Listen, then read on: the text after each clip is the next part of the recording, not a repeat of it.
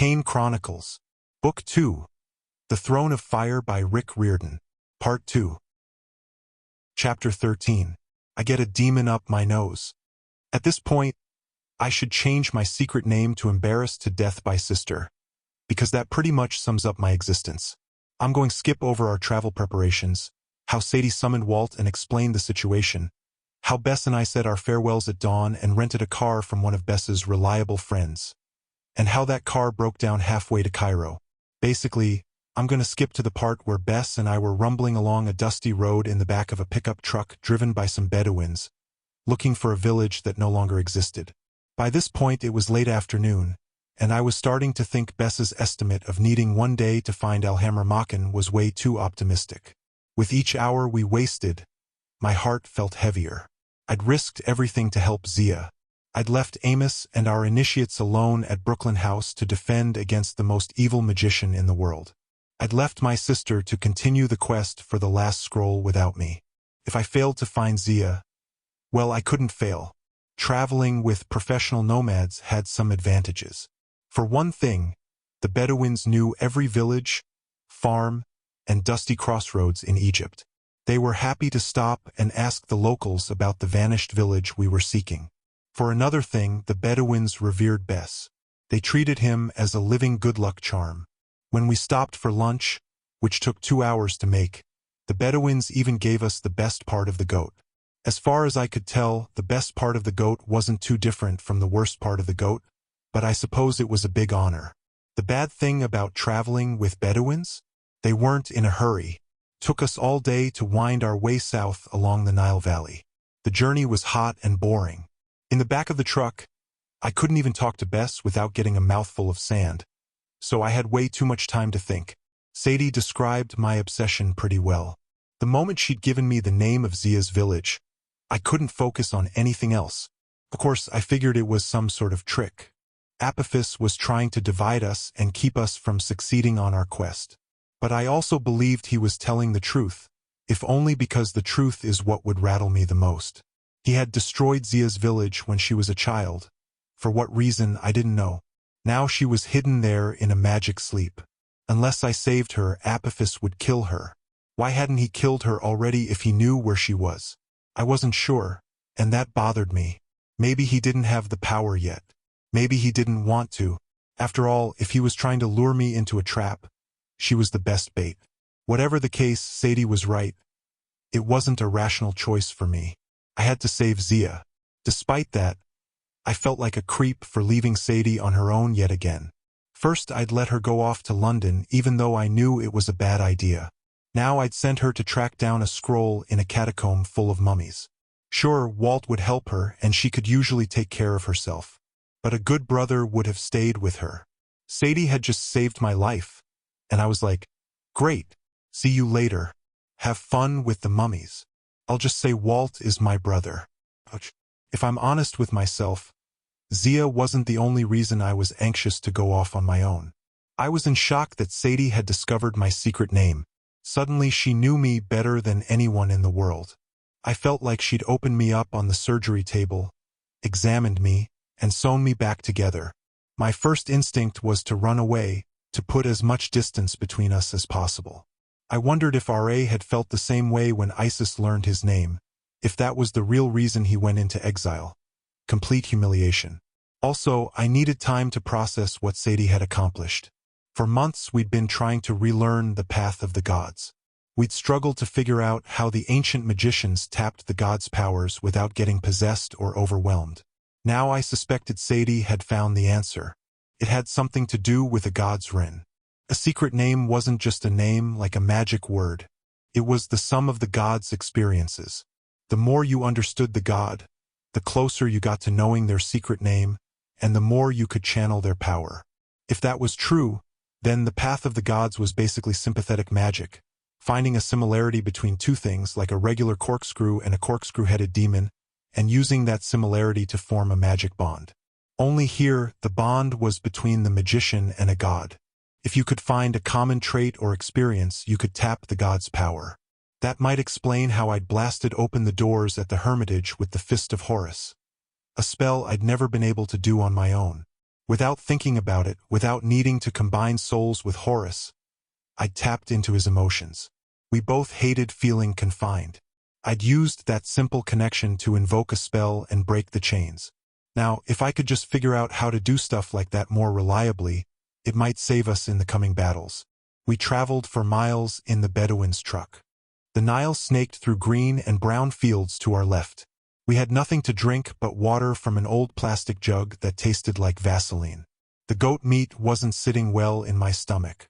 Every once in a while I'd remember the poison that had coursed through my body, and my shoulder would start to ache where the Chezuharu had bitten me. Around 6 in the evening we got our first lead. An old fellahin, a peasant farmer selling dates on the roadside, said he knew the village we were seeking. When he heard the name Alhamramakan, he made a protective sign against the evil eye, but since Bess was the one asking, the old man told us what he knew. He said Red Sands was an evil place, very badly cursed. No one ever visited nowadays. But the old man remembered the village from before it had been destroyed. We would find it 10 kilometers south, at a bend in the river where the sand turned bright red. Well, duh, I thought, but I couldn't help being excited. The Bedouins decided to make camp for the night. They wouldn't be going with us the rest of the way, but they said they'd be honored if Bess and I borrowed their truck. A few minutes later, Bess and I were cruising along in the pickup. Bess wore a floppy hat almost as ugly as his Hawaiian shirt. It was pulled so low, I wasn't sure he could see anything, especially since he was barely eye level with the dashboard. Every time we hit a bump, Bedouin trinkets jangled on the rearview mirror. A metal disc etched with Arabic calligraphy, a Christmas tree-shaped pine air freshener, some animal teeth on a leather strap, and a little icon of Elvis Presley for reasons I didn't understand. The truck had no suspension and hardly any padding on the seats. I felt like I was riding a mechanical bull. Even without the jostling, my stomach would have been upset. After months of searching and hoping, I couldn't believe I was so close to finding Zia. "You look terrible," Bess said. "Thanks. I mean, magically speaking, you don't look ready for a fight. Whatever's waiting for us, you understand it isn't going to be friendly." Under the brim of his hat, his jaw jutted out like he was bracing for an argument. "You think this is a mistake," I said. "You think I should have stayed with Sadie." He shrugged. "I think if you were looking at it straight, you'd see this has trap written all over it. The old chief lector, Iskandar. He wouldn't have hidden your girlfriend. She's not my girlfriend. Without putting some protective spells around her. Set and Apophis apparently both want you to find this place, which means it cannot be good for you. You're leaving your sister and Walt on their own. On top of all that, we're traipsing through Desjardins' backyard, and after that stunt in St. Petersburg, Menshikov won't rest until he finds you. So, yeah, I'd say this isn't your brightest idea." I stared out the windshield. I wanted to be mad at Bess for calling me stupid, but I was afraid he might be right. I'd been hoping for a happy reunion with Zia. The chances were I'd never make it through tonight alive.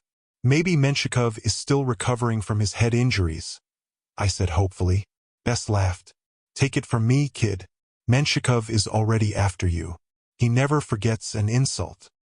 His voice smoldered with anger, like it did in St. Petersburg when he told us about the dwarf wedding.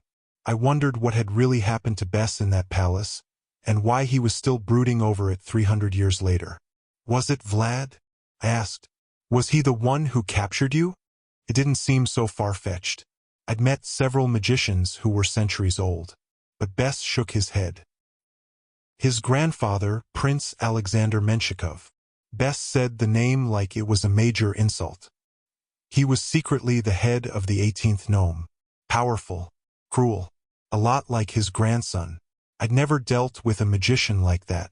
It was the first time I'd been captured. But didn't the magicians lock all you gods in the do-it after Egypt fell?" "Most of us," Bess agreed.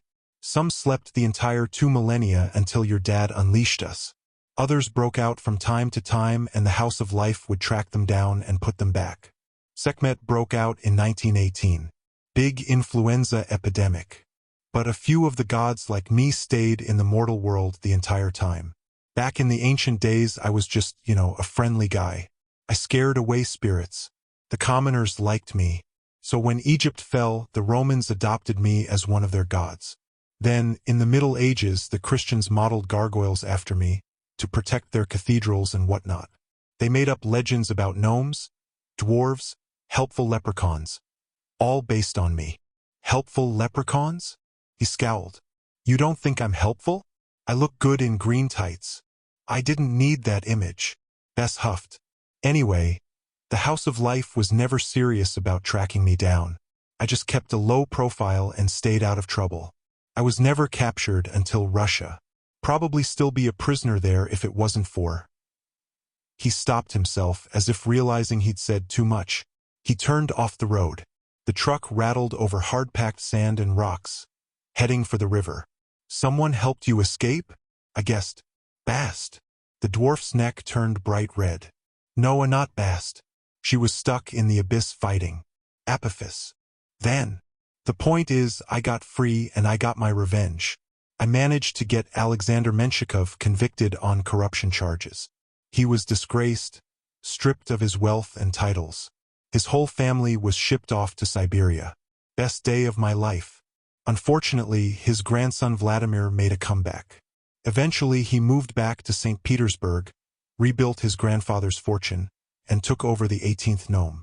If Vlad had the chance to capture me, Bess shifted in the driver's seat like the springs were getting uncomfortable. I guess why I'm telling you this. You're okay, kid. The way you stood up for your sister on Waterloo Bridge, ready to take me on, that took guts. And trying to ride at Jesu Haru? That was plenty brave. Stupid, but brave. Thanks. You remind me of myself, Bess continued. Back when I was a young dwarf, you got a stubborn streak. When it comes to girl problems, you're clueless. Girl problems? I thought nobody could embarrass me as much as Sadie did when she learned my secret name, but Bess was doing a pretty good job. This isn't just a girl problem. Bess regarded me like I was a poor lost puppy. You want to save Zia. I get that. You want her to like you. But when you rescue somebody, it complicates things. Don't get starry-eyed about somebody you can't have, especially if it blinds you to somebody who's really important. Don't make my mistakes. I heard the pain in his voice. I knew he was trying to help, but it still felt weird getting guy advice from a 4-foot-tall god in an ugly hat. The person who rescued you, I said. It was a goddess, wasn't it? Someone besides Bast. Somebody you were involved with? His knuckles turned white on the steering wheel. Kid. Yeah. I'm glad we had this talk. Now, if you value your teeth, I'll shut up. That's good. Bess put his foot on the brake. Because I think we're here. The sun was going down at our backs. Everything in front of us was bathed in red light. The sand, the water of the Nile, the hills on the horizon. Even the fronds of the palm trees looked like they were tinged with blood. Set would love this place, I thought. There was no sign of civilization. Just a few gray herons flying overhead and an occasional splash in the river. Maybe fish or a crocodile. I imagined this part of the Nile hadn't looked too different in the time of the pharaohs. Come on, Bess said. Bring your stuff. Bess didn't wait for me. When I caught up to him, he was standing on the riverbank, sifting sand through his fingers. It's not just the light, I realized. That stuff is really red. Bess nodded. You know why? My mom would have said iron oxide or something like that. She'd had a scientific explanation for everything. But something told me Bess wasn't looking for that kind of answer. Red is the color of evil, I said. The desert, chaos, destruction. Bess dusted off his hands. This was a bad place to build a village. I looked around for any sign of a settlement. The red sand stretched in either direction for about 100 yards. Thick grass and willow trees bordered the area, but the sand itself was completely barren. The way it glittered and shifted under my feet reminded me of the mounds of dried scarab shells in the Duet, holding back Apophis. I really wished I hadn't thought of that. There's nothing here, I said. No ruins. Nothing. Look again. Bess pointed to the river. Old dead reeds stuck up here and there over an area the size of a soccer field. Then I realized the reeds weren't reeds. They were decaying boards and wooden poles, the remains of simple dwellings. I walked to the edge of the water. A few feet out, it was calm and shallow enough that I could make out a line of submerged mud bricks, the foundation of a wall slowly dissolving into silt. The whole village sank? It was swallowed, Bess said. The Nile is trying to wash away the evil that happened here. I shivered. The fong wounds on my shoulder started throbbing again. If it's such an evil place, why would Iskandar hide Zia here? Good question, Bess said. You want to find the answer, you'll have to wade out there. Part of me wanted to run back to the truck. The last time I'd waded into a river, the Rio Grande in El Paso, it hadn't gone so well. We'd battled the crocodile god Sobek and barely gotten away with our lives. This was the Nile. Gods and monsters would be much stronger here. You're coming too, aren't you? I asked Bess. The corner of his eye twitched. Running water's not good for gods. Loosens our connection to the do-it. He must have seen the look of desperation on my face. Yeah, okay, he sighed. I'm right behind you. Before I could chicken out, I put one boot in the river and sank up to my ankle. Gross. I waded out, my feet making sounds like a cow chewing gum. A little too late, I realized how poorly prepared I was. I didn't have my sword, because I'd lost it in St. Petersburg. I hadn't been able to summon it back. For all I knew, the Russian magicians had melted it down. I still had my wand, but that was mostly for defensive spells. If I had to go on the offense, I'd be at a serious disadvantage. I pulled an old stick out of the mud and used it to poke around. Bess and I trudged through the shallows, trying to find anything useful. We kicked over some bricks, discovered a few intact sections of walls, and brought up some pottery shards. I thought about the story Zia had told me, how her dad caused the destruction of the village by unearthing a demon trapped in a jar. For all I knew, these were shards of that same jar. Nothing attacked us except mosquitoes. We didn't find any traps. But every splash in the river made me think of crocodiles, and not the nice albino kind like Philip back in Brooklyn, or the big toothy tiger fish Zia had shown me once in the first gnome. I imagined them swimming around my feet, trying to decide which leg looked the tastiest. Out of the corner of my eye, I kept seeing ripples and tiny whirlpools like something was following me. When I stabbed the water with my stick, there was nothing there. After an hour of searching, the sun had almost set. We were supposed to make it back to Alexandria to meet up with Sadie by morning, which left us almost no time to find Zia. And 24 hours from now, the next time the sun went down, the equinox would begin. We kept looking, but didn't find anything more interesting than a muddy, deflated soccer ball and a set of dentures. Yes, Sadie. They were even more disgusting than Gramps'. I stopped to swat the mosquitoes off my neck. Bess snatched something out of the water, a wriggly fish or a frog, and stuck it in his mouth. Do you have to? I asked. What? He said, still chewing. It's dinner time. I turned in disgust and poked my stick in the water. Thunk. I struck something harder than mud, brick, or wood. This was stone. I traced my stick along the bottom. It wasn't a rock. It was a flat row of hewn blocks. The edge dropped off to another row of stones about a foot lower, like stairs leading down. Bess, I called. He waded over. The water came up almost to his armpits. His form shimmered in the current like he might disappear any minute. I showed him what I'd found. Ha!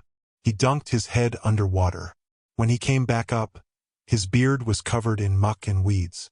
Stairs, all right. Reminds me of the entrance to a tomb. A tomb, I said. In the middle of a village? Off to my left, there was another splash. Bess frowned. Did you see that? Yeah.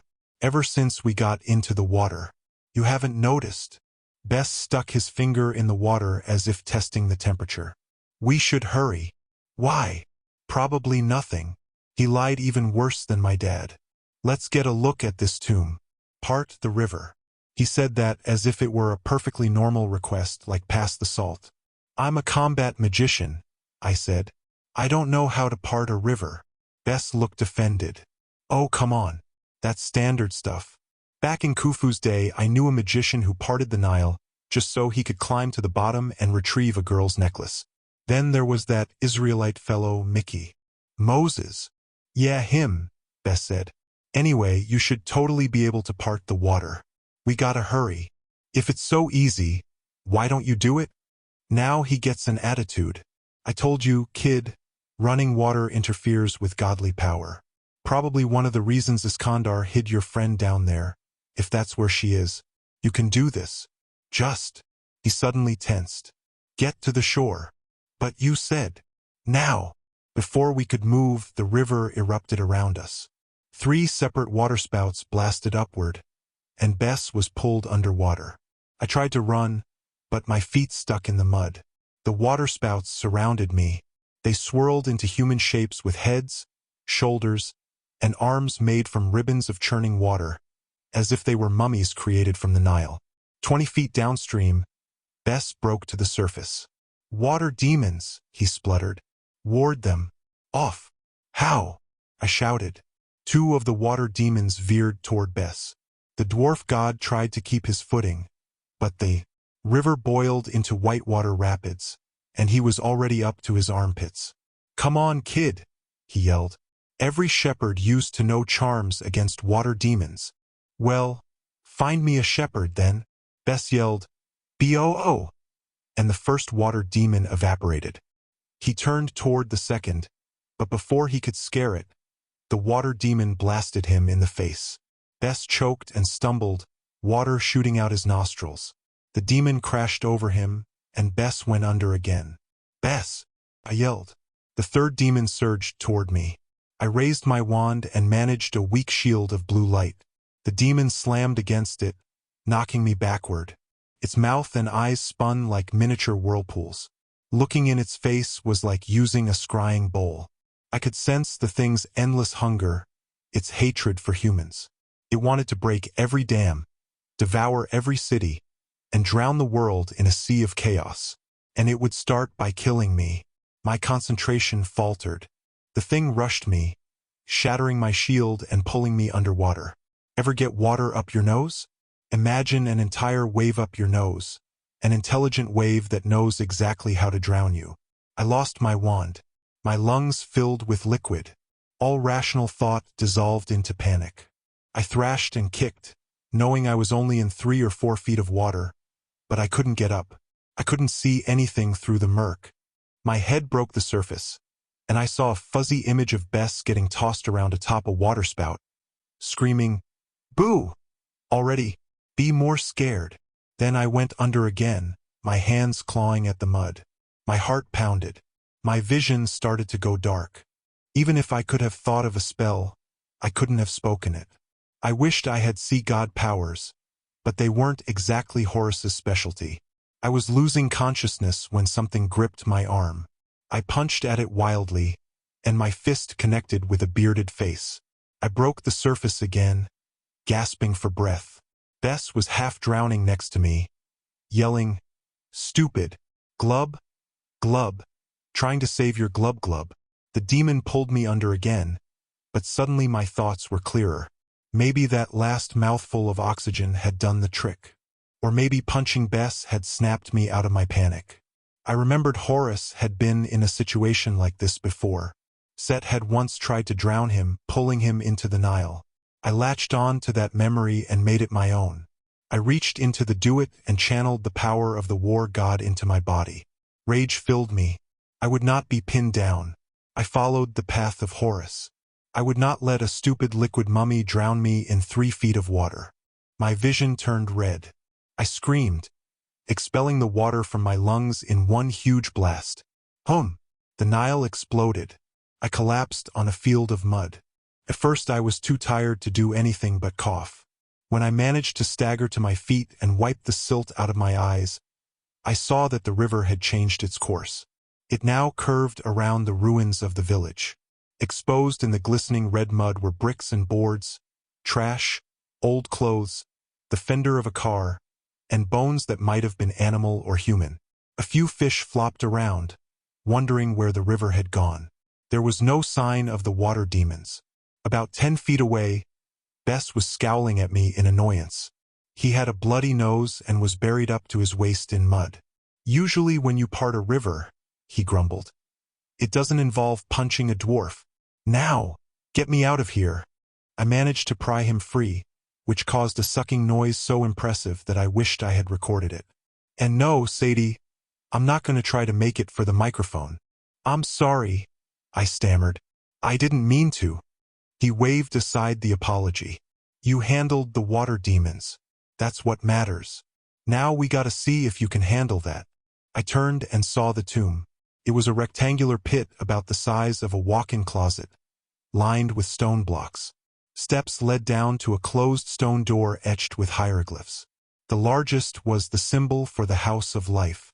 Those demons were guarding the entrance, Bess said. There may be worse inside. Underneath the symbol, I recognized a row of phonetic hieroglyphs. Z-I-A, I read. Zia's inside. And that, Bess muttered, is what we call in the magic business a trap. Last chance to change your mind, kid. But I wasn't really listening. Zia was down there. Even if I'd known what was about to happen, I don't think I could have stopped myself. I climbed down the steps and pushed open the door. Chapter 14. At the tomb of Zia Rashid. The sarcophagus was made of water. It was an oversized human figure with rounded feet, wide shoulders, and a larger-than-life smiling face, like other Egyptian coffins I'd seen. But the whole thing was sculpted from pure glowing liquid. It sat on a stone dais in the middle of a square chamber. Egyptian art decorated the walls, but I didn't pay too much attention to that. Inside the sarcophagus, Zia Rashid floated in white robes. Her arms were crossed over her chest. In her hands she gripped a shepherd's crook and a war flail, the symbols of a pharaoh. Her staff and wand floated at her side. Her short black hair drifted around her face, which was just as beautiful as I remembered. If you've ever seen the famous sculpture of Queen Nefertiti, Zia reminded me of her, with the raised eyebrows, high cheekbones, graceful nose, and perfect red lips. Sadie says I'm overdoing it with the description, but it's true. There's a reason Nefertiti was called the most beautiful woman in the world. As I approached the sarcophagus, the water began to shimmer. A current rippled down the sides, tracing the same symbol over and over. Bess made a rumbling sound in his throat. You didn't tell me she was a godling. I hadn't thought to mention it, but of course that's why Iskandar had hidden Zia away. When our dad unleashed the gods at the British Museum, one of them, the river goddess Nephthys, had chosen Zia for a host. That's the symbol of Nephthys? I guessed. Bess nodded. Didn't you say this girl was a fire elementalist? Yeah. Humph. Not a good combination. No wonder the chief lector put her in suspended animation. A fire magician hosting a water goddess. That could kill her, unless... that's pretty clever. What? The combination of water over fire could also mask Zia's powers. If Iskandar was trying to hide her from Apophis. His eyes widened. Holy Mother Nut. Is that the crook and flail? Yeah, I think. I wasn't sure why he acted so shocked. Didn't a lot of important people get buried with those? Bess gave me an incredulous look. You don't understand, kid. Those are the original crook and flail, the royal instruments of RA. Suddenly I felt like I'd swallowed a marble. I don't think I could have been more surprised if Bess had said, by the way, you're leaning against a hydrogen bomb. The crook and flail of RA were the most powerful symbols of the most powerful Egyptian god. Yet in Zia's hands they didn't appear to be anything special. The crook looked like an oversized gold and blue candy cane. The flail was a wooden rod with 3 spiked chains at the end. They didn't glow or say property of RA. Why would they be here? I asked. Dunno, Bess said. But that's them. Last I heard they were locked in the first gnome's vaults. Only the chief lector had access. I guess Iskandar buried them with your friend here. To protect her? Bess shrugged, clearly baffled. That'd be like wiring your home security system to a nuclear missile. Complete overkill. No wonder Apophis hasn't been able to attack her. That's some serious protection against chaos. What happens if I wake her? The spells shielding her will be broken. That could be why Apophis led you here. Once Zia's out of that sarcophagus, she's an easier target. As to why Apophis would want her dead, or why Iskandar would go to such trouble to guard her, your guess is as good as mine. I studied Zia's face. For 3 months, I dreamed of finding her. Now I was almost too scared to wake her. By breaking the sleep spell, I might accidentally hurt her, or leave her open to an attack from Apophis. Even if I succeeded, what if she woke up and decided that she hated me? I wanted to believe she possessed shared memories with her Shabdi, so that she would remember the times we'd had together. But if she hadn't, I wasn't sure I could stand the rejection. I touched the water coffin. "Careful, kid," Bess warned. Magic energy rippled through me. It was subtle, like looking in the face of the water demon, but I could sense Zia's thoughts. She was trapped in a dream of drowning. She was trying to hold on to her last good memory. Iskandar's kindly face as he placed the crook and flail in her hands. "Keep these, my dear. You will need them. And do not fear. Dreams will not bother you." But Iskandar had been wrong. Nightmares had invaded her sleep. The voice of Apophis hissed in the darkness. "I destroyed your family, and I am coming for you." Zia saw the demolition of her village over and over, while Apophis laughed, and the spirit of Nephthys churned uncomfortably inside her. Iskandar's magic had trapped the goddess too in an enchanted sleep, and she tried to protect Zia, calling on the Nile to cover this chamber and shield them both from the serpent. Still, she couldn't stop the dreams. Zia had been having the same chaotic nightmare for 3 months, and her sanity was crumbling. "I have to free her," I said. "She's partially conscious." Bess sucked air through his teeth. "That shouldn't be possible, but if it's true, she's in serious trouble." I sank my hand deeper into the sarcophagus. I channeled the same kind of magic I'd used to part the river, only on a smaller scale. Slowly the water lost its shape, melting like an ice cube. Before Zia could spill off the dais, I caught her in my arms. She dropped the crook and flail. Her staff and wand clattered to the floor. As the last of the sarcophagus trickled away, Zia's eyes flew open. She tried to breathe but couldn't seem to inhale. "Bess, what's wrong with her?" I said. "What do I do?" "The goddess," he said. "Zia's body is rejecting the spirit of Nephthys. Get her to the river." Zia's face started to turn blue. I gathered her in my arms and raced up the slippery stairs, which wasn't easy with Zia kicking and hitting me all the way. I managed to make it across the mud without falling and eased her down next to the riverbank.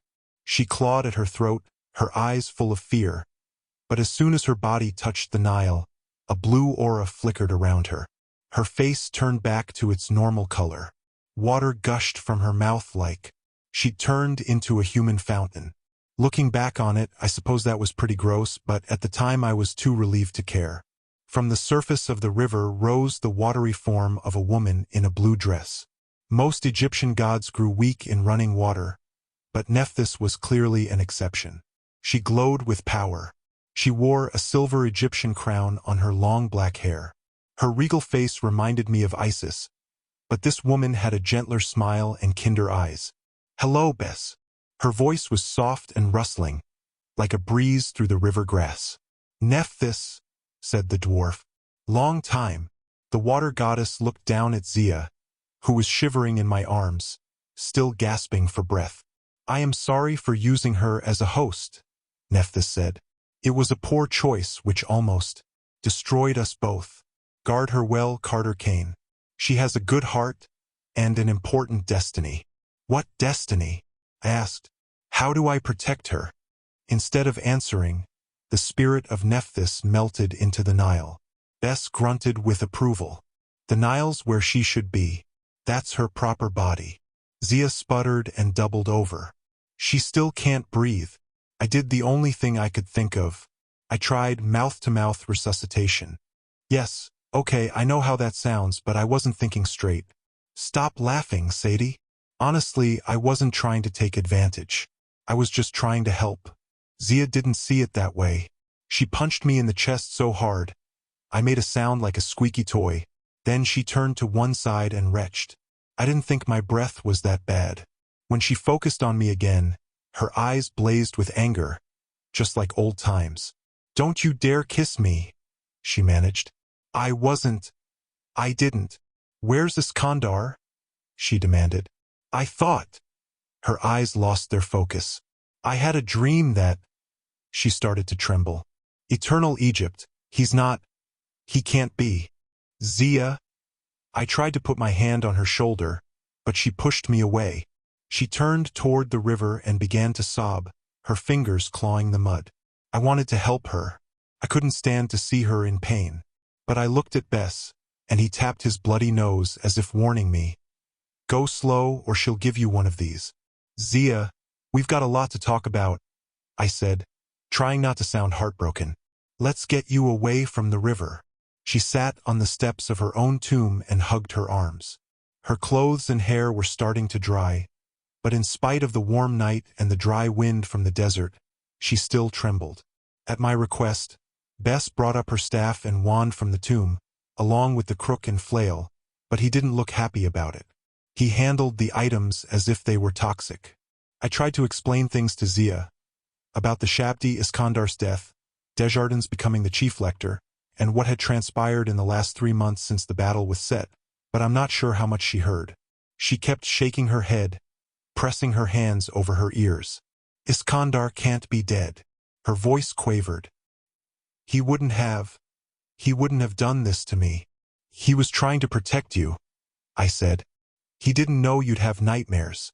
I've been looking for you. Why? She demanded. What do you want from me? I remember you from London, but after that, I met your Shabdi in New York. You took Sadie and me to the first gnome. You started our training. We worked together in New Mexico, then at the Red Pyramid. No, she shut her eyes tight. No, that wasn't me. But you can remember what the Shabdi did. Just try. You're a Kane, she cried. You're all outlaws, and you're here with that. She gestured at Bess. That has a name, Bess grumbled. I'm starting to wonder why I drove halfway across Egypt to wake you. You're a god, Zia said. Then she turned to me. And if you summoned him, you'll be put to death. Listen, girl, Bess said. You were hosting the spirit of Nephthys. So if anyone gets put to death. Zia snatched up her staff. Be gone. Fortunately, she wasn't back to full strength. She managed to shoot a weak column of fire at Bess's face, but the dwarf god easily swatted the flames aside. I grabbed the end of her staff. Zia, stop. He's not the enemy. Can I punch her? Bess asked. You punched me, kid. Seems only fair. No punching, I said. No blasting with flames. Zia, we're on the same side. The equinox starts tomorrow at sunset, and Apophis will break out of his prison. He means to destroy you. We're here to rescue you. The name Apophis hit her hard. She struggled to breathe, as if her lungs were filling with water again. No, it isn't possible. Why should I believe you? Because... I hesitated. What could I say? Because we'd fallen for each other 3 months ago? Because we've been through so much together and saved each other's lives? Those memories weren't hers. She remembered me, sort of. But our time together was like a movie she'd watched, with an actress playing her role, doing things she never would have done. You don't know me, she said bitterly. Now go, before I'm forced to fight you. I'll make my own way back to the first gnome. Maybe she's right, kid, Bess said. We should leave. We've worked enough magic here to send up all kinds of alarm bells. I clenched my fists. My worst fears had come true. Zia didn't like me. Everything we'd shared had crumbled with her ceramic replica. But as I may have mentioned, I get stubborn when I'm told I can't do something. I'm not leaving you. I gestured at the ruins of her village. Zia, this place was destroyed by Apophis. It wasn't an accident. It wasn't your dad's fault. The serpent was targeting you. Iskandar raised you because he sensed you had an important destiny. He hid you with the pharaoh's crook and flail for the same reason. Not just because you were hosting a goddess, but because he was dying and he was afraid he wouldn't be able to protect you anymore. I don't know what your destiny is, exactly, but... Stop! She reignited the tip of her staff. It blazed more brightly this time. You're twisting my thoughts. You're just like the nightmares. You know I'm not. I probably should have shut up, but I couldn't believe Zia would actually incinerate me. Before he died, Iskandar realized the old ways had to be brought back. That's why he let Sadie and me live. Gods and the magicians have to work together. Your Shabdi realized that when we fought together at the Red Pyramid. Kid, Bess said more urgently. We really should go. Come with us, I told Zia. I know you've always felt alone. You never had anyone but Iskandar. I get that, but I'm your friend. We can protect you. No one protects me. She shot to her feet. I am a scribe in the House of Life. Flames shot from her staff. I grabbed for my wand, but of course I'd lost it in the river. Instinctively my hands closed around the symbols of the pharaoh, the shepherd's crook and the war flail. I held them up in a defensive X, and Zia's staff shattered instantly. The fire dissipated. Zia stumbled backward, smoke curling from her hands. She stared at me in absolute shock. You dare to use the symbols of RA? I probably looked just as surprised. I didn't mean to. I just want to talk. You've got to be hungry. We've got food and water back at the pickup truck. Carter, Bess tensed. Something's wrong. He turned too late. A blinding white light exploded around him. When the spots cleared from my eyes, Bess was frozen in a cage of bars glowing like fluorescent tubes. Standing next to him were the two people I least wanted to see, Michel Desjardins and Vlad the Inhaler. Desjardins looked even older than he had in my vision. His graying hair and forked beard were long and unkempt. His cream-colored robes hung loosely on him. The leopard skin cloak of the chief lector was slipping off his left shoulder. Vlad Menshikov, on the other hand, looked well-rested and ready for a good game of torture, the Kane. He wore a fresh white linen suit and carried a new serpent staff. His silver snake necklace glinted against his tie. On his curly gray hair sat a white fedora, probably to cover the head injuries Set had given him. He smiled as if he were delighted to see me, which might have been convincing, except he didn't have his sunglasses anymore.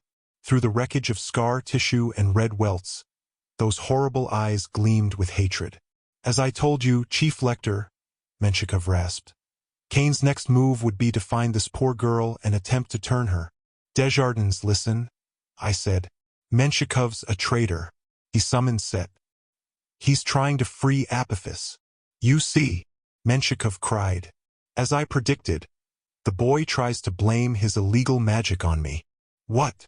I said. No.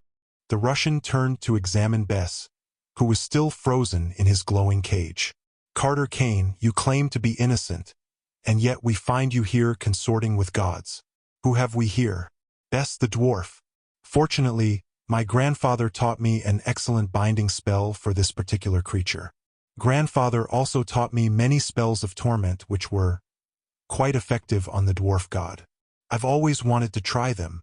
Desjardins wrinkled his nose in distaste, but I couldn't tell whether it was because of me or of Menshikov. Carter Kane, said the chief lector, I knew you desired the pharaoh's throne. I knew you were scheming with Horus. But now I find you holding the crook and flail of RA, which were recently discovered to be missing from our vaults. Even for you, this is a brazen act of aggression. I looked down at the weapons in my hands. It's not like that. I just found them. I stopped. I couldn't tell him the symbols had been buried with Zia. Even if he believed me, it might get Zia in trouble. Desjardins nodded as if I'd confessed. To my surprise, he looked a little sad about it. As I thought, Amos assured me you were an honorable servant of Ma'at. Instead, I find you are both a godling and thief. Zia, I turned toward her. You've got to listen. You're in danger. Menshikov is working for Apophis. He'll kill you. Menshikov did a good job of looking offended. Why would I wish to harm her? I sense she is free of Nephthys now. It's not her fault the goddess invaded her form. He held out his hand to Zia. I am glad to see you safe, child. You are not to blame for Iskandar's odd decisions in his final days. Hiding you here, softening his attitude toward these Kane criminals. Come away from the traitor. Come home with us. Zia hesitated. I had strange dreams. You are confused, Desjardins said gently. This is natural. Your Shabdi was relaying its memories to you. You saw Carter Kane and his sister make a pact with Set at the Red Pyramid. Rather than destroy the Red Lord, They let him go. Do you remember? Zia studied me warily. Remember why we did it? I pleaded. Chaos is rising. Apophis will break free in less than 24 hours. Zia, The words stuck in my throat. I wanted to tell her how I felt about her, but her eyes hardened like amber. I don't know you, she murmured. I'm sorry. Menshikov smiled. Of course you don't, child. You have no business with traitors. Now, with Lord Desjardins' permission, we will bring this young heretic back to the first gnome, where he will be given a fair trial. Menshikov turned toward me, his ruined eyes burning with triumph, and then executed. Chapter 15. Camels are evil. Yes, Carter. The whole business with the water demons must have been horrible. But I feel no sympathy for you as one, you brought that trip entirely on yourself, and two, while you were rescuing Zia, I was dealing with camels. Camels are disgusting. You may think, but, Sadie, these were magical camels, summoned by one of Walt's amulets. Clever Walt. Surely magic camels are not as bad as normal camels. I can now attest that magic camels spit like, poo like, drool like, bite like, eat like, and most disgustingly smell like normal camels. If anything, their disgustingness is magically enhanced.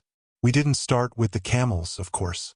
We worked our way up to them in a series of progressively more horrible modes of transportation. First, we took a bus to a small town west of Alexandria. A bus without air conditioning, packed with men who had not discovered the benefits of underarm deodorant. Then we hired a driver to take us to Bahia. A driver who first had the nerve to play ABBA's greatest hits and eat raw onions, then drove us to the middle of nowhere and, surprise, introduced us to his friends, the bandits, who were keen to rob defenseless American teenagers. I was delighted to show them how my staff turned into a large hungry lion. As far as I know, the bandits and driver are still running. However, the car had stopped, and no amount of magic would revive the engine. At that point, we decided it was best to stay off the grid. I could deal with dirty looks from the locals.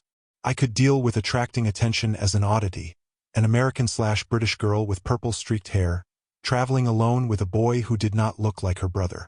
In fact, that fairly well described my life. But after the highway robbery incident, Walt and I realized just how much the locals were watching us, marking us as a target. I had no desire to be singled out by more bandits or Egyptian police, or, even worse, any magicians who might be lurking undercover. So we summoned the magic camels, charmed a handful of sand to point the way to Bahia, and set out across the desert. How was the desert, Sadie? You might wonder. Thanks for asking. It was hot. And another thing, why do deserts have to be so bloody huge? Why can't they be a few hundred meters wide, just enough to give you the idea of sandy, dry, and miserable, then yield to some proper landscape like a meadow with a river or a high street with shops? No such luck for us. The desert went on forever. I could imagine Set, the god of the wastelands, laughing at us as we trudged over endless dunes. If this was his home, I didn't think much of the way he'd decorated. I named my camel Katrina. She was a natural disaster. She slobbered everywhere and seemed to think the purple streak in my hair was some kind of exotic fruit. She was obsessed with trying to eat my head. I named Walt's camel Hindenburg. He was almost as large as a Zeppelin and definitely as full of gas. As we rode side by side, Walt seemed lost in thought, peering at the horizon. He'd rushed to my aid in Alexandria without hesitation. As I'd suspected, Arshan amulets were connected. With a little concentration, I'd been able to send him a mental message about our predicament.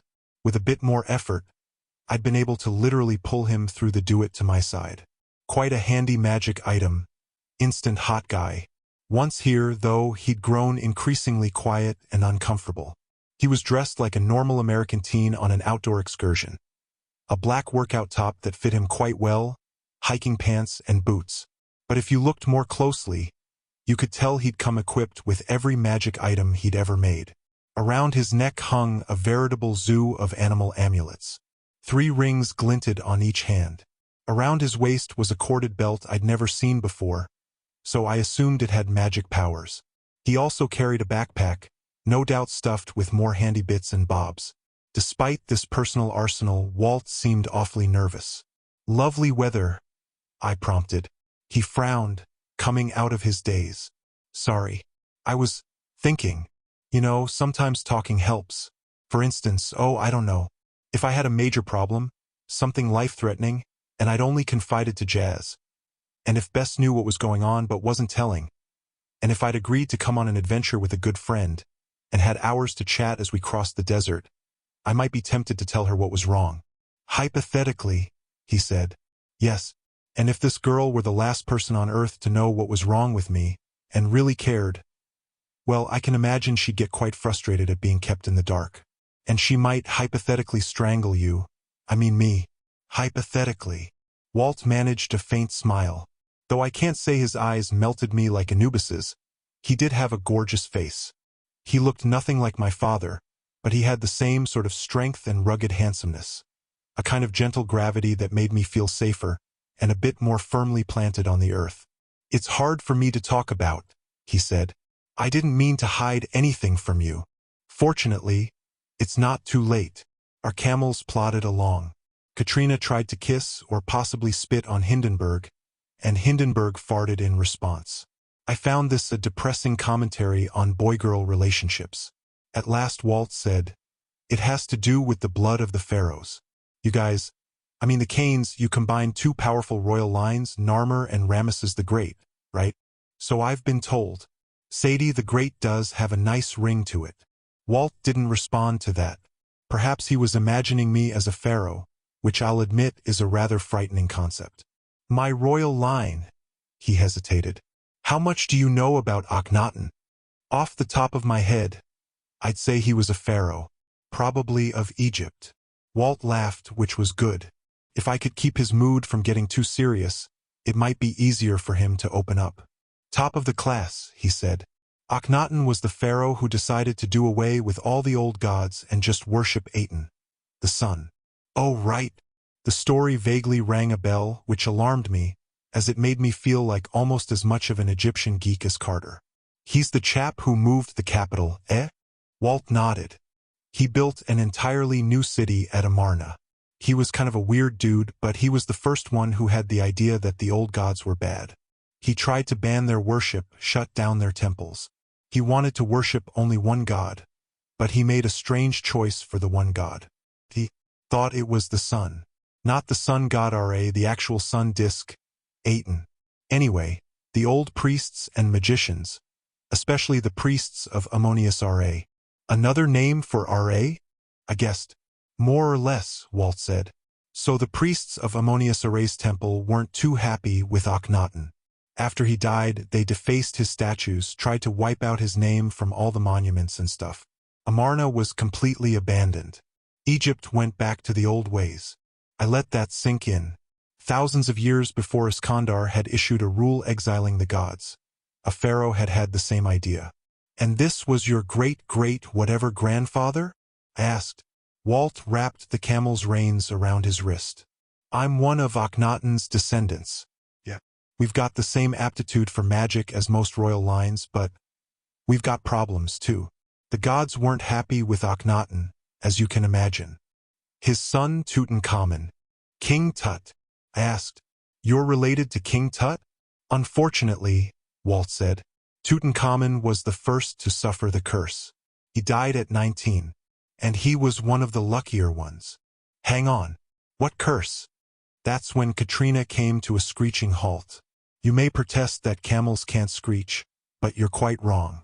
As she reached the top of a massive sand dune, Katrina made a wet screechy sound much worse than a car's brakes. Hindenburg came to more of a farting halt.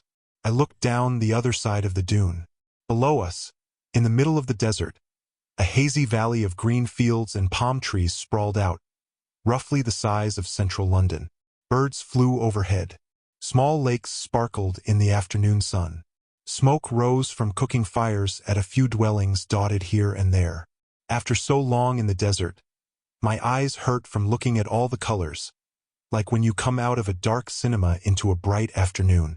I understood how ancient travelers must have felt, discovering an oasis like this after days in the wilderness. It was the closest thing I'd ever seen to the Garden of Eden. The camels hadn't stopped to admire the beautiful scenery, though. A trail of tiny footprints wound through the sand, all the way from the edge of the oasis to our dune. And coming up the hill was a very disgruntled-looking cat. "It's about time," said the cat. I slid off Katrina's back and stared at the cat in amazement. Not because it spoke, I'd seen stranger things, but because I recognized the voice.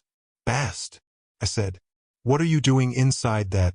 What is that, exactly?" The cat stood on its hind legs and spread its front paws like, voila, an Egyptian Mao, of course. Beautiful leopard spots, bluish fur. "It looks like it's been through a blender." I wasn't just being harsh. The cat was terribly beaten up. Large chunks of its fur were missing. It might once have been beautiful, but I was more inclined to think it had always been feral. Its remaining fur was dirty and matted, and its eyes were swollen and scarred almost as badly as Vlad Menchikov's. Bast, or the cat, or whatever was in charge, dropped back on all fours and sniffed indignantly. "Sadie, dear, I believe we've talked about battle scars on cats. This old Tom is a warrior who loses, I thought, but I decided not to say that." Walt slid off Hindenburg's back. "Bast, where are you?" "Still deep in the do-it." She sighed. "It'll be another day at least before I can find my way out. Things down here are a bit chaotic." "Are you all right?" I asked. The cat nodded. "I just have to be careful. The abyss is teeming with enemies. All the regular paths and riverways are guarded. I'll have to take a long detour to get back safely, and since the equinox starts tomorrow at sunset, the timing is going to be tight. I thought I'd better send you a message." "So," Walt knit his eyebrows, "that cat isn't real?" "Of course it's real," Bass said. "Just controlled by a sliver of my BA. I can speak through cats easily, at least for a few minutes at a time, but this is the first time you've been close to one. Did you realize that? Unbelievable. You really need to hang around more cats. By the way, this Mao will need a reward when I'm gone. Some nice fish, perhaps, or some milk." "Bast," I interrupted. "You said you had a message? Right? Apophis is waking." "We knew that. But it's worse than we thought," she said. "He's got a legion of demons working on his cage, and he's timing his release to coincide with your waking RA. In fact, he's counting on your freeing RA. It's part of his plan." My head felt like it was turning to jelly, though that may have been because Katrina the camel was sucking on my hair. "Apophis wants us to free his archenemy? That makes no sense." "I can't explain it," Bass said. But as I got closer to his cage, I could glean his thoughts. "I suppose because we fought so many centuries we have some sort of connection. At any rate, the equinox begins tomorrow at sunset, as I said. The following dawn, the morning of March 21st, Apophis intends to rise from the do-it. He plans to swallow the sun and destroy the world. And he believes your plan to awaken RA will help him do that." Walt frowned. "If Apophis wants us to succeed, why is he trying so hard to stop us?" "Is he?" I asked. A dozen small things that had bothered me over the past few days suddenly clicked together. Why had Apophis only scared Carter in the Brooklyn Museum, when the arrows of Sekhmet could have destroyed him? How had we escaped so easily from St. Petersburg? Why had Set volunteered the location of the third scroll? "Apophis wants chaos," I said. "He wants to divide his enemies. If RA comes back, it could throw us into a civil war. The magicians are already divided. The gods would be fighting each other. There would be no clear ruler. And if RA isn't reborn in a strong new form, if he's as old and feeble as I saw in my vision, so we shouldn't awaken RA?" Walt asked. "That's not the answer either," I said. Bass tilted her head. "I'm confused." My mind was racing. Katrina the camel was still chewing on my hair, turning it into a slimy mess, but I hardly noticed. We have to stick to the plan. We need RA Ma'at and chaos have to balance, right? If Apophis rises, RA has to as well. Walt twisted his rings. But if Apophis wants RA awakened, if he thinks it will help him destroy the world, we have to believe Apophis is wrong. I remembered something Jazz's run had told me. We choose to believe in Ma'at. Apophis can't imagine that anyone could unite the gods and magicians, I said. He thinks the return of RA will weaken us even further. We have to prove him wrong. We have to make order from chaos. That's what Egypt has always done. It's a risk, a huge risk. But if we do nothing because we fear we'll fail, we play right into Apophis's hands. It's hard to give a rousing speech with a camel licking your head. But Walt nodded. The cat didn't look quite so enthusiastic. Then again, cats rarely do. Don't underestimate Apophis, Bast said. You haven't fought him. I have. Which is why we need you back quickly. I told her about Vlad Menshikov's conversation with Set and his plans to destroy Brooklyn House. Bast, our friends are in terrible danger. Menshikov is possibly even more insane than Amos realizes. As soon as you're able, go to Brooklyn. I have a feeling our last stand is going to be there. We'll get the third scroll and find RA. I don't like last stands, the cat said. But you're right. Sounds bad. By the way, where are Bess and Carter? She looked suspiciously at the camels. You didn't turn them into those, did you? The idea is appealing, I said. But no. I told her briefly what Carter was up to. Bast hissed with distaste. A foolish detour. I'll have words with that dwarf about letting you go off on your own. What am I, invisible? Walt protested. Sorry, dear. I didn't mean. The cat's eyes twitched. Coughed like it had a hairball. My connection is failing. Good luck, Sadie. The best entrance to the tombs is on a small date farm just to the southeast. Look for a black water tower. And do watch out for the Romans. They're quite. The cat puffed up its tail. Then it blinked and looked around in confusion. What Romans? I asked. They're quite what? Mro. The cat stared at me with an expression that said, Who are you and where's the food? I swatted the camel's nose away from my slimy hair. Come on, Walt, I grumbled. Let's go find some mummies. We provided the cat with bits of beef jerky and some water from our supplies. It wasn't as good as fish and milk, but the cat seemed happy enough. As it was in sight of the oasis and obviously knew its way around better than we did, we left it to finish its meal. Walt turned the camels back into amulets, thank goodness, and we trudged into Bahariya on foot. The date farm wasn't difficult to find. The black water tower sat at the edge of the property, and it was the tallest structure in sight. We made our way toward it, weaving through acres of palm trees, which provided some shade from the sun. An adobe farmhouse stood in the distance, but we didn't see any people. Probably the Egyptians knew better than to be out in the afternoon heat. When we reached the water tower, I didn't see any obvious tomb entrance. The tower looked quite old, for rusty steel posts holding a round tank the size of a garage about 15 meters in the air. The tank had a slow leak. Every few seconds water dropped from the sky and smacked against the hard-packed sand underneath. There wasn't much else in sight except for more palm trees, a few tarnished farm tools, and a weathered plywood sign lying on the ground.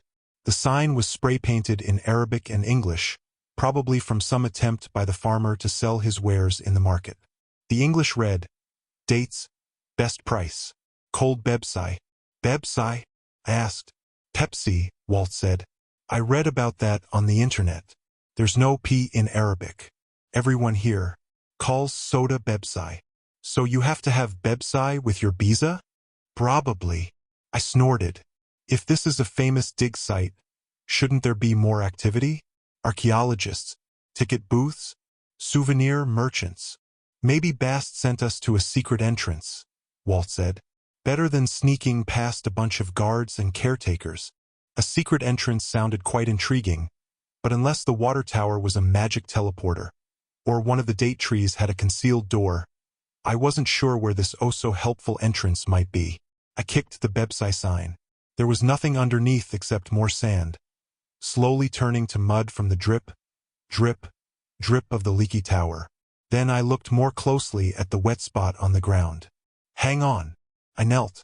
The water was pooling in a little canal, as if the sand were seeping into a subterranean crack. The crevice was about a meter long and no wider than a pencil, but much too straight to be natural. I dug in the sand. 6 centimeters down, my fingernails scraped stone. Help me clear this, I told Walt. A minute later we'd uncovered a flat paving stone about 1 meter square. I tried to work my fingers under the wet edges, but the stone was too thick and much too heavy to lift.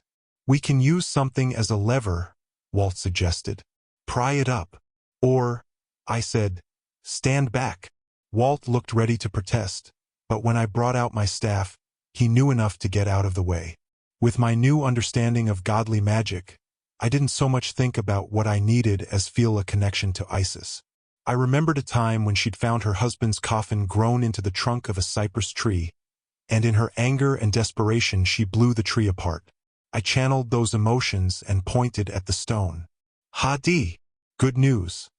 The spell worked even better than in St. Petersburg. The hieroglyph glowed at the end of my staff, and the stone was blasted to rubble, revealing a dark hole underneath. Bad news. That's not all I destroyed. Around the hole, the ground began to crumble. Walt and I scrambled backward as more stones fell into the pit, and I realized I just destabilized the entire roof of a subterranean room. The hole widened until it reached the support legs of the water tower. The water tower began to creak and sway. "Run!" Walt yelled. We didn't stop until we were hiding behind a palm tree 30 meters away. The water tower sprang 100 different leaks, wobbled back and forth like a drunken man, then fell toward us and shattered, soaking us from head to toe and sending a flood through the rows of palm trees.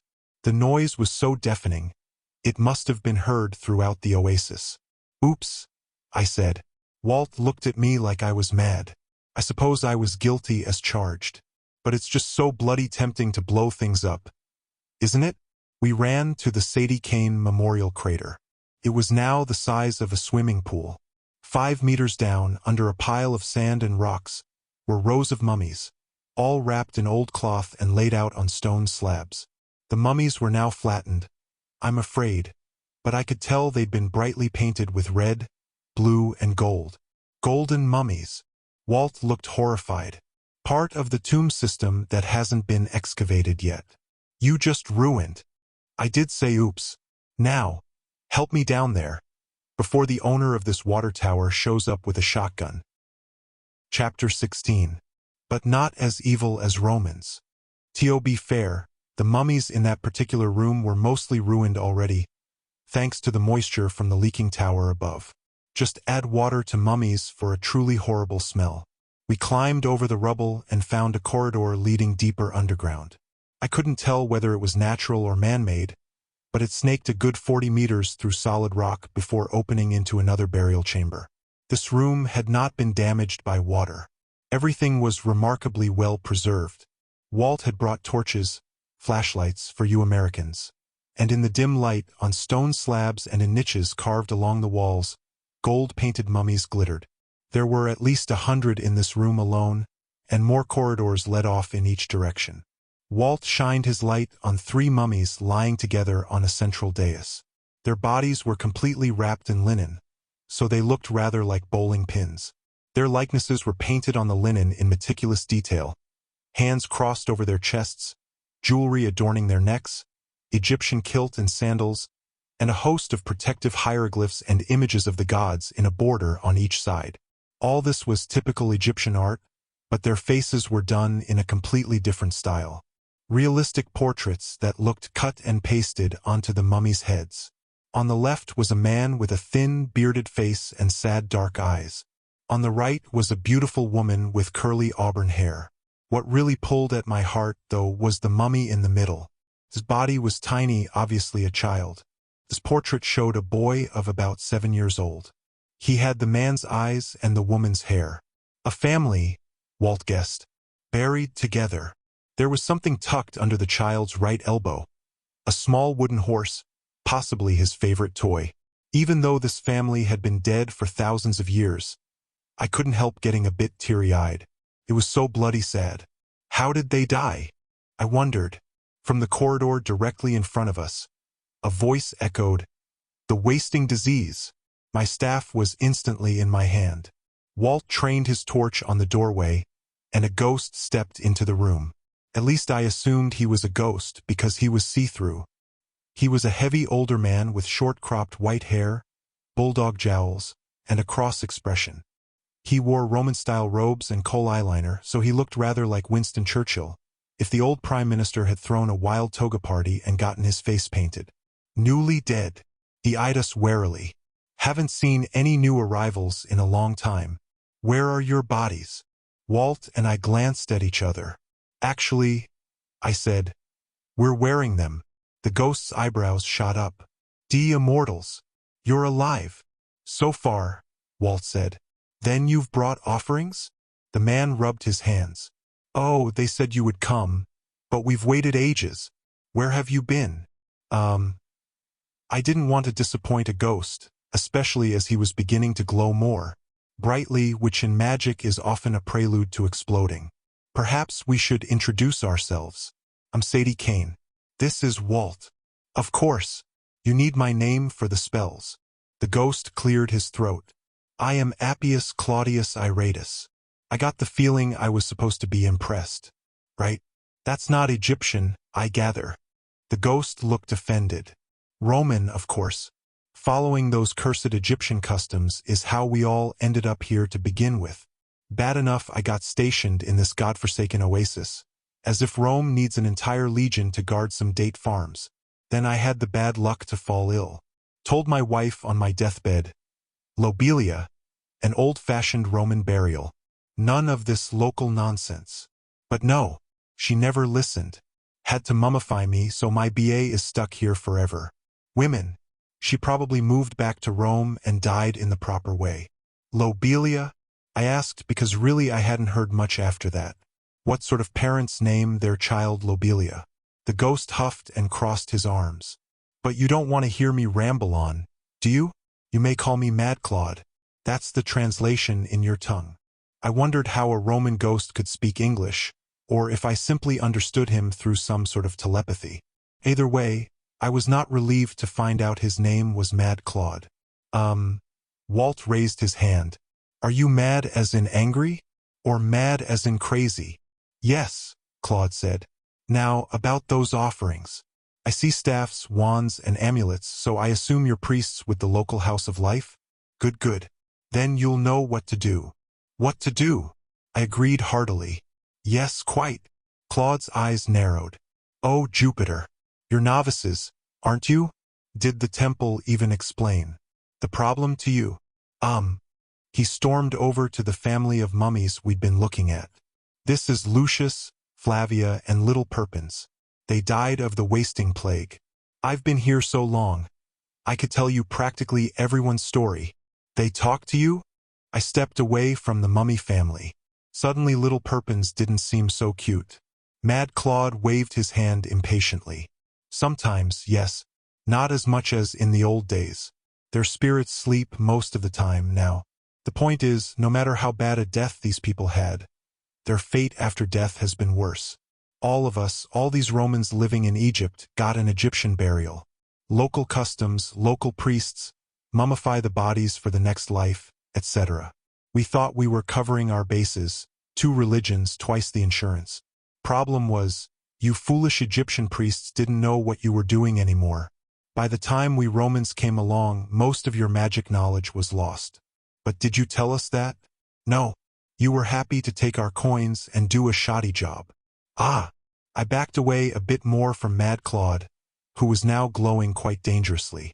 Well, I'm sure the House of Life has a customer service number for that. You can't go halfway with these Egyptian rituals, he grumbled. We ended up with mummified bodies and eternal souls tethered to them, and no one followed up. No one said the prayers to help us move to the next life. No one made offerings to nourish our BAS. Do you know how hungry I am? We've got some beef jerky, Walt offered. We couldn't go to Pluto's realm like good Romans, Mad Claude went on. Because our bodies had been prepared for a different afterlife. We couldn't go to the do-it because we weren't given the proper Egyptian rituals. Our souls were stuck here attached to these bodies. Do you have any idea how boring it is down here? So, if you're a BA, I asked, why don't you have a bird's body? I told you, we're all mixed up. Not pure Roman ghost, not proper BA. If I had wings, believe me, I'd fly out of here. By the way, what year is it? Who's the emperor now? "Oh, his name is—" Walt coughed, then rushed on. "You know, Claude, I'm sure we can help you." "We can," I said. "Oh, right, we can." Walt nodded encouragingly. "The thing is, we have to find something first."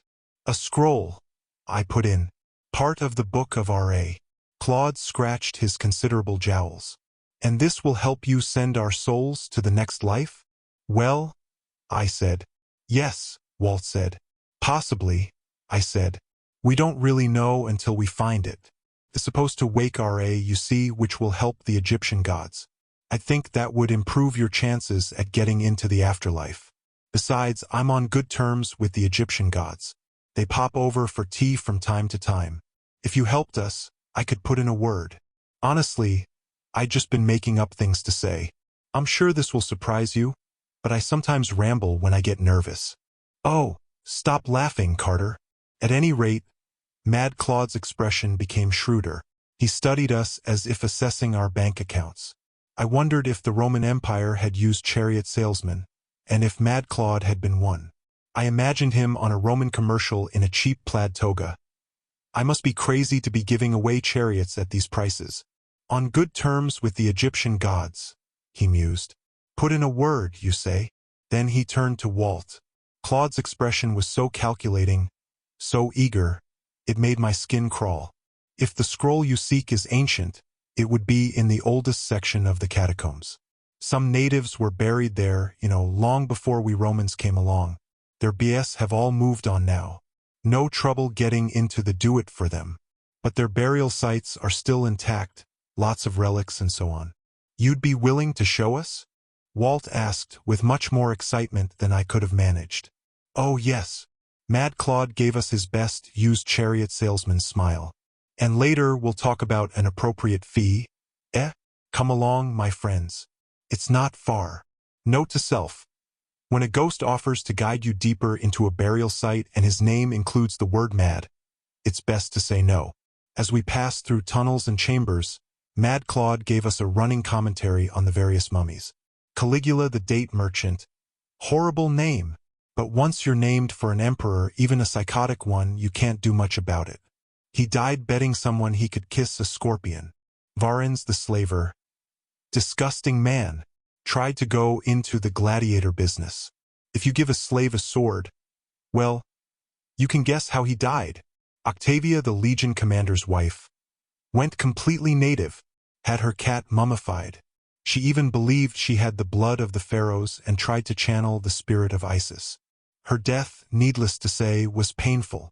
He grinned at me like this was extremely funny. I tried not to look horrified. What struck me most was the sheer number and variety of the mummies. Some were wrapped in real gold.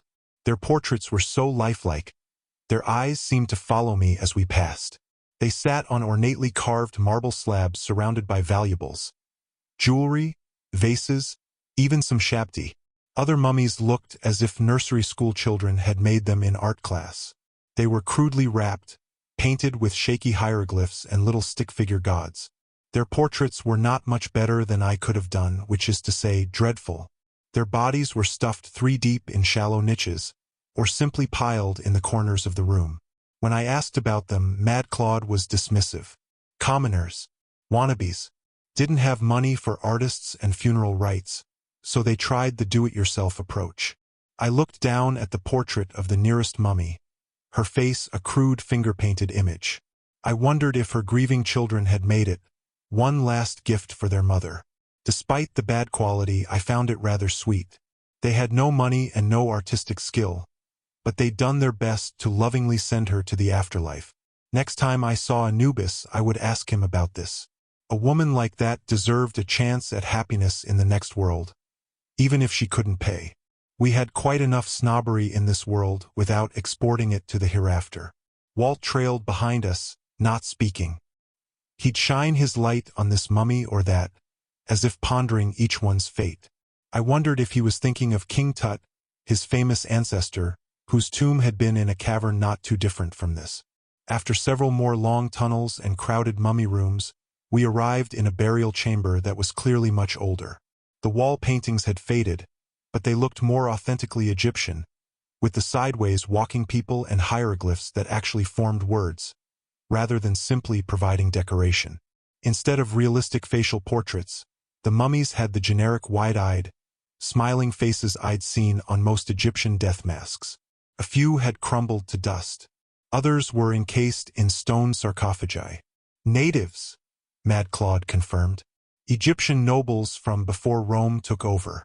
What you're looking for should be somewhere in this area. I scanned the room. The only other doorway was blocked with boulders and debris. While Walt began searching, I remembered what Bess had said, that the first 2 scrolls of RA might help me find the third. I pulled them from my bag, hoping they would point the way like a dowsing rod. But nothing happened. From the other side of the room, Walt called, "What's this?" He was standing in front of some sort of shrine, a niche set into the wall with the statue of a man wrapped like a mummy. The figure was carved from wood, decorated with jewels and precious metals. His wrappings glistened like pearl in the light of the torch. He held a golden staff with a silver jed symbol on top. Around his feet stood several golden rodents. Rats, perhaps. The skin of his face gleamed turquoise blue. "It's my dad," I guessed. Osiris, isn't it?" Mad Claude arched his eyebrows. "Your dad." Fortunately, Walt saved me from explaining. "No," he said. "Look at his beard." The statue's beard was rather unusual. It was pencil-thin from his sideburns around his jawline, with a perfectly straight bit coming down for a goatee, as if someone had traced the beard with a grease pen, then stuck the pen on his chin. "And the collar," Walt continued. "It's got a tassel thing hanging down in back. You don't see that with Osiris.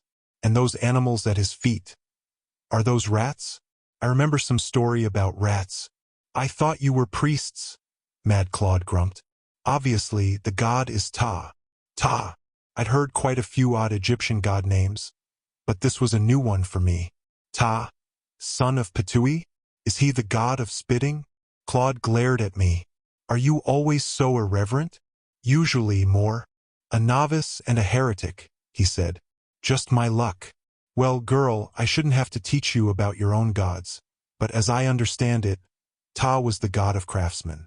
We compared him to our Roman god Vulcan." "Then what's he doing in a tomb?" Walt asked. Claude scratched his non-existent head.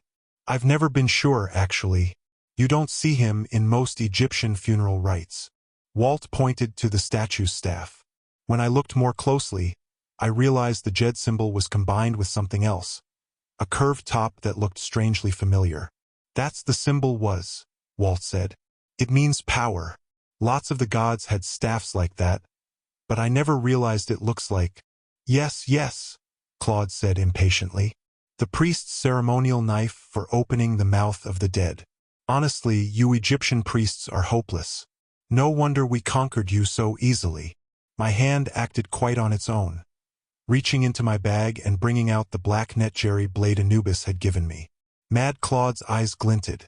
"Ah, so you're not hopeless. That's perfect. With that knife and the proper spell, you should be able to touch my mummy and release me into the do-it."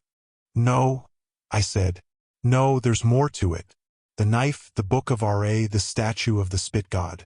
It all fits together somehow." Walt's face lit up. "Sadie, Ta was more than the craftsman god, right? Didn't they call him the god of opening?" Possibly. I thought you taught us that. Or maybe it was Carter." "Boring bit of information? Probably Carter. But it's important," Walt insisted. Ta was a creation god. In some legends, he created the souls of mankind just by speaking a word. He could revive any soul and open any door. My eyes drifted to the debris-filled doorway, the only other exit from the room. "Open any door?" I held up the 2 scrolls of RA and walked toward the collapsed tunnel. The scrolls became uncomfortably warm. "The last scroll is on the other side," I said. "We need to get past this rubble." I held the black knife in one hand and the scrolls in the other. I spoke the command for open. Nothing happened. I went back to the statue of Ta and tried the same thing. No luck. "Hello, Ta," I called. "Sorry about the spit comment. Look, we're trying to get the 3rd scroll of RA, which is on the other side, there." I suppose you were placed here to open a path. So would you mind terribly? Still nothing happened. Mad Claude gripped the trim of his toga as if he wanted to strangle us with it. Look, I don't know why you need this scroll to free us if you've got the knife. But why don't you try an offering? All gods need offerings. Walt rummaged through his supplies. He placed a juice pouch and a bit of beef jerky at the foot of the statue. The statue did nothing. Even the gold rats at his feet apparently didn't want our beef jerky. Bloody spit god. I threw myself down on the dusty ground. I had a mummy on either side of me, but I didn't care anymore. I couldn't believe we were so close to the last scroll. After fighting demons, gods, and Russian assassins, and now we've been stopped by a pile of rocks. I hate to suggest it, Walt said, but you could blast through with the Hades spell and bring down the ceiling on top of us? I said. You die, Claude agreed, which isn't an experience I'd recommend. Walt knelt next to me. There's got to be something. He took stock of his amulets. Mad Claude paced the room. I still don't understand. You're priests. You have the ceremonial knife. Why can't you release us? The knife isn't for you, I snapped. It's for R.A. Walt and Claude both stared at me. I hadn't realized it before, but as soon as I spoke, I knew it was the truth. Sorry, I said, but the knife is used for the opening of the mouth ceremony, to free a soul. I'll need it to awaken R.A. That's why Anubis gave it to me. You know Anubis? Claude clapped with delight. He can free us all. And you, he pointed at Walt. You're one of Anubis's chosen, aren't you? You can get us more knives if you need them. I sensed the presence of the god around you as soon as we met. Did you take his service when he realized you were dying? Wait, what? I asked. Walt wouldn't meet my eyes. I'm not a priest of Anubis. But dying? I choked up. How are you dying? Mad Claude looked incredulous. You mean you don't know? He's got the old pharaoh's curse. We didn't see it much in my day, but I recognize it, all right. Occasionally a person from one of the old Egyptian royal lines. Claude, shut up, I said. Walt, speak. How does this curse work? In the dim light, he looked thinner and older. On the wall behind him, his shadow loomed like a deformed monster. Akhenaten's curse runs in my family, he said. Kind of a genetic disease. Not every generation, not every person, but when it strikes, it's bad. Tut died at 19. Most of the others, 12, 13. I'm 16 now. My dad was 18. I never knew him. 18. That alone brought up a host of new questions, but I tried to stay focused. Can't it be cured? Guilt washed over me, and I felt like a total imbecile. Oh God, that's why you were talking to Jazz. She's a healer. Walt nodded grimly. I thought she might know spells that I hadn't been able to find. My dad's family, they spent years searching. My mom has been looking for a cure since I was born. The doctors in Seattle couldn't do anything. Doctors, Mad Claude said with disgust. I had one in the Legion, loved to put leeches on my legs. Only made me worse.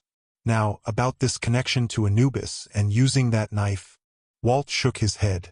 Claude, we'll try to help you, but not with the knife. I know magic items. I'm pretty sure it can be used only once, and we can't just make another. If Sadie needs it for RA, she can't risk using it before that. Excuses, Claude roared. If you don't shut up, I warned. I'm going to find your mummy and draw a mustache on your portrait. Claude turned as white as, well, a ghost. You wouldn't dare. Walt, I said, trying to ignore the Roman. Was Jazz able to help? She tried her best. But this curse has been defying healers for 3,000 years. Modern doctors think it's related to sickle cell anemia, but they don't know. They've been trying for decades to figure out how King Tut died, and they can't agree. Some say poison. Some say a genetic disease. It's the curse, but of course they can't say that. Isn't there any way? I mean, we know gods. Perhaps I could cure you like Isis did RA. If I knew your secret name. Sadie, I've thought of that, he said. I've thought of everything. The curse can't be cured. Can only be slowed down if I avoid magic. That's why I got into talismans and amulets. They store magic in advance so they don't require as much from the user. But it's only helped a little bit. I was born to do magic, so the curse progresses in me no matter what I do. Some days it's not so bad. Some days my whole body is in pain. When I do magic, it gets worse. And the more you do, the faster I die. I punched him in the chest. Couldn't help it. All my grief and guilt flipped right to anger. You idiot! Why are you here, then? You should have told me to shove off. Bess warned you to stay in Brooklyn. Why didn't you listen? What I told you earlier about Walt's eyes not melting me. I take it back. When he looked at me in that dusty tomb, his eyes were every bit as dark, tender, and sad as Anubis's. I'm going to die anyway, Sadie. I want my life to mean something. And I want to spend as much time as I can with you. That hurt me worse than a punch in the chest. Much worse. I think I might have kissed him, or possibly slapped him. Mad Claude, however, was not a sympathetic audience. Very sweet, I'm sure, but you promised me payment. Come back to the Roman tombs. Release my spirit from my mummy. Then release the others. After that, you can do as you like. The others? I asked. Are you mad? He stared at me. Silly question, I conceded. But there are thousands of mummies. We have one knife. You promised.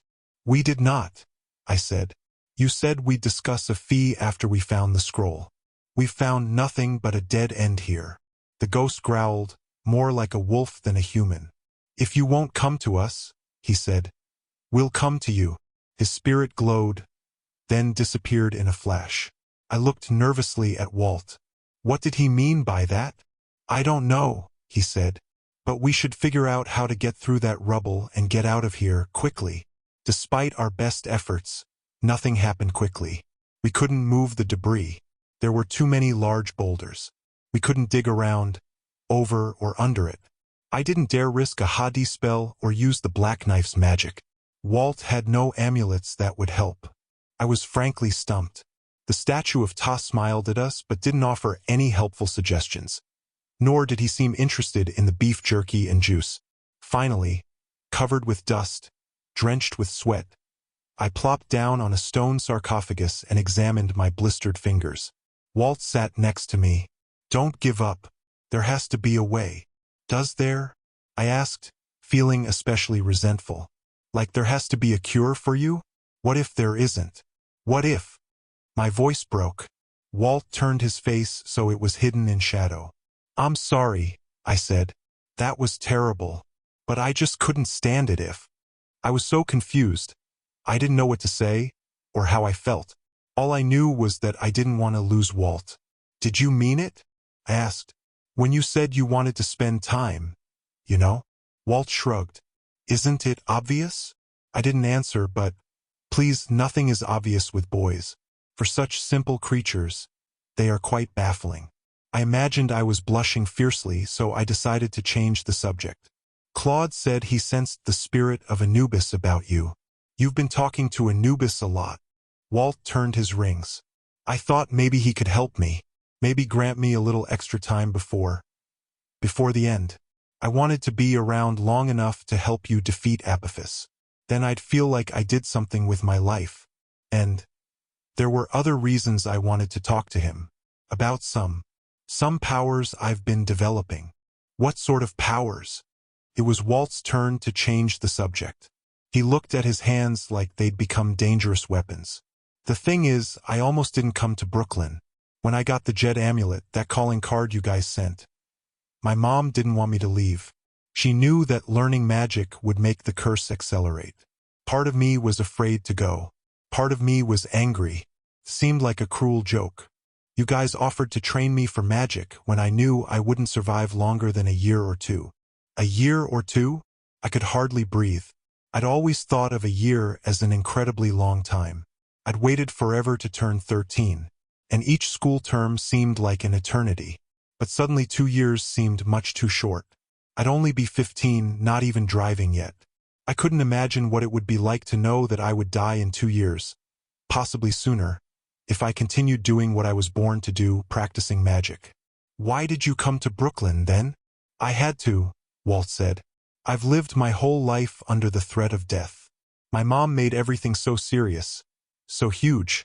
But when I got to Brooklyn, I felt like I had a destiny, a purpose.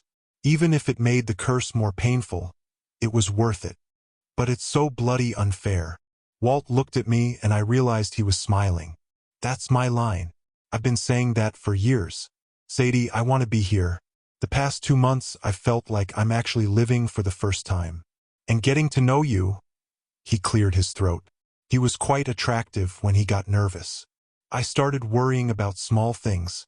My hair, my clothes, whether I brushed my teeth. I mean, I'm dying, and I'm worrying about my teeth. You have lovely teeth. He laughed. That's what I mean. A little comment like that and I feel better. All these small things suddenly seem important. I don't feel like I'm dying. I feel happy. Personally, I felt miserable.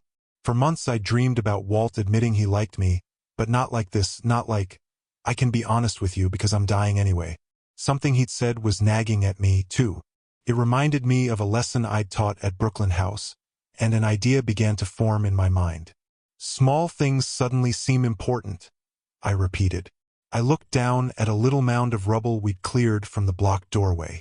Oh, it couldn't be that easy. What? Asked Walt. Rocks. I just bared my soul, and you're thinking about rocks? The doorway, I said. Sympathetic magic. Do you think? He blinked. Sadie Kane, you're a genius. Well, I know that. But can we make it work? Walt and I began gathering up more pebbles. We chipped some pieces from the larger boulders and added them to our pile. We tried our best to make a miniature replica of the rubble collection blocking the doorway. My hope, of course, was to create a sympathetic bond, as I'd done with Carter and the wax figurine in Alexandria. The rocks in our replica pile came from the collapsed tunnel, so our pile and the original were already connected in substance, which should have made it easy to establish a link. But moving something very large with something very small is always tricky. If we didn't do it carefully, we could collapse the whole room. I didn't know how deep underground we were, but I imagined there was quite enough rock and dirt over our heads to bury us forever. Ready? I asked. Walt nodded and pulled out his wand. Oh no, cursed boy, I said. You just watch my back. If the ceiling starts to fall and we need a shield, that's your job. But you'll do no magic unless absolutely necessary. I'll clear the doorway. Sadie, I'm not fragile, he complained. I don't need a protector. Rubbish, I said. That's macho bluster, and all boys like to be mothered. What? God, you're annoying. I smiled sweetly. You did want to spend time with me. Before he could protest, I raised my wand and began the spell. I imagined a bond between our small pile of rubble and the debris in the doorway. I imagined that in the duet they were one and the same. I spoke the command for join. Hanem. The symbol burned faintly over our miniature rubble pile. Slowly and carefully, I brushed a few pebbles away from the pile. The debris in the corridor rumbled. It's working, Walt said. I didn't dare look. I stayed focused on my task, moving the pebbles a little at a time, dispersing the pile into smaller mounds. It was almost as hard as moving real boulders. I went into a daze. When Walt put his hand on my shoulder, I had no idea how much time had passed. I was so exhausted I couldn't see straight. It's done, he said. You did great. The doorway was clear. The rubble had been pushed into the corners of our room, where it lay in smaller piles. Nice job, Sadie. Walt leaned down and kissed me. He was probably just expressing appreciation or happiness, but the kiss didn't make me feel any less fuzzy-headed. I said, again with the incredible verbal skills. Walt helped me to my feet. We headed down the corridor into the next room. For all the work we'd done to get there, the room wasn't very exciting, just a 5-meter square chamber with nothing inside except a red lacquered box on a sandstone pedestal. On top of the box was a carved wooden handle shaped like a demonic greyhound with tall ears, the set animal. Oh, that can't be good, Walt said. But I walked straight up to the box, opened the lid, and grabbed the scroll inside. Sadie, Walt yelled. What? I turned. It's Set's box. If he'd wanted to kill me, He could have done so in St. Petersburg. He wants me to have this scroll. Probably thinks it'll be fun watching me kill myself trying to awaken RA. I looked up at the ceiling and shouted, "Isn't that right, Set?" My voice echoed through the catacombs. I no longer had the power to invoke Set's secret name, but I still felt as if I'd gotten his attention. The air turned sharper. The ground trembled as if something underneath it, something very large, was laughing. Walt exhaled. "I wish you wouldn't take chances like that." This from a boy who's willing to die to spend time with me? Walt made an exaggerated bow. "I take it back, Miss Kane. Please, go right ahead trying to kill yourself." "Thank you."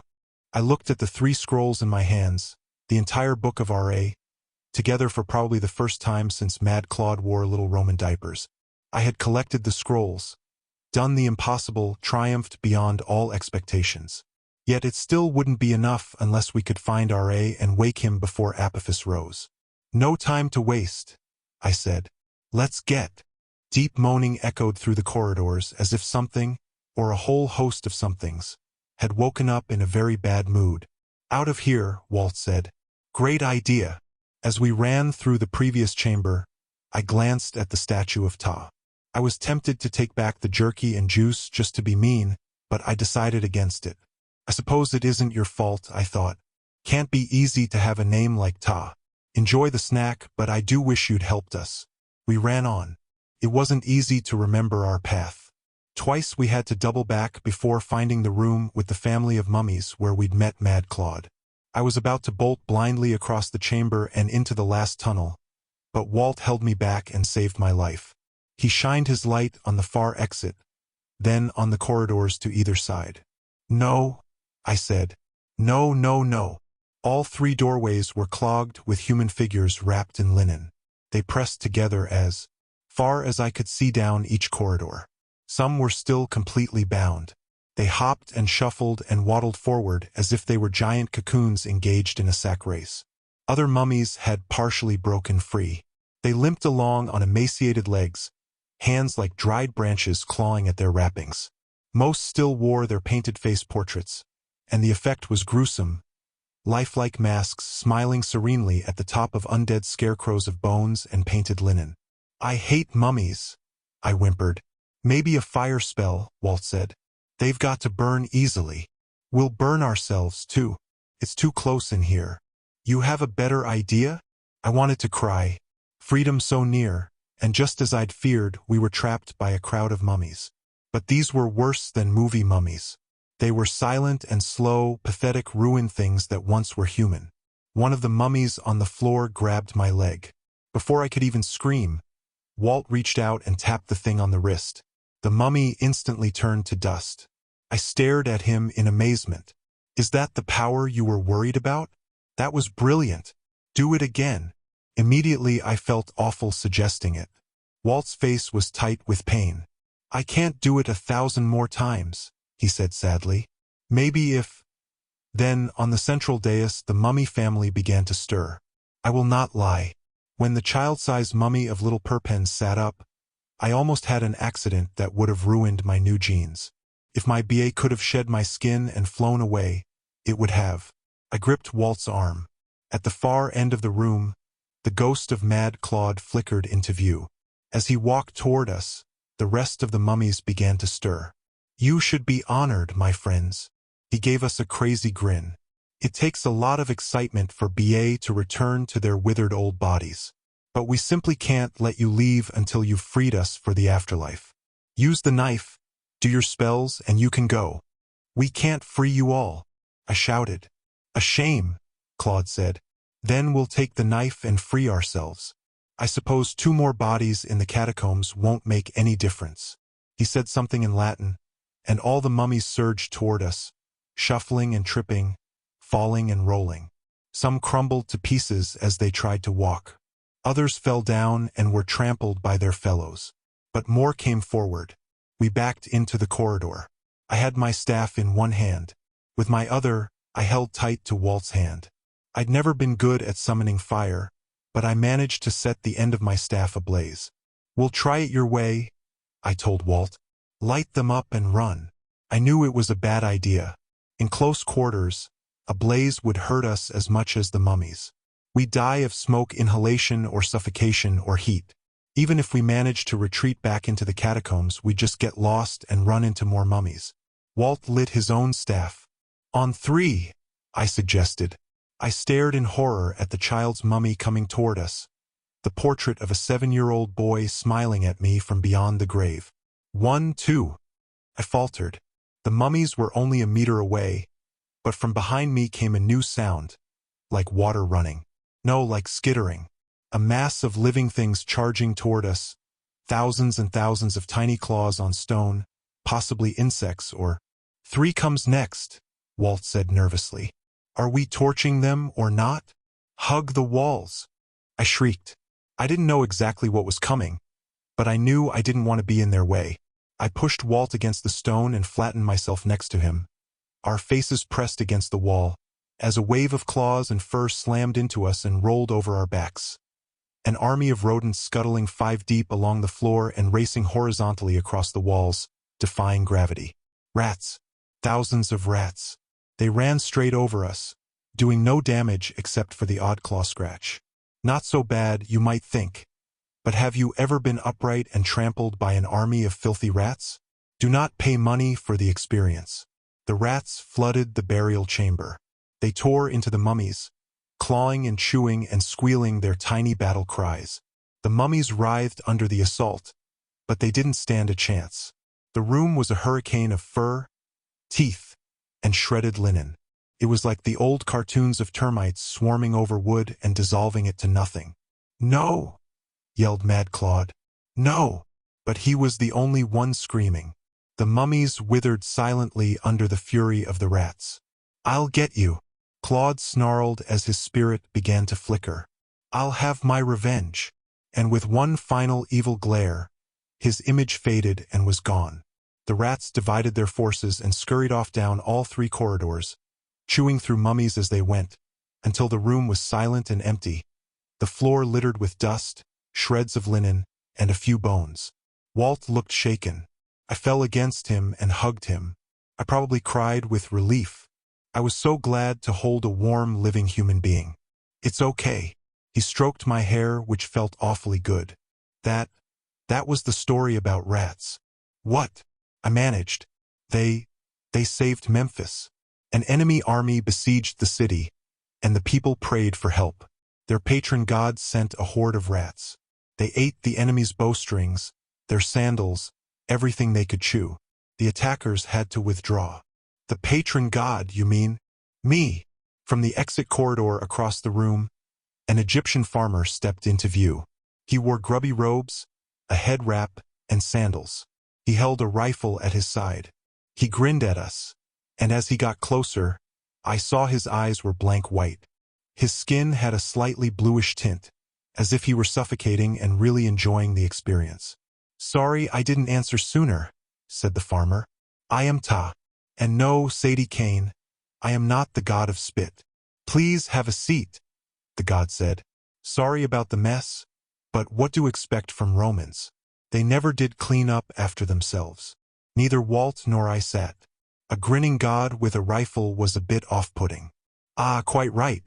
Ta blinked his blank white eyes. "You're in a hurry." "Sorry," I said. "Are you a date farmer?" Ta looked down at his grubby robes. "I'm just borrowing this poor fellow for a minute, you understand. I thought you wouldn't mind, as he was coming down here to shoot you for destroying his water tower." "No, carry on," I said. "But the mummies, what will happen to their BA?" Ta laughed. "Don't worry about them. Now that their remains are destroyed, I imagine their BA will go on to whatever Roman afterlife awaits them. As it should be." He put his hand over his mouth and burped. A cloud of white gas billowed out, coalesced into a glowing BA, and flew off down the corridor. Walt pointed after the spirit bird. "Did you just—" "Yes," Ta sighed. "I really try not to talk at all. That's how I create, you see, with words. They can get me into trouble. Once, just for fun, I made up the word platypus, and instantly, a duck-billed, furry thing appeared on the floor, scrabbling around in a panic. "Oh dear," Ta said. Yes, that's exactly what happened. Slip of the tongue. Really the only way something like that could have been created. He waved his hand, and the platypus disappeared. At any rate, I have to be careful, so I can't talk long. I'm glad you found the Book of R.A. I always did like the old chap. I would have helped earlier when you asked, but it took a while to get here from the do-it. Also, I can open only one door per customer. I thought you had that blocked corridor well in hand. But there's a much more important door that you need. Sorry? I asked. Your brother, Ta said. He's in a great deal of trouble. As exhausted, bedraggled, and covered with rat scratches as I was. That news set my nerves tingling. Carter needed help. I had to save my brother's ridiculous hide. Can you send us there? I asked. Ta smiled. Thought you'd never ask. He pointed to the nearest wall. The stones dissolved into a portal of swirling sand. And, my dear, some words of advice. Ta's milky eyes studied me. Courage, hope, sacrifice. I wasn't sure whether he was reading those qualities within me, or giving me a pep talk, or perhaps creating the traits I needed, the way he'd created the BA and the platypus. Whatever the case, I suddenly felt warmer inside, filled with new energy. You're beginning to understand, he told me. Words are the source of all power, and names are more than just a collection of letters. Well done, Sadie. You may succeed yet. I stared at the funnel of sand. What will we face on the other side? Enemies and friends, Ta said. But which are which, I can't say. If you survive, go to the top of the Great Pyramid. That should do nicely for an entry point into the do-it. When you read the Book of R.A., he choked, doubling over and dropping his rifle. I must go, he said, straightening with a great deal of effort. This host can't stand any more. But Walt, he smiled sadly. Thank you for the beef jerky and juice. There is an answer for you. It's not one you'll like, but it is the best way. What do you mean? Walt asked. What answer? The farmer blinked. Suddenly his eyes were normal. He looked at us in surprise, then yelled something in Arabic and raised his gun. I grabbed Walt's hand, and together we jumped into the portal. Chapter 17. Menshikov hires a happy death squad. I guess we're even, Sadie.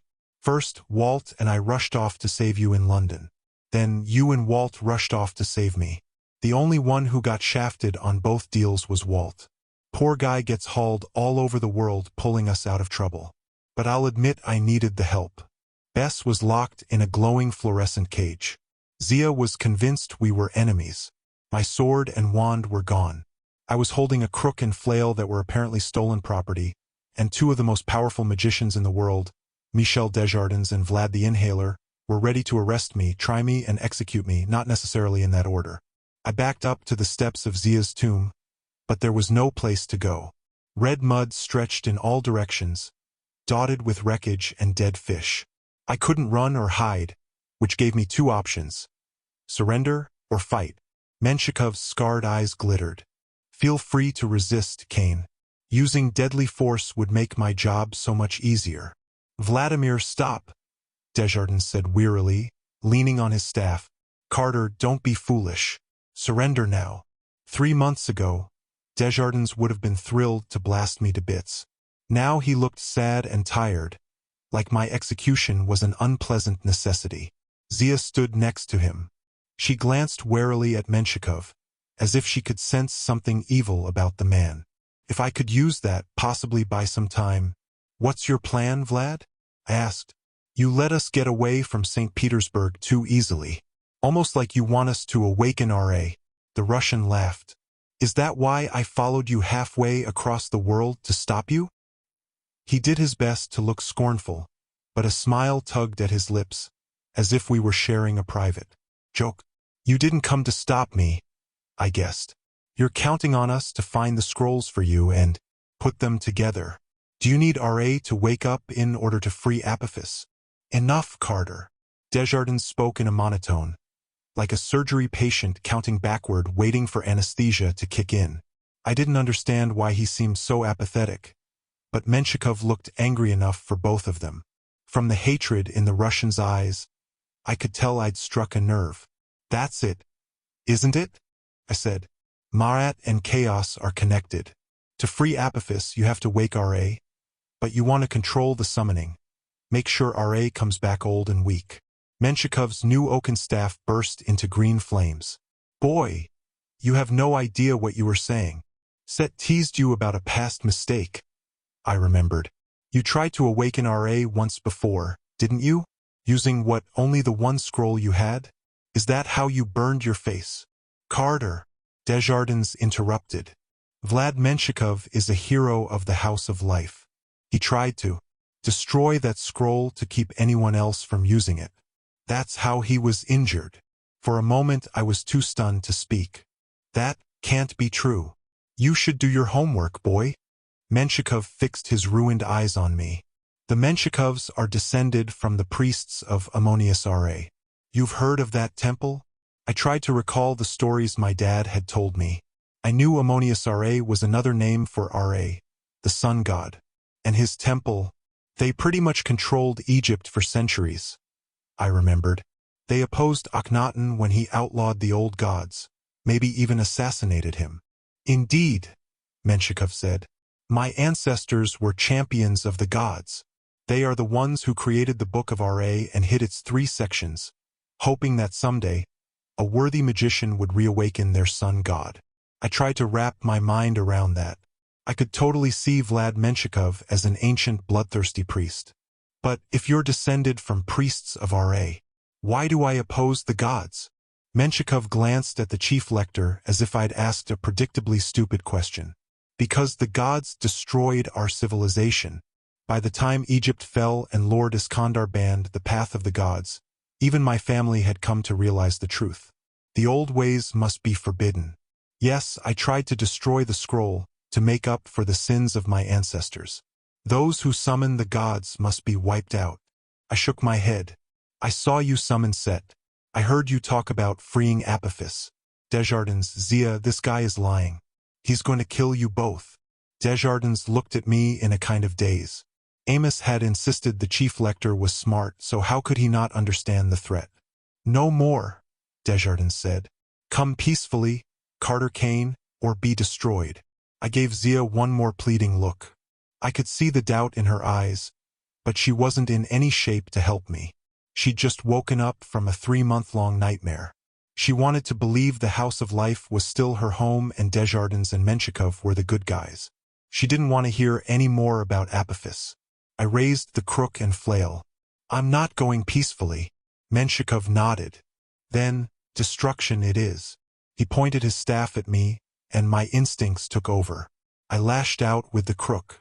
I was much too far away to reach him, but some invisible force ripped the staff out of Menshikov's hand and sent it flying into the Nile. He held out his wand, but I slashed the air again, and Menshikov went flying. He landed on his back so hard, he made a mud angel. Carter! Desjardins pushed Zia behind him. His own staff lit with purple fire. You dare to use the weapons of Ra? I looked at my hands in amazement. I'd never felt so much power come to me so easily, as if I were meant to be a king. In the back of my mind, I heard Horace's voice, urging me on. This is your path. This is your birthright. You're going to kill me anyway, I told Desjardins. My body began to glow. I rose off the ground. For the first time since New Year's, I was encased in the avatar of the hawk god, a falcon-headed warrior 3 times my normal size. In its hands were massive holographic replicas of the crook and flail. I hadn't paid much attention to the flail, but it was a wicked pain-bringer. A wooden handle with 3 barbed chains, each topped by a spiky metal asterisk, like a combination whip and meat tenderizer. I took a swipe at the ground, and the falcon warrior mirrored my action. The glowing flail pulverized the stone steps of Zia's tomb, sending blocks of limestone flying through the air. Desjardins raised a shield to deflect the shards. Zia's eyes widened. I knew I was probably freaking her out and convincing her I was the bad guy, but I had to protect her. I couldn't let Menshikov take her away. Combat magic, Desjardins said with disdain. This is what the House of Life was like when we followed the path of the gods, Carter Kane. Magician fighting magician, backstabbing and duels between the different temples. Do you want those times to return? It doesn't have to be that way, I said. I don't want to fight you, Desjardins, but Menshikov is a traitor. Get out of here. Let me deal with him. Menshikov rose from the mud, smiling like he enjoyed getting thrown around. Deal with me? How confident. By all means, Chief Lector, let the boy try. I'll be sure to pick up the pieces when I'm done. Desjardins started to say, Vladimir, no. It's not your place. But Menshikov didn't wait. He stomped the ground with his foot, and the mud turned dry and white all around him. Twin lines of hardening earth snaked toward me, crossing like a DNA helix. I wasn't sure what they would do, but I knew I didn't want them touching me. I smashed at them with my flail, taking out a section of mud large enough for a hot tub. The white lines just kept coming, bleaching their way down the pit and climbing the other side, racing toward me. I tried to move out of their way, but the warrior avatar wasn't exactly speedy. The lines of magic reached my feet. They wove like vines up the avatar's legs until I was tangled to the waist. They squeezed against my shielding, draining my magic, and I heard Menshikov's voice forcing its way into my mind. Snake, the voice whispered, you are a slithering reptile. I fought back my terror. I'd been turned into an animal against my will once before, and it was one of the worst experiences of my life. This time it was happening in slow motion. The combat avatar fought to maintain its form, but Menshikov's magic was strong. The glowing white vines kept rising, encircling my chest. I swiped at Menshikov with my crook. The invisible force hooked him around the neck and lifted him off the ground. Do it, he choked out. Show me your power, godling. I raised my flail. One good hit and I could smash Vlad Menshikov like a bug. Won't matter, he gasped, clawing at his neck. Spell will defeat you anyway. Show us you're a murderer, Kane. I glanced at Zia's terrified face, and I hesitated too long. The white vines encircled my arms. The combat avatar crumpled to its knees, and I dropped Menshikov. Pain racked my body. My blood turned cold. The avatar's limbs shrank, the hawk's head slowly changing into the head of a serpent. I could feel my heart slowing, my vision darkening. The taste of venom filled my mouth. Zia cried out, Stop it! This is too much. On the contrary, Menshikov said, rubbing his chafed neck. He deserves worse. Chief Lector, you saw how this boy threatened you. He wants the Pharaoh's throne. He must be destroyed. Zia tried to run to me, but Desjardins held her back. Discontinue the spell, Vladimir, he said. The boy can be contained in more humane ways. Humane, my lord? He's barely human. The two magicians locked eyes. I don't know what would have happened, but just then a portal opened under Bess's cage. I've seen plenty of portals, but none like this. The whirlpool opened level with the ground, sucking down a trampoline-size area of red sand, dead fish, old lumber, pottery shards, and one glowing fluorescent cage containing a dwarf god. As the cage entered the vortex, the bars broke into splinters of light. Bess unfroze, found himself halfway submerged in sand, and did some creative cursing. Then my sister and Walt shot straight up out of the portal, suspended horizontally, as if they were running toward the sky. When gravity took over, they waved their arms and fell back into the sand. They might have been pulled under, except Bess grabbed them both and managed to haul them out of the whirlpool. Bess dumped them on firm ground. Then he turned to Vlad Menshikov, planted his feet, and ripped off his Hawaiian shirt and shorts like they were made of tissue. His eyes blazed with anger. His Speedo was embroidered with the words dwarf pride, which was something I really didn't need to see. Menshikov only had time to say, How? B-O-O, yelled Bess. The sound was like the blast of an H-bomb or a U-bomb for ugly. The ground shook. The river rippled. My avatar collapsed, and Menshikov's spell dissolved with it. The venom taste in my mouth subsiding, the pressure lifting so I could breathe again. Sadie and Walt were already on the ground. Zia had quickly backed away, but Menshikov and Desjardins got a full blast of ugly right in their faces. Their expressions turned to astonishment, and they disintegrated on the spot. After a moment of shock, Zia gasped. You killed them. Nah. Bess dusted off his hands. Just scared him back home. They may be unconscious for a few hours while their brains try to process my magnificent physique, but they'll live. More important. He scowled at Sadie and Walt. You two had the nerve to anchor a portal on me? Do I look like a relic? Sadie and Walt wisely didn't answer that. They got to their feet, brushing off the sand.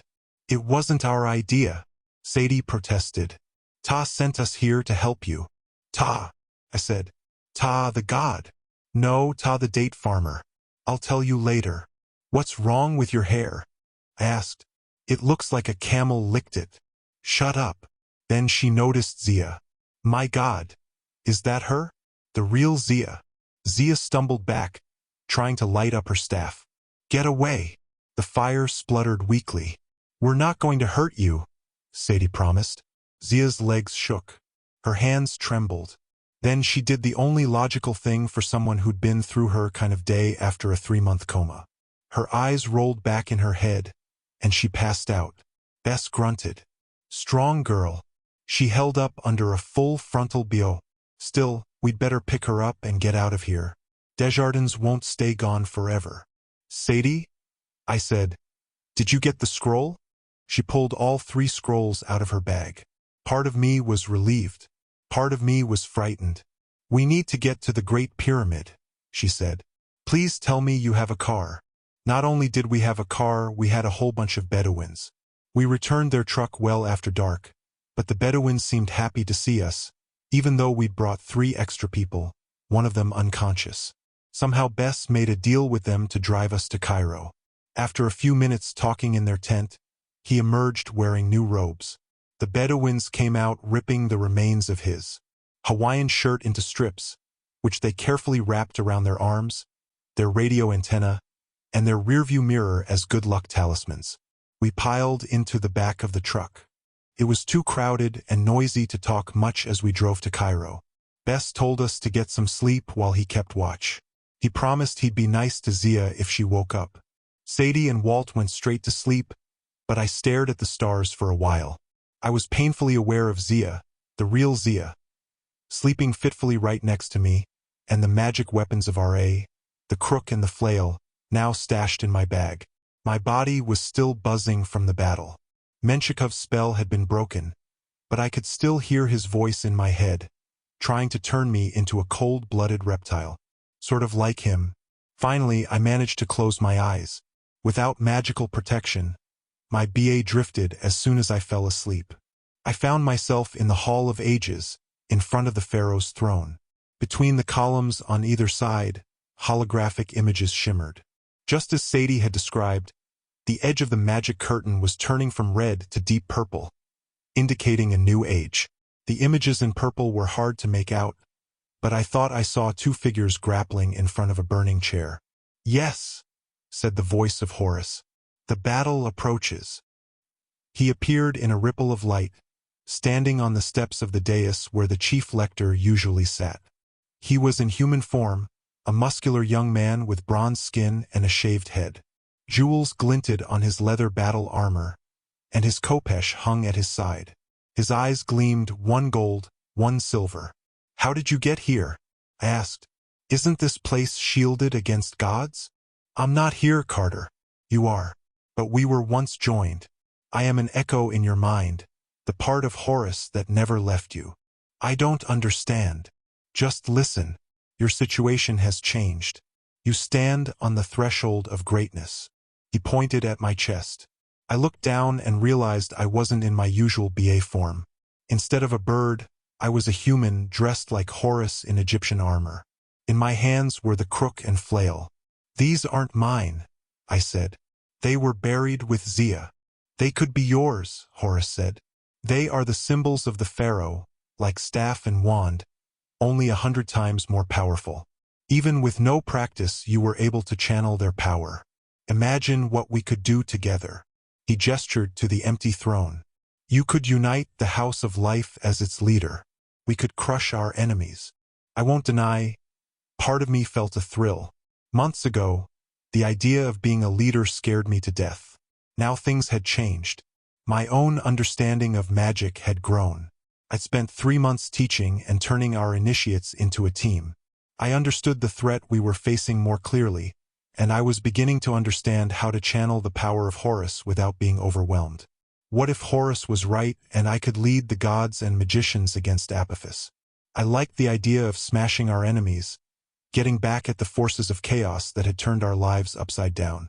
Then I remembered the way Zia had looked at me when I was about to kill Vlad Menshikov, like I was the monster. I remembered what Desjardins had said about the bad old days when magician fought magician. If Horus was an echo in my mind, maybe I was being affected by his desire to rule. I knew Horus well now. He was a good guy in many ways, brave, honorable, righteous, but he was also ambitious, greedy, jealous, and single-minded when it came to his goals. And his biggest desire was to rule the gods. The crook and flail belong to R.A., I said. We have to wake him. Horus tilted his head. Even though Apophis wants that to happen? Even though R.A. is weak and old? I warned you about the divisions between the gods. You saw how Nekbet and Bobby tried to take matters into their own hands. The strife will only get worse. Chaos feeds on weak leaders, divided loyalties. That's what Vladimir Menshikov is after. The Hall of Ages trembled. Along either wall, the curtain of purple light expanded. As the holographic scene widened, I could tell that the chair was a fiery throne, like the one Sadie had described in her vision of Ra's boat. 2 shadowy figures were locked in combat, grappling like wrestlers, but I couldn't tell if they were trying to push each other into the chair or trying to keep each other out of it. Did Menshikov really try to destroy the Book of R.A.? I asked. Horus's silver eye glinted. It always seemed a little brighter than his golden one, which made me feel disoriented, like the whole world was listing to one side. Like most things Menshikov says, it was a partial truth. He once believed as you do. He thought he could bring back R.A. and restore Ma'at. He imagined himself as the high priest of a glorious new temple, even more powerful than his ancestors. In his pride, he thought he could reconstruct the Book of R.A. from the one scroll in his possession. He was wrong. R.A. had taken great pains not to be wakened. The curses on the scroll burned Menshikov's eyes. Sun fire seared his throat because he dared to read the words of the spell. After that, Menshikov turned bitter. At first he plotted to destroy the Book of R.A., but he did not have the power. Then he hit upon a new plan. He would awaken R.A., but for revenge. That's what he's been waiting for all these years. That's why he wants you to collect the scrolls and reconstruct the Book of R.A. Menshikov wants to see the old god swallowed by Apophis. He wants to see the world plunged into darkness and chaos. He is quite insane. Oh, great response, I know. But what do you say to a story like that? On the dais next to Horus, the empty throne of the pharaoh seemed to undulate in the purple light. That chair had always intimidated me.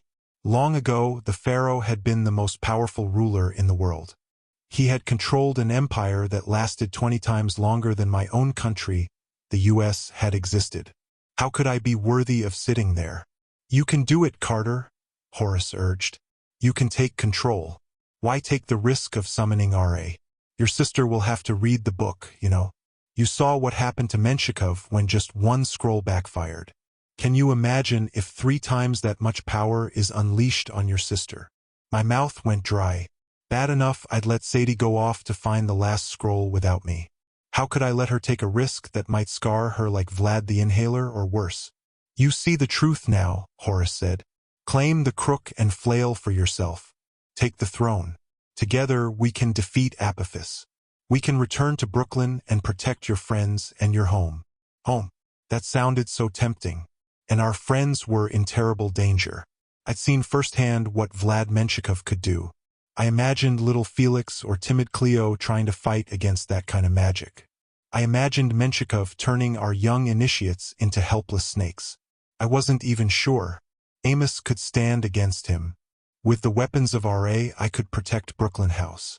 Then I looked at the purple images flickering against the wall. 2 figures fighting before the fiery throne. That was our future. The key to success wasn't me or even Horus, it was R.A., the original king of Egyptian gods. Next to the fiery throne of R.A., The pharaoh's seat seemed about as important as a lazy-boy recliner. "We're not enough," I told Horus. "We need R.A." The god fixed me with his gold and silver eyes like I was a small bit of prey miles below him, and he was considering whether or not I was worth diving for. "You do not understand the threat," he decided. "Stay, Carter, and listen to your enemies plan your death." Horus disappeared. I heard footsteps in the shadows behind the throne, then familiar raspy breathing. I hoped my BA was invisible. Vladimir Menshikov stepped into the light, half carrying his boss, Desjardins. "Almost there, my lord," Menshikov said. The Russian looked well-rested in a new white suit. The only sign of our recent fight was the bandage on his neck from where I'd crooked him. Desjardins, however, looked like he'd aged a decade in a few hours. He stumbled along, leaning on Menshikov. His face was gaunt. His hair had turned stark white, and I didn't think it was all because he had seen Bess in a Speedo. Menshikov tried to ease him onto the pharaoh's throne, but Desjardins protested. "Never, Vladimir. The step. The step." "But surely, Lord, in your condition." "Never." Desjardins settled on the steps at the foot of the throne. I couldn't believe how much worse he looked. "Marat is failing." Desjardins held out his hand. A weak cloud of hieroglyphs drifted from his fingertips into the air. "The power of Maat once sustained me, Vladimir. Now it seems to be sapping my life force. It is all I can do." His voice trailed off. "Fear not, my lord," Menshikov said. "Once the Kanes are dealt with, all will be well." "Will it?" Desjardins looked up, and for a moment his eyes flared with anger like they used to. "Don't you ever have doubts, Vladimir?" "No, my lord," said the Russian. "I have given my life to fighting the gods. I will continue to do so. If I may be so bold, Chief Lector, you should not have allowed Amos Kane into your presence. His words are like poison." Desjardins caught a hieroglyph from the air and studied it as it revolved in his palm. I didn't recognize the symbol, but it reminded me of a traffic light with a stick figure guy standing next to it. "Menhead," Desjardins said. "The scribe's palette." I looked at the dimly flickering symbol, and I could see the resemblance to the writing tools in my supply bag. The rectangle was the palette with places for black and red ink. The stick figure on one side was a writing stylus, attached with a string. "Yes, my lord," Menshikov said. "How interesting. It was my grandfather's favorite symbol," Desjardins mused. "Jean-François Champollion, you know. He broke the code of hieroglyphics using the Rosetta Stone, the first man outside the House of Life to do so." "Indeed, my lord. I have heard the story." 1,000 times, his expression seemed to say. "He rose from nothing to become a great scientist," Desjardins continued, "and a great magician, respected by mortals and magicians alike." Menshikov smiled like he was humoring a child who was becoming annoying. "And now you are Chief Lector." He would be proud. Would he? Desjardins wondered. When Iskandar accepted my family into the House of Life, he said he welcomed the new blood and new ideas. He hoped we would reinvigorate the house. Yet what did we contribute? We changed nothing. We questioned nothing. The house has grown weak. We have fewer initiates every year. "Ah, my lord." Menshikov bared his teeth. "Let me show you we are not weak. Your attack force is assembled." He clapped his hands. At the far end of the hall, the huge bronze doors opened. At first I couldn't believe my eyes, but as the small army marched toward us, I got more and more alarmed. The dozen magicians were the least scary part of the group. They were mostly older men and women in traditional linen robes. Many had kohl around their eyes and hieroglyphic tattoos on their hands and faces. Some wore more amulets than Walt. The men had shaved heads. The women wore their hair short or tied back in ponytails. All of them had grim expressions, like an angry mob of peasants out to burn the Frankenstein monster, except instead of pitchforks they were armed with staffs and wands. Several had swords, too. Marching on either side of them were demons, about 20 in all. I'd fought demons before, but something about these was different. They moved with more confidence, like they shared a sense of purpose. They radiated evil so strongly my BA felt like it was getting a suntan. Their skin was every color from green to black to violet. Some were dressed in armor, some in animal hides, some in flannel pajamas. One had a chainsaw for a head. Another had a guillotine. A third had a foot sprouting between his shoulders. Even scarier than the demons were the winged snakes. Yeah, I know you're thinking, not more snakes. Believe me, after getting bit by the Chezuharu in St. Petersburg, I wasn't happy to see them either. These weren't three-headed, and they weren't any bigger than normal snakes, but just looking at them gave me the creeps. Imagine a cobra with the wings of an eagle. Now imagine it zipping through the air, exhaling long jets of fire like a flamethrower. Half a dozen of these monsters circled the attack squad, darting in and out and spitting fire. It was a miracle none of the magicians got torched.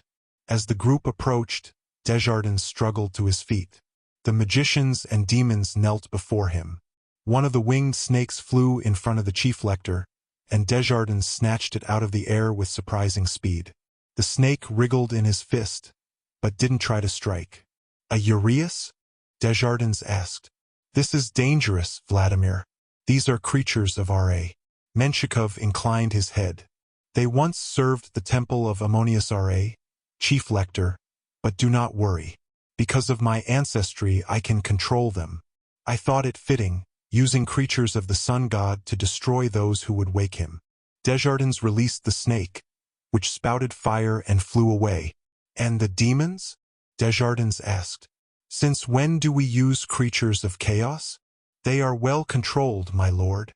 Menshikov's voice sounded strained, as if he were growing tired of humoring his boss. These mages know the proper binding spells. I handpicked them from gnomes around the world. They have great skill. The chief lector focused on an Asian man in blue robes. Kwai, isn't it? The man nodded. As I recall, Desjardins said, you were exiled to the 300th gnome in North Korea for murdering a fellow magician. And you, Sarah Jacobi, he pointed to a woman with white robes and spiky black hair. You were sent to Antarctica for causing the tsunami in the Indian Ocean. Menshikov cleared his throat. My lord, many of these magicians have had issues in the past, but they are ruthless murderers and thieves, Desjardins said. The worst of our house. But they are anxious to prove their loyalty, Menshikov assured him. They are happy to do it. He grinned at his minions, as if encouraging them to look happy. None of them did. Besides, my lord, Menshikov continued quickly, if you want Brooklyn House destroyed, we must be ruthless. It is for the good of Maat. Desjardins frowned. And you, Vladimir? Will you lead them? No, my lord. I have full confidence that this, fine group can deal with Brooklyn on their own. They will attack at sunset. As for me, I will follow the Kanes into the Do-It and deal with them personally. You, my lord, should stay here and rest. I will send a scryer to your quarters so you may observe our progress. Stay here, Desjardins quoted bitterly. And observe. Menshikov bowed. We will save the House of Life. I swear it. The Kanes will be destroyed, the gods put back into exile. Maat will be restored. I hoped Desjardins would come to his senses and call off the attack. Instead, his shoulders slumped. He turned his back on Menshikov and stared at the empty throne of the pharaoh. Go, he said wearily. Get those creatures out of my sight. Menshikov smiled. My lord. He turned and marched down the Hall of Ages with his personal army in tow. Once they were gone, Desjardins held up his hand. An orb of light fluttered from the ceiling and rested on his palm. Bring me the book of overcoming Apophis, Desjardins told the light. I must consult it. The magic orb dipped as if bowing, then raced off. Desjardins turned toward the purple curtain of light, the image of two figures fighting over a throne of fire. I will observe, Vladimir, he murmured to himself, but I will not stay and rest. The scene faded, and my BA returned to my body. Chapter 18. Gambling on Doomsday Eve. For the second time that week, I woke on a sofa in a hotel room with no idea how I'd gotten there. The room wasn't nearly as nice as the Four Seasons Alexandria. The walls were cracked plaster. Exposed beams sagged along the ceiling. A portable fan hummed on the coffee table, but the air was as hot as a blast furnace. Afternoon light streamed through the open windows. From below came the sounds of cars honking and merchants hawking their wares in Arabic. The breeze smelled of exhaust, animal manure, and apple sisha, the fruity molasses scent of water pipe smoke. In other words, I knew we must be in Cairo. At the window, Sadie, Bess, Walt, and Zia were sitting around a table, playing a board game like old friends. The scene was so bizarre. I thought I must still be dreaming. Then Sadie noticed I was awake. Well, next time you take an extended BA trip, Carter, do let us know in advance. It's not fun carrying you up 3 flights of stairs. I rubbed my throbbing head. How long was I out? Longer than me, Zia said. She looked amazing, calm and rested. Her freshly washed hair was swept behind her ears, and she wore a new white sleeveless dress that made her bronze skin glow. I guess I was staring at her pretty hard, because she dropped her gaze. Her throat turned red. It's 3 in the afternoon, she said. I've been up since 10 this morning. You look better. She raised her eyebrows, like she was challenging me to deny it. You missed the excitement. I tried to fight. I tried to escape. This is our 3rd hotel room. The first one caught fire, Bess said. The second one exploded, Walt said. I said I was sorry. Zia frowned. At any rate, your sister finally calmed me down. Which took several hours, Sadie said. And all my diplomatic skill. You have diplomatic skill? I asked. Sadie rolled her eyes. As if you'd notice, Carter. Your sister is quite intelligent, Zia said. She convinced me to reserve judgment on your plans until you woke up and we could talk. She's quite persuasive. Thank you, Sadie said smugly. I stared at them both, and a feeling of terror set in. You're getting along? You can't get along. You and Sadie can't stand each other. That was a shabby, Carter, Zia said, though her neck was still bright red. I find Sadie admirable. You see, Sadie said. I'm admirable. This is a nightmare. I sat up and the blankets fell away. I looked down and found I was wearing Pokemon pajamas. Sadie, I said, I'm going to kill you. She batted her eyes innocently. But the street merchant gave us a very good deal on those. Walt said they would fit you. Walt raised his hands. Don't blame me, man. I tried to stick up for you. Bess snorted, then did a pretty good imitation of Walt's voice. At least get the extra-large ones with Pikachu. Carter, your stuff's in the bathroom. Now, are we playing Senate or not? I stumbled into the bathroom and was relieved to find a set of normal clothes waiting for me. Fresh underwear, jeans, and a t-shirt that did not feature Pikachu. The shower made a sound like a dying elephant when I tried to turn it on, but I managed to run some rusty-smelling water in the sink and wash up as best I could. When I came out again, I didn't exactly feel good as new, but at least I didn't smell like dead fish and goat meat. My 4 companions were still playing Senate.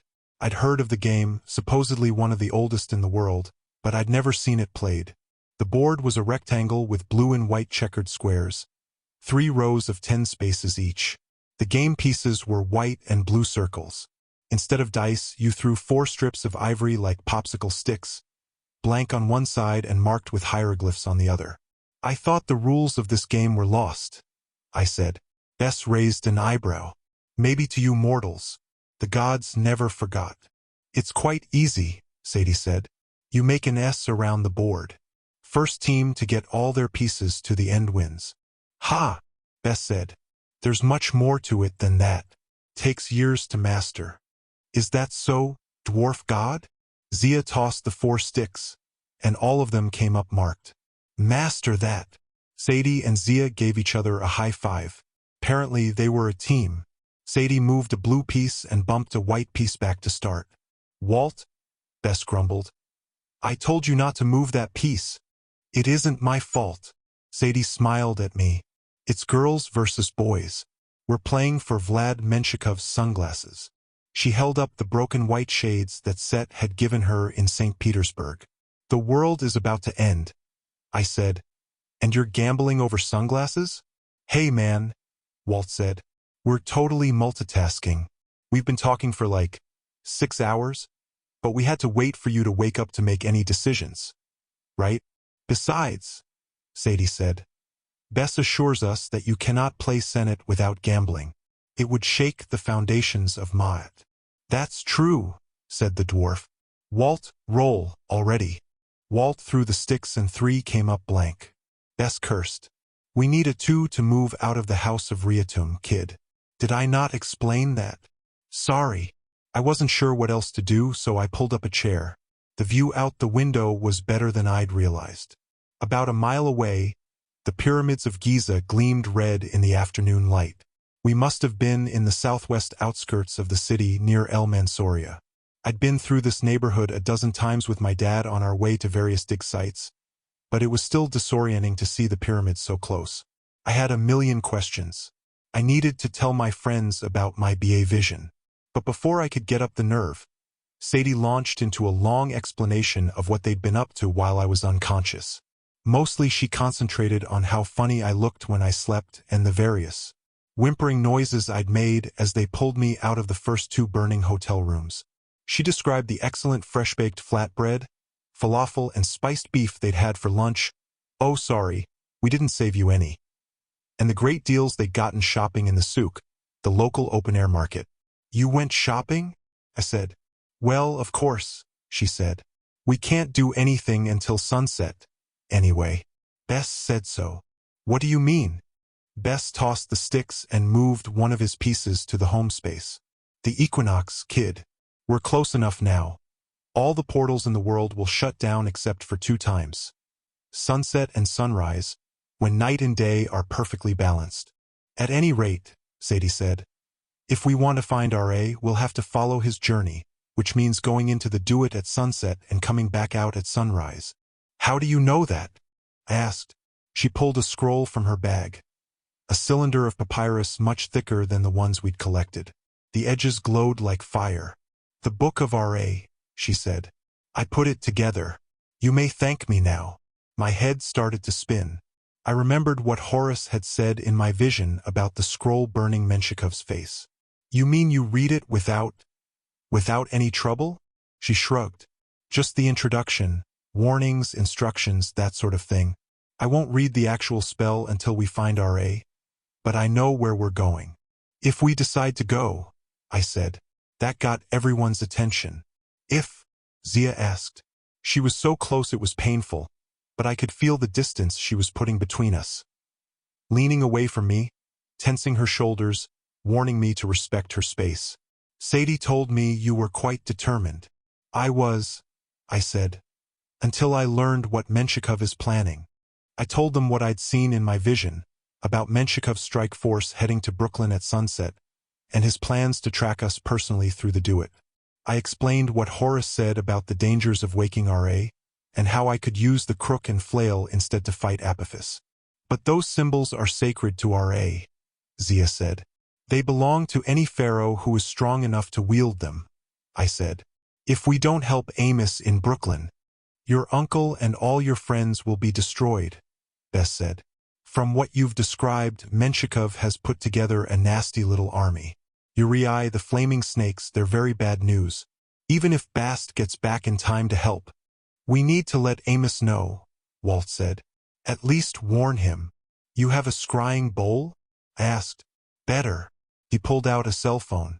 What do I tell him? Are we going back? I wavered. How could I leave Amos and my friends alone against an evil army? Part of me was itching to take up the Pharaoh's weapons and smash our enemies. Horus's voice was still inside me, urging me to take charge. Carter, you can't go to Brooklyn. Zia met my eyes, and I realized the fear and panic hadn't left her. She was holding those feelings back, but they were still bubbling under the surface. What I saw at Red Sands, that disturbed me too much. I felt like she'd just stomped on my heart. Look, I'm sorry about the Avatar thing, the crook and flail. I didn't mean to freak you out. But, Carter, you didn't disturb me. Vlad Menshikov did. Oh, right. She took a shaky breath. I never trusted that man. When I graduated from initiate training, Menshikov requested I be assigned to his gnome. Thankfully, Iskandar declined. So, why can't I go to Brooklyn? Zia examined the Senate board as if it were a war map.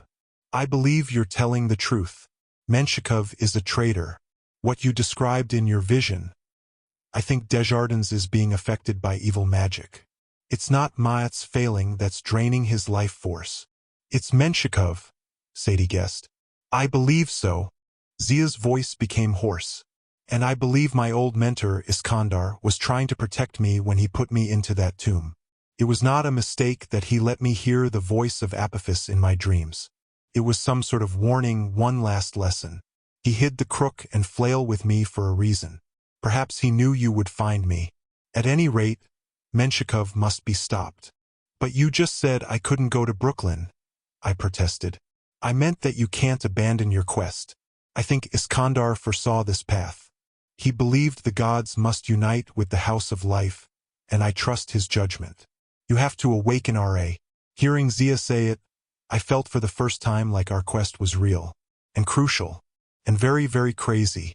But I also felt a little spark of hope. Maybe she didn't hate me completely. Sadie picked up the Senate sticks. Well, that's sorted, then. At sunset, we'll open a portal at the top of the Great Pyramid. We'll follow the sunboat's old course down the River of Night, find R.A., wake him, and bring him out again at dawn. And possibly find someplace for dinner along the way, because I'm hungry again. It'll be dangerous, Bess said. Reckless. Probably fatal. So, an average day for us, I summed up. Walt frowned, still holding his phone. Then what should I tell Amos? He's on his own. Not quite, Zia said. I'll go to Brooklyn. I almost choked. You? Zia gave me a cross look. I am good at magic, Carter. That's not what I meant. It's just.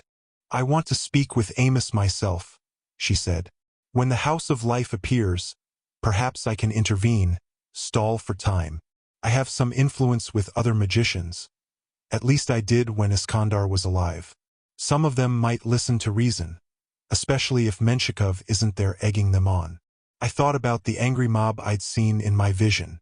Reasonable wasn't the first word that came to mind. Apparently Walt was thinking the same thing. If you teleport in at sunset, he said, you'll arrive at the same time as the attackers. It's going to be chaos, not much time for talking. What if you have to fight? Let's hope, Zia said. It doesn't come to that. Not a very reassuring answer, but Walt nodded. I'll go with you. Sadie dropped her Senate sticks on the floor. What? Walt, no. In your condition? She clamped her mouth shut. Too late. What condition? I asked. If Walt had had an evil eye spell, I think he would have used it on my sister just then. My family history, he said. Something I told Sadie. In confidence. He didn't sound happy about it, but he explained the curse on his family, the bloodline of Akhenaten, and what it meant for him. I just sat there, stunned. Walt's secretive behavior, his talks with Jazz, his moodiness. All of it made sense now. My own problems suddenly seemed a lot less significant. Oh man, I mumbled. Walt. Look, Carter, whatever you're going to say, I appreciate the sentiment. But I'm through with sympathy. I've been living with this disease for years. I don't want people pitying me or treating me as though I'm special. I want to help you guys. I'll take Zia back to Brooklyn. That way, Amos will know she comes in peace. We'll try to stall the attack, hold them off until sunrise so you can come back with R.A. Besides, he shrugged. If you fail and we don't stop Apophis, we're all going to die tomorrow anyway. That's looking on the bright side, I said. Then something occurred to me. A thought so jarring it was like a tiny nuclear reaction in my head. Hold up. Menshikov said he was descended from the priests of Ammonius R.A. Bess snorted disdainfully. Hated those guys.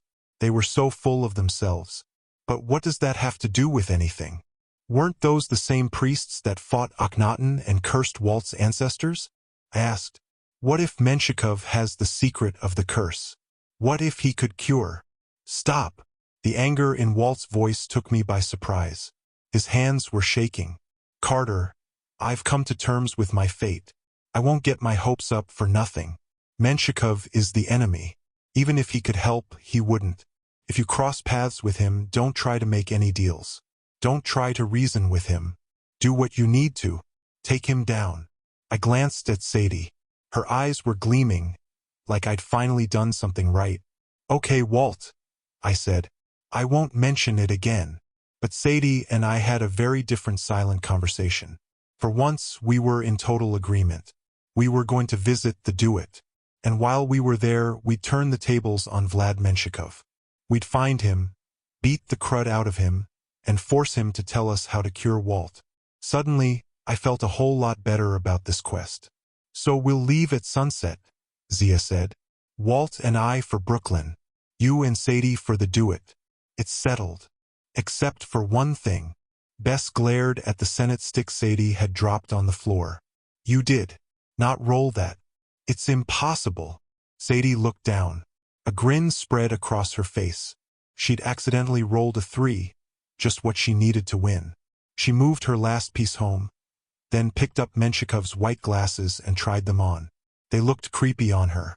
I couldn't help thinking about Menshikov's burned voice and his scarred eyes, and what might happen to my sister if she tried to read the book of R.A. Impossible is my specialty, she said. Come on, brother dear. Let's get ready for the Great Pyramid. If you ever visit the pyramids, here's a tip. The best place to see them is from far away, like the horizon. The closer you get, the more disappointed you'll be. That may sound harsh, but first of all, up close, the pyramids are going to seem smaller than you thought. Everybody who sees them says that. Sure, they were the tallest structures on the earth for thousands of years, but compared to modern buildings, they don't seem so impressive. They've been stripped of the white casing stones and golden capstones that made them really cool in ancient times. They're still beautiful, especially when they're lit up at sunset, but you can appreciate them better from far away without getting caught in the tourist scene. That's the second thing, the mobs of tourists and vendors. I don't care where you go on vacation, Times Square, Piccadilly Circus, or the Roman Colosseum. It's always the same, with vendors selling cheap t-shirts and trinkets, and hordes of sweating tourists complaining and shuffling around trying to take pictures. The pyramids are no different, except the crowds are bigger and the vendors are really, really pushy. They know a lot of English words, but no isn't one of them.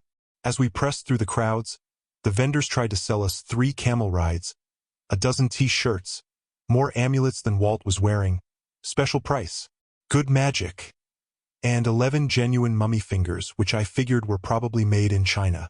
I asked Bess if he could scare away the mob, but he just laughed. Not worth it, kid.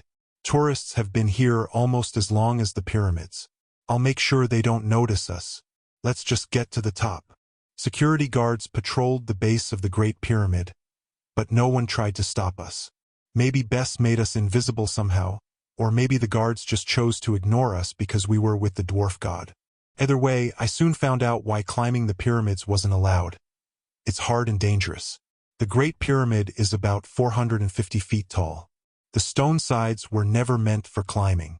As we ascended, I almost fell twice. Walt twisted his ankle. Some of the blocks were loose and crumbling. Some of the steps were 5 feet tall, and we had to hoist one another up. Finally, after 20 minutes of sweaty, difficult work, we reached the top.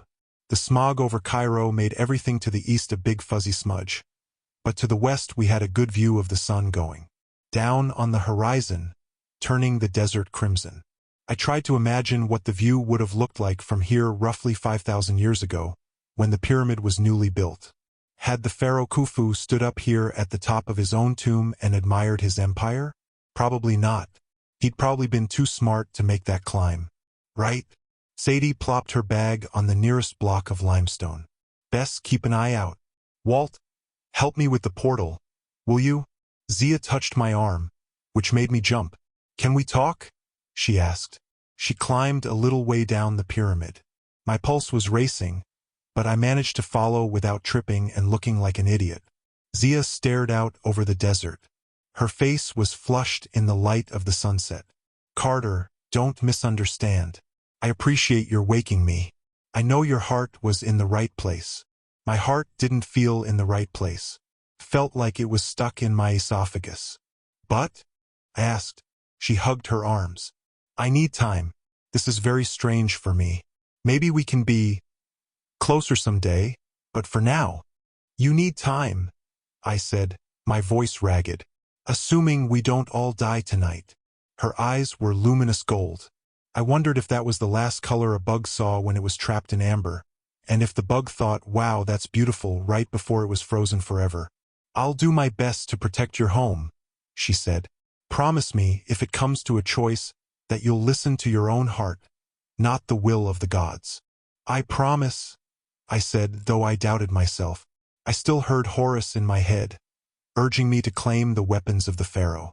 I wanted to say more, to tell her how I felt, but all I could get out was, yeah. Zia managed a dry smile.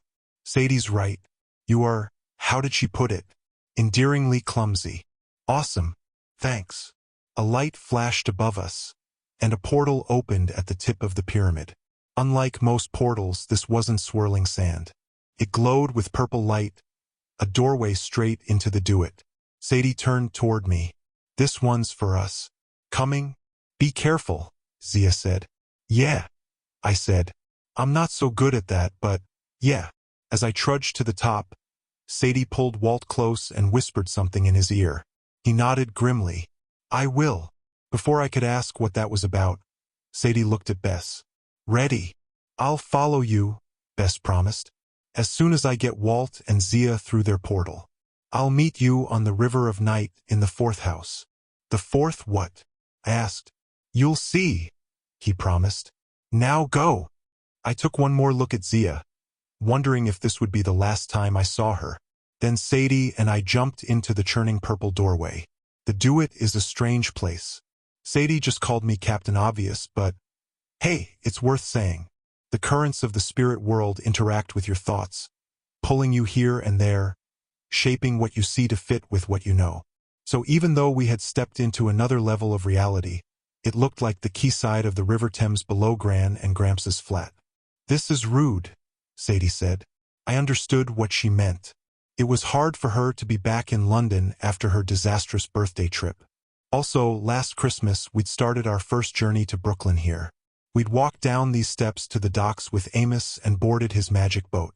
At the time, I was grieving the loss of my dad, in shock that Gran and Gramps would give us up to an uncle I didn't even remember, and terrified of sailing into the unknown. Now all those feelings welled up inside me, as sharp and painful as ever. The river was shrouded with mist. There were no city lights, just an eerie glow in the sky. The skyline of London seemed fluid, buildings shifting around, rising and melting as if they couldn't find a comfortable place to settle. Below us, the mist drifted away from the docks. Sadie, I said, look, at the bottom of the steps, a boat was moored, but it wasn't Amos's. It was the bark of the sun god, just like I'd seen in my vision. A once regal ship with a deckhouse and places for 20 oarsmen, but it was now barely able to stay afloat. The sail was tattered, the oars broken, the rigging covered with cobwebs. Halfway down the steps, blocking our path, stood Gran and Gramps. Them again, Sadie growled. Come on.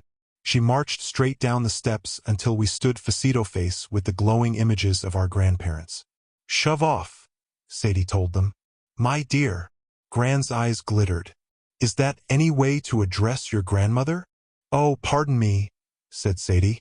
This must be the part where I say, my, what big teeth you have. You're not my grandmother, neckbet. Now, get out of our way. The image of Gran shimmered. Her flowery housecoat turned into a cloak of greasy black feathers. Her face shriveled into a saggy wrinkled mask, and most of her hair fell out, which put her at a 9.5 on the ugly meter, right up there with Bess. Show more respect, love, the goddess cooed. We're only here to give you a friendly warning. You're about to pass the point of no return. If you step on that boat, there will be no turning back, no stopping until you've passed through all 12 houses of the night, or until you die. Gramps barked, Ag! He scratched his armpits, which might have meant he was possessed by the baboon god Bobby, or not, since this behavior wasn't too strange for Gramps. Listen to Bobby, Neckbet urged. You have no idea what awaits you on the river. You could barely fend off the two of us in London, girl. The armies of chaos are much worse. She's not alone this time. I stepped forward with the crook and flail. Now, get lost. Gramps snarled and backed away. Nekhbet's eyes narrowed. You would wield the pharaoh's weapons? Her tone held a hint of grudging admiration. A bold move, child, but that will not save you. You don't get it, I said. We're saving you too. We're saving all of us from Apophis. When we come back with RA, you're going to help. You're going to follow our orders, and you're going to convince the other gods to do the same. Ridiculous, Nekhbet hissed. I raised the crook, and power flowed through me, the power of a king. The crook was the tool of a shepherd. A king leads his people like a shepherd leads his flock. I exerted my will, and the two gods crumpled to their knees. The images of Nekhbet and Gramps evaporated, revealing the gods' true forms. Nekhbet was a massive vulture with a golden crown on her head and an elaborate jeweled collar around her neck. Her wings were still black and greasy, but they glistened as if she'd been rolling in gold dust. Bobby was a giant gray baboon with fiery red eyes, scimitar fangs, and arms as thick as tree trunks. They both glared at me with pure hatred. I knew if I wavered even for a moment, if I let the power of the crook falter, they would tear me apart. Swear loyalty, I commanded. When we return with RA, you will obey him. You'll never succeed, Nekhbet said. Then it won't do any harm to pledge your loyalty, I said. Swear it. I raised the war flail and the gods cringed. Ack, Bobby muttered. We swear, Nekhbet said. But it is an empty promise. You sail to your death. I slashed my crook through the air, and the gods vanished into the mist. Sadie took a deep breath. Well done. You sounded confident. A complete act. I know, she said. Now the hard part. Finding RA and waking him up, and having a nice dinner along the way preferably. Without dying. I looked down at the boat. Thoth, the god of knowledge, had once told us that we'd always have the power to summon a boat when we needed one, because we were the blood of the pharaohs. But I'd never thought it would be this boat, and in such bad shape. 2 kids in a broken-down leaky barge, alone against the forces of chaos. All aboard, I told Sadie. Chapter 19. The Revenge of Bullwinkle the Moose God. I should mention that Carter was wearing a skirt. Ha! You are not grabbing the microphone. It's my turn. He neglected to tell you that, but as soon as we entered the duet, our appearances changed, and we found ourselves wearing ancient Egyptian clothes. They looked quite good on me. My white silk gown shimmered. My arms were bedecked with gold rings and bracelets. True, the jeweled neck collar was a bit heavy, like one of those lead aprons you might wear for an X-ray at the dentist's, and my hair was plaited with enough hairspray to petrify a major god. But otherwise I'm sure I looked rather alluring. Carter, on the other hand, was dressed in a manskirt, a simple linen wrap, with his crook and flail hanging from a utility belt sort of thing around his waist. His chest was bare except for a golden neck collar, like mine. His eyes were lined with kohl, and he wore no shoes. To ancient Egyptians, I'm sure he would have looked regal and warlike, a fine specimen of manhood. Do you see? I managed to say that without laughing. And I suppose Carter wasn't the worst-looking guy with his shirt off, but that didn't mean I wanted to adventure through the underworld with a brother who was wearing nothing but jewelry and a beach towel. As we stepped onto the sun god's boat, Carter immediately got a splinter in his foot. Why are you barefooted? I demanded. It wasn't my idea. He winced as he plucked a toothpick-sized piece of deck from between his toes. I guess because ancient warriors fought barefoot. Sandals got too slippery from sweat and blood, and all. And the skirt. Let's just go, all right? That proved easier said than done. The boat drifted away from the docks, then got stuck in a backwater a few meters downstream. We began turning in circles. Tiny question, I said. Do you know anything about boats? Nothing, Carter admitted. Our tattered sail was about as useful as a ripped tissue. The oars were either broken or trailing uselessly in the water, and they looked quite heavy. I didn't see how the two of us could row a boat meant for a crew of 20, even if the river stayed calm. On our last trip through the Duet, the ride had been more like a roller coaster. What about those glowing balls of light? I asked. Like the crew we had on the Egyptian Queen? Can you summon some? Right? I grumbled. Throw the hard questions back to me. I looked around the boat, hoping to spot a button that read, "Push here for glowing sailors." I saw nothing so helpful. I knew the sun god's bark once had had a crew of lights. I'd seen them in my vision. But how to summon them? The tent pavilion was empty. The throne of fire was gone. The boat was silent except for water gurgling through the cracks in the hull. The spinning of the ship was starting to make me sick. Then a horrible feeling crept over me. A dozen tiny voices whispered at the base of my skull. ISIS, schemer, poisoner, traitor. I realized my nausea wasn't just from the spiraling current. The entire ship was sending malicious thoughts my way. The boards under my feet, the railing, the oars and rigging. Every part of the sun god's bark hated my presence. "Carter, the boat doesn't like me," I announced. "You're saying the boat has good taste?" Haha. I mean, it senses ISIS. She poisoned RA and forced him into exile after all. This boat remembers. Well, apologize or something. "Hello, boat," I said, feeling quite foolish. "Sorry about the poisoning business. But you see, I'm not ISIS. I'm Sadie Kane. Traitor," the voices whispered. "I can see why you'd think so," I admitted. "I probably have that ISIS magic smell to me, don't I? But honestly, I sent ISIS packing. She doesn't live here anymore. My brother and I are going to bring back RA." The boat shuddered. The dozen little voices fell silent, as if for the first time in their immortal lives they were truly and properly stunned. Well, they hadn't met me yet, had they? That would be good, yes? I ventured. "RA back, just like old times, rolling on the river and so on? We're here to make things right. But to do that we need to journey through the houses of the night. If you could just cooperate." A dozen glowing orbs blazed to life. They circled me like an angry swarm of flaming tennis balls. Their heat so intense, I thought they'd combust my new dress.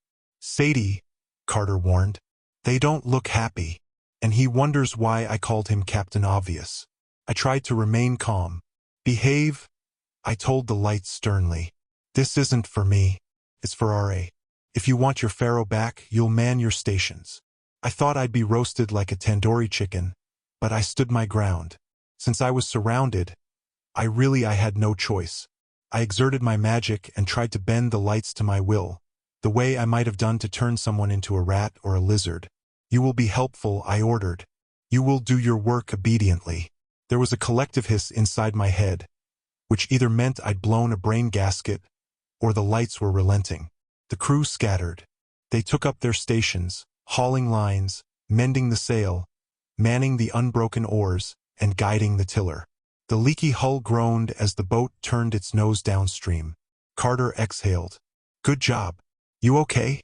I nodded, but my head felt like it was still spinning in circles. I wasn't sure if I'd convinced the orbs, or if they were simply biding their time, waiting for revenge. Either way, I wasn't thrilled to have put our fate in their hands. We sailed into the dark. The cityscape of London melted away.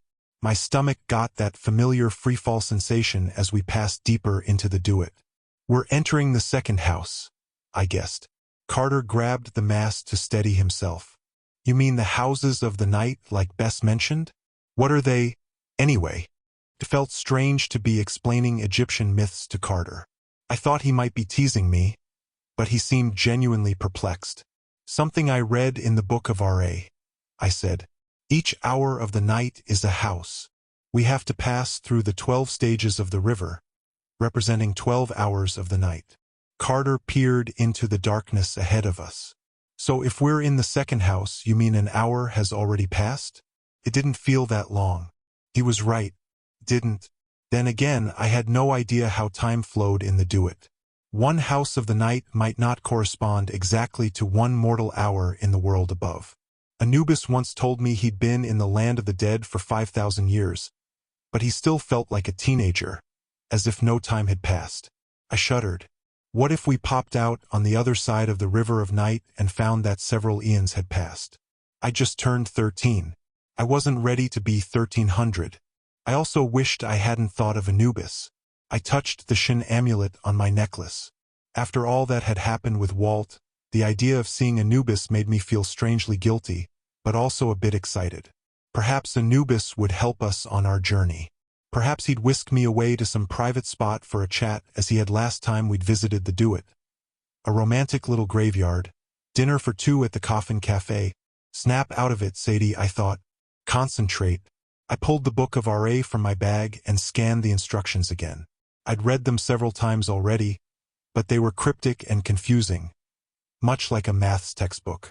The scroll was chock full of terms like first from chaos, breath into clay, the night's flock, reborn in fire, the acres of the sun, the kiss of the knife, the gambler of light, and the last scarab, most of which made no sense to me. I gathered that as we passed through the 12 stages of the river, I'd have to read the 3 sections of the Book of RA at 3 separate locations, probably to revive the different aspects of the sun god, and each of 3 aspects would present us with some sort of challenge. I knew that if I failed, if I so much as stumbled over one word while reading the spells, I would end up worse than Vlad Menshikov. The idea terrified me, but I couldn't dwell on the possibility of failure. I simply had to hope that when the time came, the scroll's gibberish would make sense. The current accelerated. So did the leaking of the boat. Carter demonstrated his combat magic skill by summoning a bucket and bailing out water, while I concentrated on keeping the crew in line. The deeper we sailed into the Do-It, the more rebellious the glowing orbs became. They chafed against my will, remembering how much they wanted to incinerate me. It's unnerving to float down a magic river with voices whispering in your head, "Die, traitor, die." Every so often I'd get the feeling we were being followed. I'd turn and think I could see a whitish smudge against the black, like the afterimage of a flash, but I decided it must be my imagination. Even more unnerving was the darkness ahead. No shoreline, no landmarks, no visibility at all. The crew could have steered us straight into a boulder or the mouth of a monster, and we would have had absolutely no warning. We just kept sailing through the dark, empty void. "Why is it so nothing?" I murmured. Carter emptied his bucket. He made an odd sight. A boy dressed as a pharaoh with the royal crook and flail, bailing water from a leaky boat. "Maybe the houses of the night follow human sleep patterns," he suggested. "Human what?" "Sleep patterns. Mom used to tell us about them before bedtime." "Remember?" I didn't. Then again, I'd only been 6 when our mom died. She'd been a scientist as well as a magician, and had thought nothing of reading us Newton's laws or the periodic table as bedtime stories. Most of it had gone over my head, but I wanted to remember. I'd always been irritated that Carter remembered Mum so much better than I did. "Sleep has different stages," Carter said. "Like, the first few hours, the brain is almost in a coma. A really deep sleep with hardly any dreams. Maybe that's why this part of the river is so dark and formless. Then later in the night, the brain goes through REM, rapid eye movement. That's when dreams happen. The cycles get more rapid and more vivid. Maybe the houses of the night follow a pattern like that." It seemed a bit far-fetched to me. Then again, Mum had always told us science and magic weren't mutually exclusive. She'd called them 2 dialects of the same language. Bast had once told us there were millions of different channels and tributaries to the Do-It's River. The geography could change with each journey, responding to the traveler's thoughts. If the river was shaped by all the sleeping minds in the world, if its course got more vivid and crazy as the night went along, then we were in for a rough ride. The river eventually narrowed. A shoreline appeared on either side, black volcanic sands sparkling in the lights of our magic crew. The air turned colder. The underside of the boat scraped against rocks and sandbars, which made the leaks worse. Carter gave up on the pail and pulled wax from his supply bag. Together we tried to plug the leaks, speaking binding spells to hold the boat together. If I'd had any chewing gum, I would have used that as well. We didn't pass any signposts, now entering the 3rd house, service's next exit, but we'd clearly entered a different section of the river. Time was slipping away at an alarming rate, and still we hadn't done anything. "Perhaps the first challenge is boredom," I said. "When will something happen?" I should have known better than to say that aloud. Right in front of us, A shape loomed out of the darkness. A sandaled foot the size of a waterbed planted itself on the prow of our ship and stopped us dead in the water. It wasn't an attractive foot either. Definitely male. Its toes were splattered with mud, and its toenails were yellow, cracked, and overgrown. The leather sandal straps were covered in lichen and barnacles. In short, the foot looked and smelled very much like it had been standing on the same rock in the middle of the river, wearing the same sandal for several thousand years. Unfortunately, it was attached to a leg which was attached to a body. The giant leaned down to look at us. "You are bored?" His voice boomed, not in an unfriendly way. "I could kill you if that would help." He wore a kilt like Carter's, except that the giant's skirt could have supplied enough fabric to make 10 ship sails. His body was humanoid and muscular, covered with man fur, the sort of gross body hair that makes me want to start a charity waxing foundation for overly fuzzy men. He had the head of a ram, a white snout with a brass ring in his nose and long curly horns hung with dozens of bronze bells. His eyes were set far apart, with luminous red irises and vertical slits for pupils. I suppose that all sounds rather frightening, but the ram man didn't strike me as devilish. In fact, he looked quite familiar for some reason. He seemed more melancholy than threatening, as if he'd been standing on his little rock island in the middle of the river for so long, he'd forgotten why he was there. Carter asks when I became a ram whisperer. "Do shut up, Carter." I honestly felt sorry for the ram man. His eyes were full of loneliness. I couldn't believe he would hurt us, until he drew from his belt 2 very large knives with curly blades like his horns. "You're silent," he noted. "Is that a yes for the killing?" "No, thanks," I said, trying to sound grateful for the offer. "One word and one question, please. The word is pedicure. The question is, who are you?" "Ah ha ha ha," he said, bleating like a sheep. "If you knew my name, we wouldn't need introductions, and I could let you pass. Unfortunately, no one ever knows my name. A shame, too. I see you've found the Book of R.A. You've revived his crew and managed to sail his boat to the gates of the 4th house. No one's ever gotten this far before. I'm terribly sorry I have to slice you to pieces." He hefted his knives, one in each hand. Our glowing orbs swarmed in a frenzy, whispering, "Yes, slice her. Yes." "Just a mo," I called up to the giant. "If we name you, we can pass?" "Naturally," he sighed. "But no one ever can." I glanced at Carter. This wasn't the first time we'd been stopped on the River of Night and challenged to name a guardian on pain of death. Apparently, it was quite a common experience for Egyptian souls and magicians passing through the Duat. But I couldn't believe we'd get such an easy test. I was sure now that I recognized the Ram Man. We'd seen his statue in the Brooklyn Museum. "It's him, isn't it?" I asked Carter. "The chap who looks like Bullwinkle?" "Don't call him Bullwinkle," Carter hissed. He looked up at the giant Ram Man and said, "You're Knum, aren't you?" The Ram Man made a rumbling sound deep in his throat. He scraped one of his knives against the ship's rail. "Is that a question? Or is that your final answer?" Carter blinked. Not our final answer," I yelped, realizing that we'd almost stepped into a trap. "Not even close. Knum is your common name, isn't it? You want us to say your true name, Riordan." Knum tilted his head, the bells on his horns jingling. "That would be nice, but, alas, no one knows it. Even I have forgotten it." "How can you forget your own name?" Carter asked. "And yes, that's a question. I am part of R.A., said the Ram God. "I am his aspect in the underworld, a third of his personality. But when R.A. stopped making his nightly journey, he no longer needed me. He left me here at the gates of the 4th house, discarded like an old coat. Now I guard the gates. I have no other purpose. If I could recover my name, I could yield my spirit to whoever frees me. They could reunite me with R.A., but until then I cannot leave this place." He sounded horribly depressed, like a little lost sheep, or rather a 10-meter-tall lost sheep with very large knives. I wanted to help him. Even more than that, I wanted to find a way not to get myself sliced to bits. "If you don't remember your name," I said, "why couldn't we just tell you any old name? How would you know whether it was the right answer or not? Knum let his knives trail in the water. I hadn't thought of that. Carter glared at me as if to say, why did you tell him? The ram god bleated. I think I will know my run when I hear it, he decided.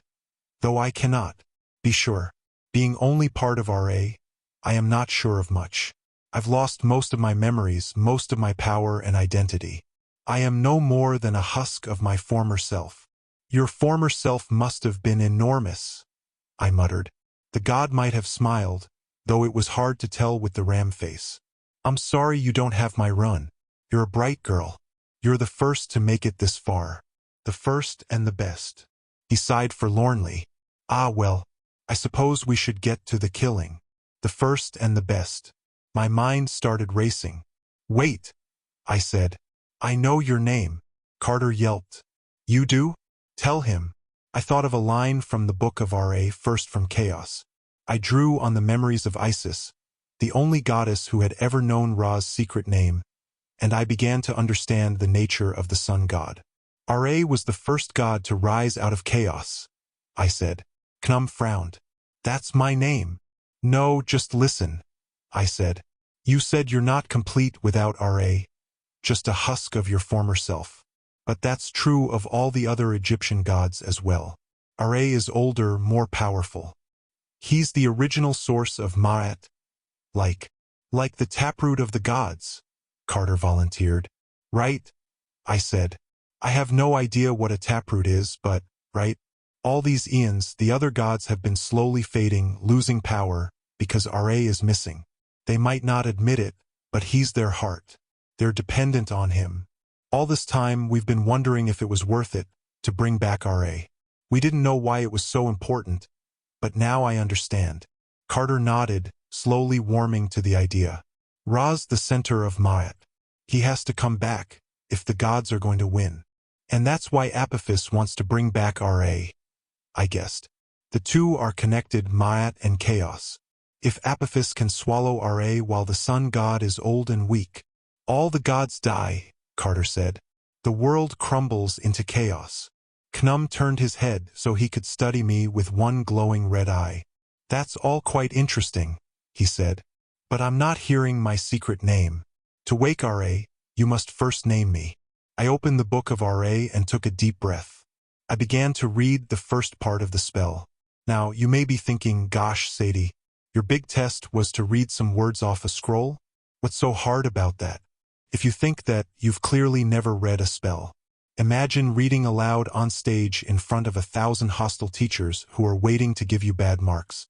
Imagine you can only read by looking at the backward reflection in a mirror. Imagine all the words are mixed around, and you have to put the sentences together in the right order as you go.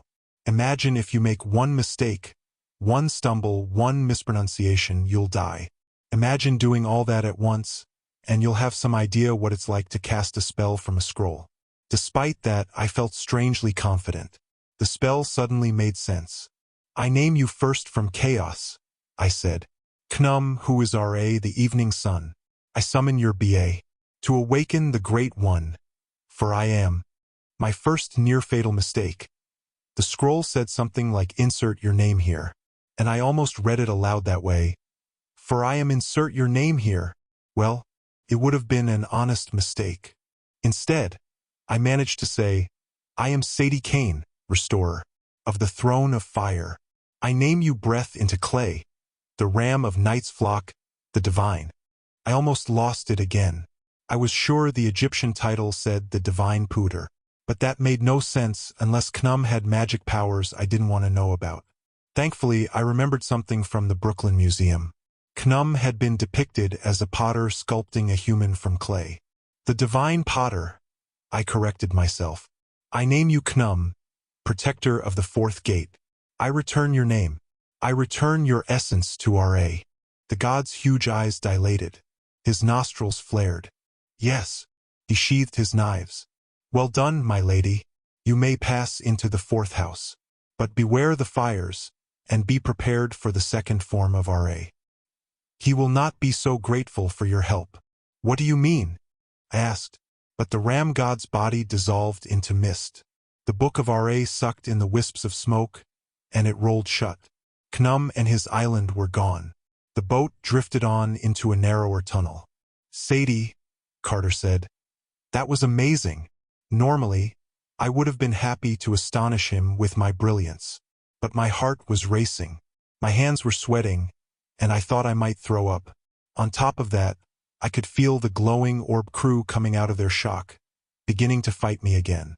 No slice, they complained. No slice. Mind your own business, I thought back at them.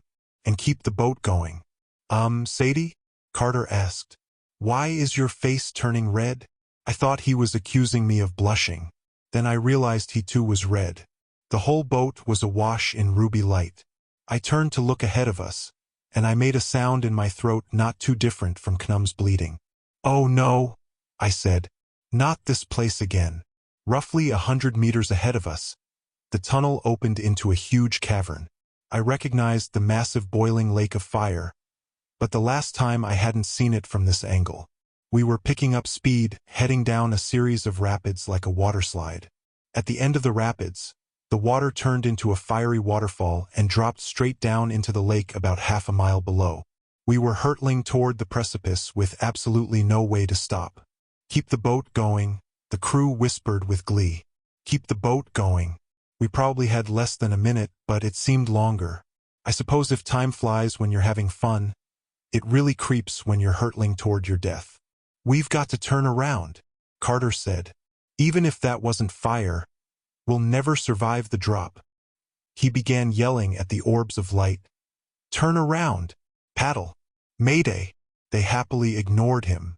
I stared at the flaming drop to oblivion and the lake of fire below. Despite the waves of heat rolling over us like dragon breath, I felt cold. I realized what needed to happen. "Reborn in fire," I said. "What?" Carter asked. "It's a line from the book of RA. We can't turn around. We have to go over, straight into the lake." "Are you crazy? We'll burn up." I ripped open my magic bag and rummaged through my supplies. "We have to take the ship through the fire. That was part of the sun's nightly rebirth, right? RA would have done it." RA wasn't flammable. The waterfall was only 20 meters away now. My hands trembled as I poured ink into my writing palette. If you've never tried to use a calligraphy set while standing up on a boat, it isn't easy. "What are you doing?" Carter asked. "Writing your will?" I took a deep breath and dipped my stylus in black ink. I visualized the hieroglyphs I needed. I wished Zia were with us, not just because we had hit it off rather well in Cairo. "Oh, stop pouting, Carter. It's not my fault she realized I'm the brilliant one in the family, but because Zia was an expert with fire glyphs, and that's just what we needed." "Push up your hair," I told Carter. "I need to paint your forehead. I'm not plunging to my death with loser painted on my head. I'm trying to save you. Hurry." He pushed his hair out of the way. I painted the glyphs for fire and shield on his forehead, and immediately my brother burst into flame. I know, it was like a dream come true and a nightmare all at once. He danced around, spewing some very creative curse words before realizing that the fire wasn't hurting him. He was simply encased in a protective sheet of flames. "What, exactly?" His eyes widened. "Hold on to something." The boat tipped sickeningly over the edge of the falls. I dashed the hieroglyphs onto the back of my hand, but it wasn't a good copy. The flames spluttered weakly around me. Alas, I didn't have time for anything better. I wrapped my arms around the rail, and we plummeted straight down. Strange how many things can go through your mind as you fall to certain doom. From up high, the lake of fire looked quite beautiful, like the surface of the sun. I wondered if I would feel any pain on impact, or if we would simply evaporate.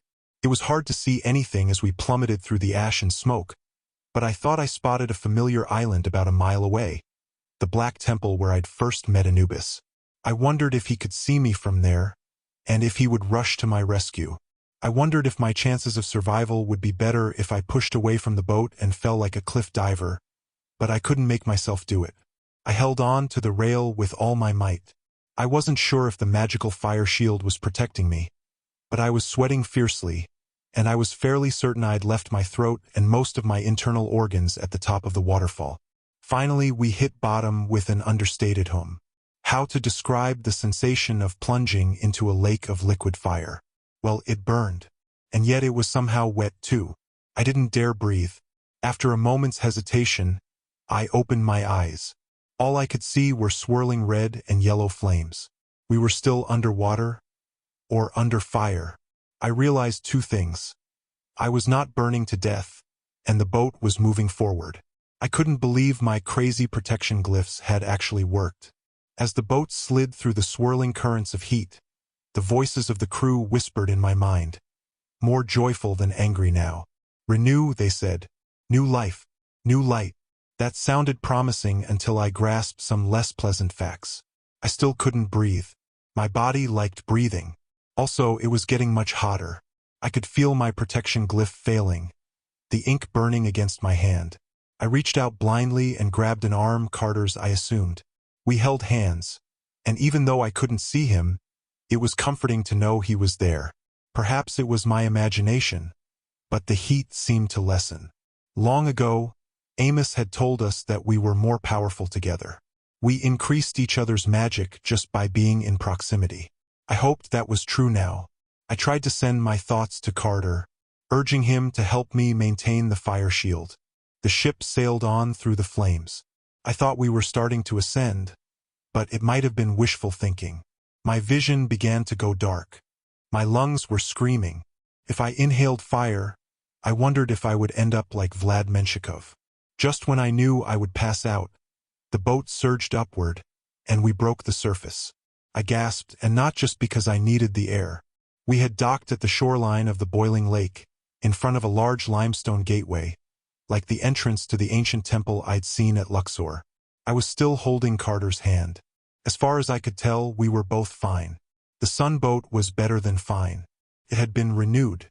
Its sail gleamed white, the symbol of the sun shining gold in its center. The oars were repaired and newly polished. The paint was freshly lacquered black and gold and green. The hull no longer leaked, and the tent house was once more a beautiful pavilion.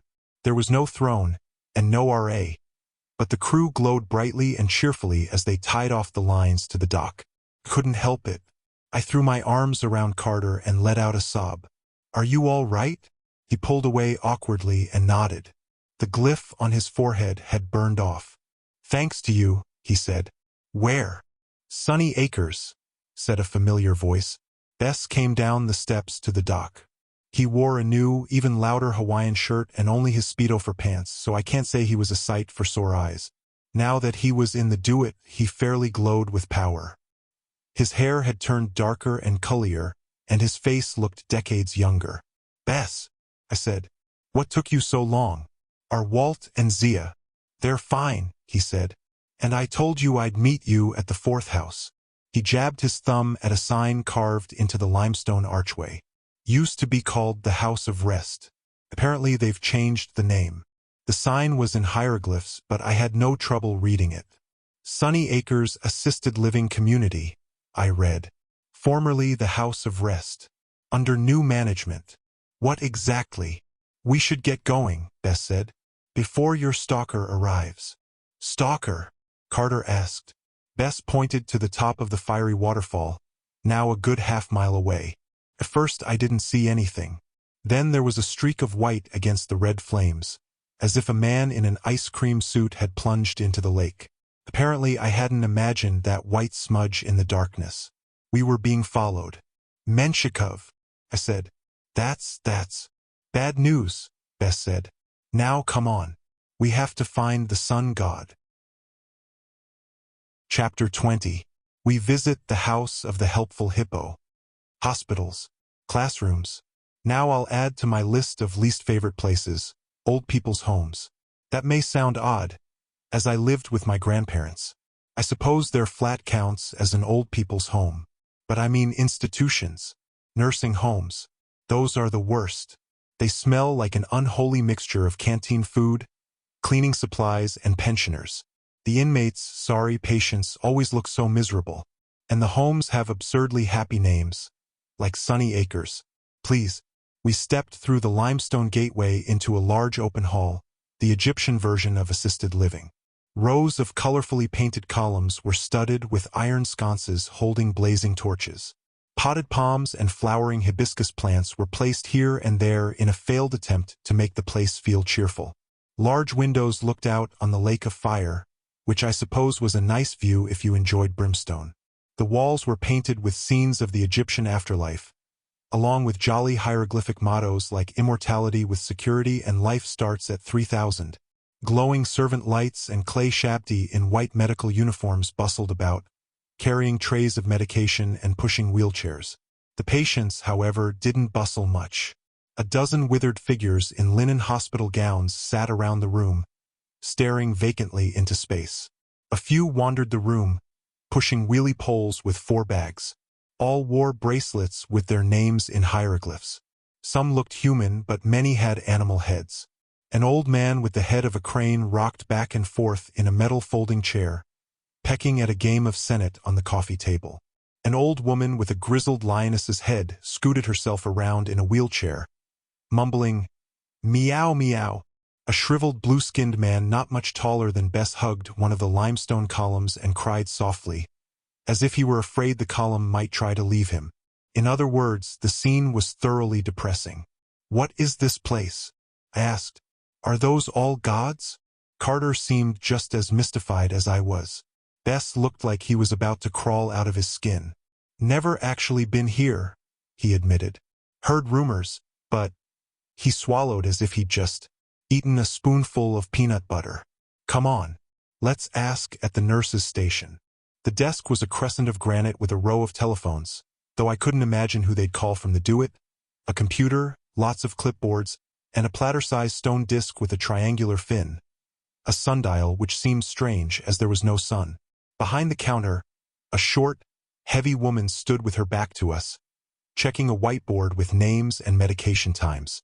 Her glossy black hair was plaited down her back like an extra-large beaver's tail, and her nurse's cap barely fit on her wide head. We were halfway to the desk when Bess froze. "It's her." "Who?" Carter asked. "This is bad." Bess turned pale. "I should have known. Curse it. You'll have to go without me." I looked more closely at the nurse, who still had her back to us. She did seem a bit imposing, with massive beefy arms, a neck thicker than my waist, and oddly tinted purplish skin. But I couldn't understand why she bothered Bess so much.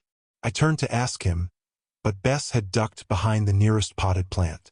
It wasn't big enough to hide him, and certainly didn't camouflage his Hawaiian shirt. "Bess, stop it," I said. "Shoo, I'm invisible." Carter sighed. "We don't have time for this. Come on, Sadie." He led the way to the nurse's station. "Excuse us," he called across the desk. The nurse turned, and I yelped. I tried to contain my shock, but it was difficult, as the woman was a hippopotamus. I don't mean that as an unflattering comparison. She was actually a hippo. Her long snout was shaped like an upside-down Valentine heart, with bristly whiskers, tiny nostrils, and a mouth with 2 large bottom teeth. Her eyes were small and beady.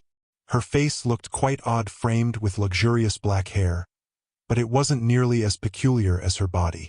She wore her nurse's blouse open like a jacket, revealing a bikini top that, how to put this delicately, was trying to cover a very great deal of top with very little fabric.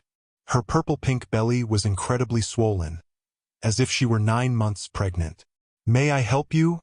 she asked. Her voice was pleasant and kindly, not what one would expect from a hippopotamus. Come to think of it, I wouldn't expect any voice from a hippopotamus. Hello," I stammered. "My brother and I are looking for—" I glanced at Carter and found he was not staring at the nurse's face. "Carter." "What?" He shook himself out of his trance. "Right. Sorry. Aren't you a goddess? To wear it? Or something?" The hippo woman bared her 2 enormous teeth in what I hoped was a smile. "Why, how nice to be recognized." "Yes, dear. I'm to wear it.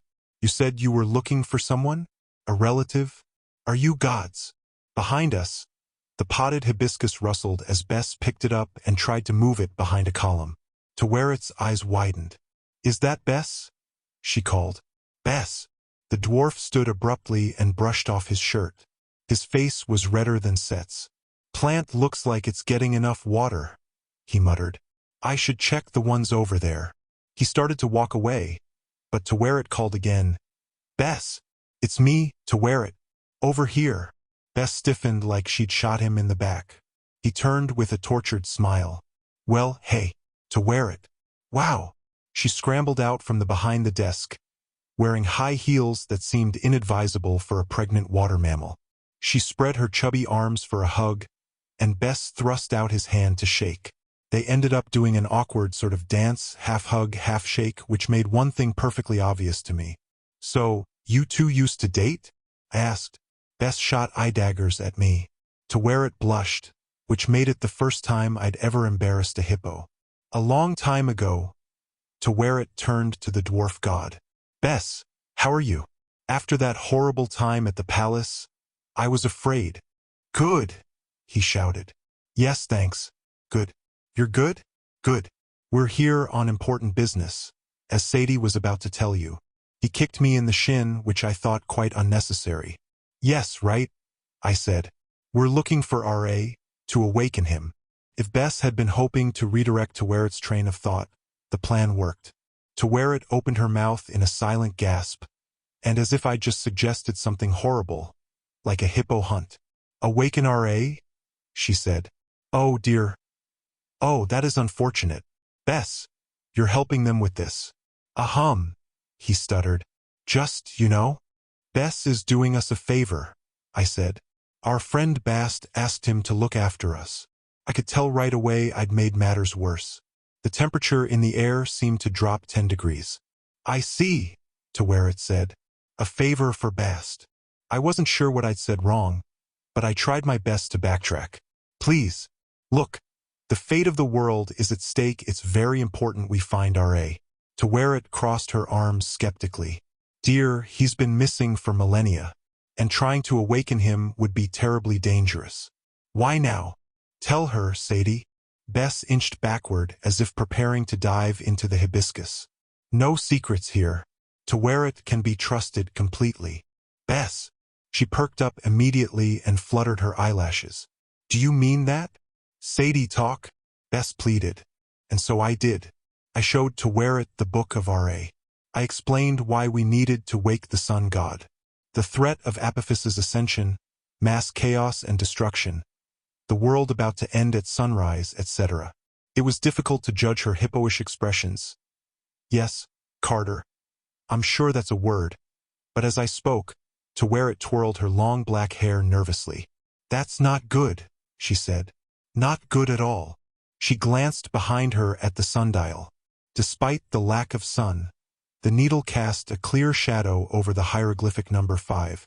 "You're running out of time," she said. Carter frowned at the sundial. "Isn't this place the 4th house of the night?" "Yes, dear," Tewerit agreed. "It goes by different names. Sunny Acres, the House of Rest, but it's also the 4th house." "So how can the sundial be on 5? He asked. "Shouldn't we be, like, frozen at the 4th hour?" "Doesn't work that way, kid," Bess put in. "Time in the mortal world doesn't stop passing just because you're in the 4th house. If you want to follow the sun god's voyage, you have to keep in sync with his timing." I felt a head-splitting explanation coming on. I was ready to accept blissful ignorance and get on with finding R.A., but Carter, naturally, wouldn't let it drop. "So what happens if we get too far behind?" he asked. Tewerit checked the sundial again, which was slowly creeping past 5. "The houses are connected to their times of night. You can stay in each one as long as you want, but you can only enter or exit them close to the hours they represent." "Aha!" I rubbed my temples.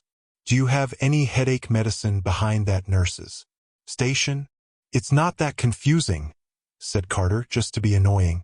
"It's like a revolving door. You have to wait for an opening and jump in." "More or less," Tewerit agreed. "There is a little wiggle room with most of the houses.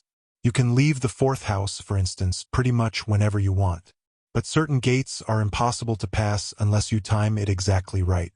You can only enter the 1st house at sunset. You can only exit the 12th house at dawn. And the gates of the 8th house, the house of challenges, can only be entered during the 8th hour. House of challenges? I said. I hate it already. Oh, you have Bess with you. To where it stared at him dreamily. The challenges won't be a problem. Bess shot me a panicked look, like, save me. But if you take too long, to where it continued, the gates will close before you can get there. You'll be locked in the do-it until tomorrow night. And if we don't stop Apophis, I said, there won't be a tomorrow night. That part one understand. So can you help us? Carter asked to wear it. Where is R.A.?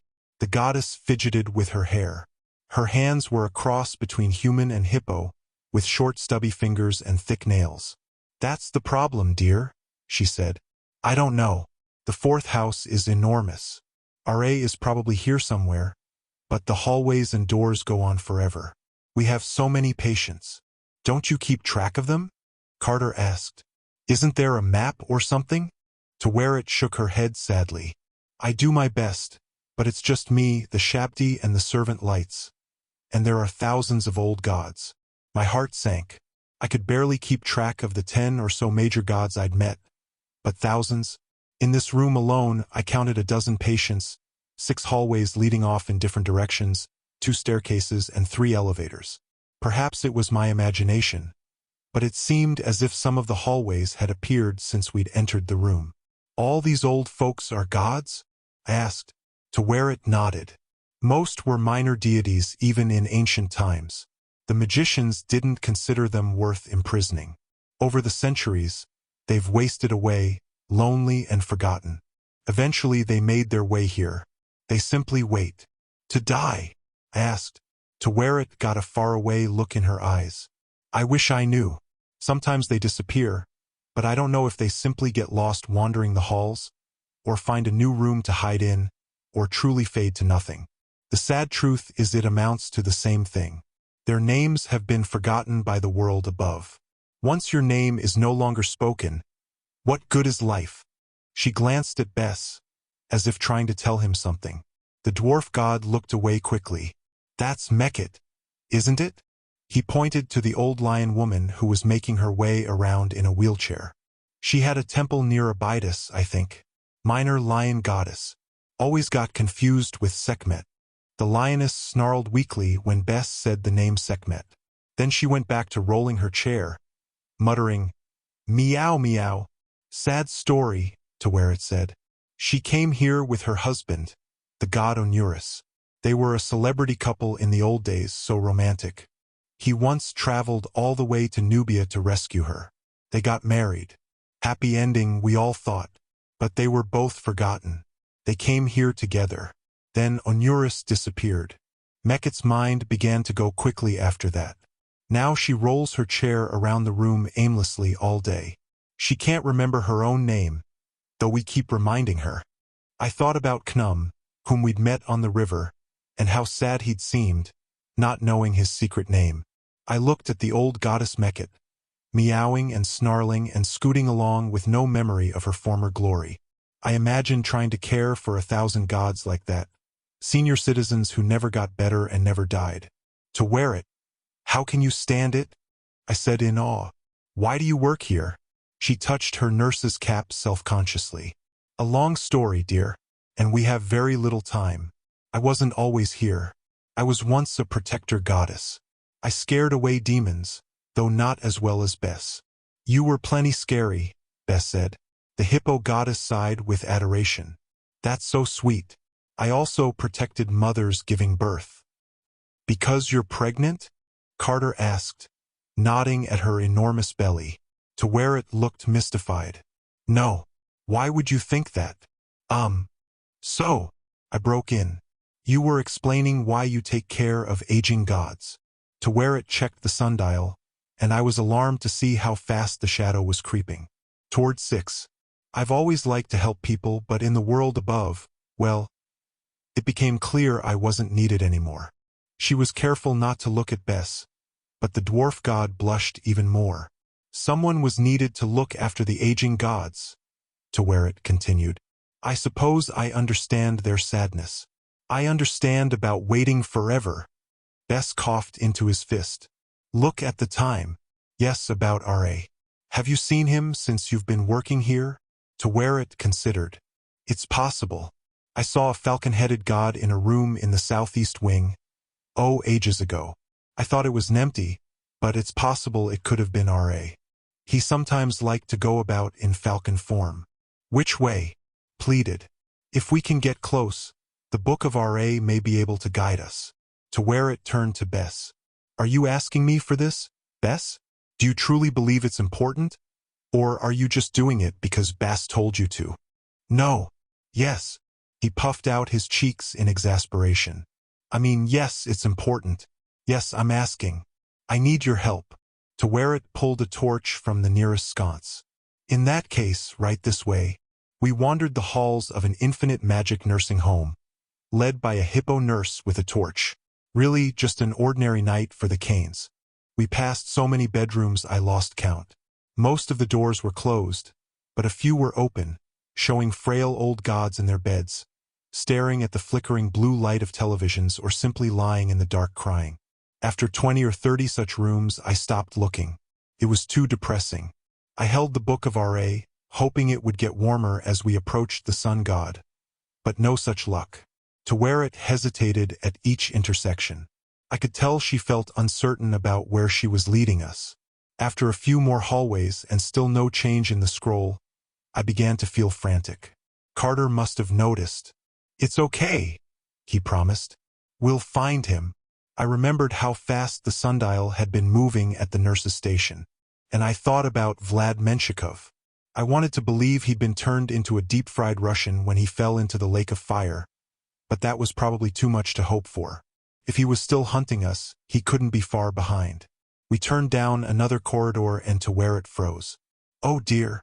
In front of us, an old woman with the head of a frog was jumping around, and when I say jumping, I mean she leaped 10 feet, croaked a few times, then leaped against the wall and stuck there before leaping to the opposite wall. Her body and limbs looked human, dressed in a green hospital gown, but her head was all amphibian, brown, moist, and warty. Her bulbous eyes turned in every direction, and by the distressed sound of her croaking, I guessed she was lost. Hecate's got out again, it said. Excuse me a moment. She hurried over to the frog woman. Bess pulled a handkerchief from the pocket of his Hawaiian shirt. He dabbed his forehead nervously. I wondered what had ever happened to Hecate. She's the frog goddess, you know. I never would have guessed, Carter said.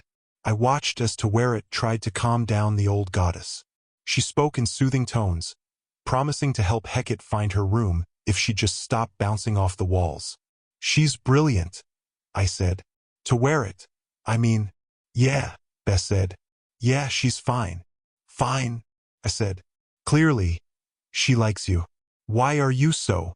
Suddenly the truth smacked me in the face. I felt almost as thick as Carter. Oh, I see. She mentioned a horrible time at a palace. Didn't she? She's the one who freed you in Russia. Bess mopped his neck with the handkerchief.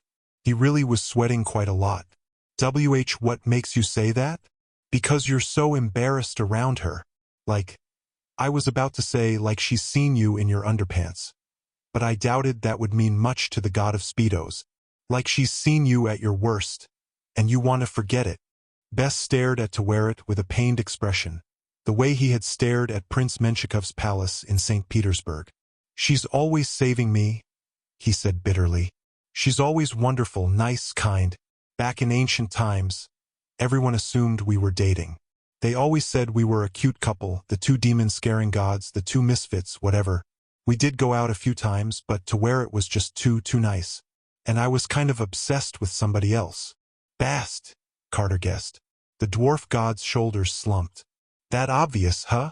Yeah, Bast. She was the most popular goddess with the common folk. I was the most popular god. So, we'd see each other at festivals and such. She was, well, beautiful. Typical man, I thought. Only seeing the surface. But I kept my mouth shut. Anyway, Bess sighed. Bast treated me like a little brother.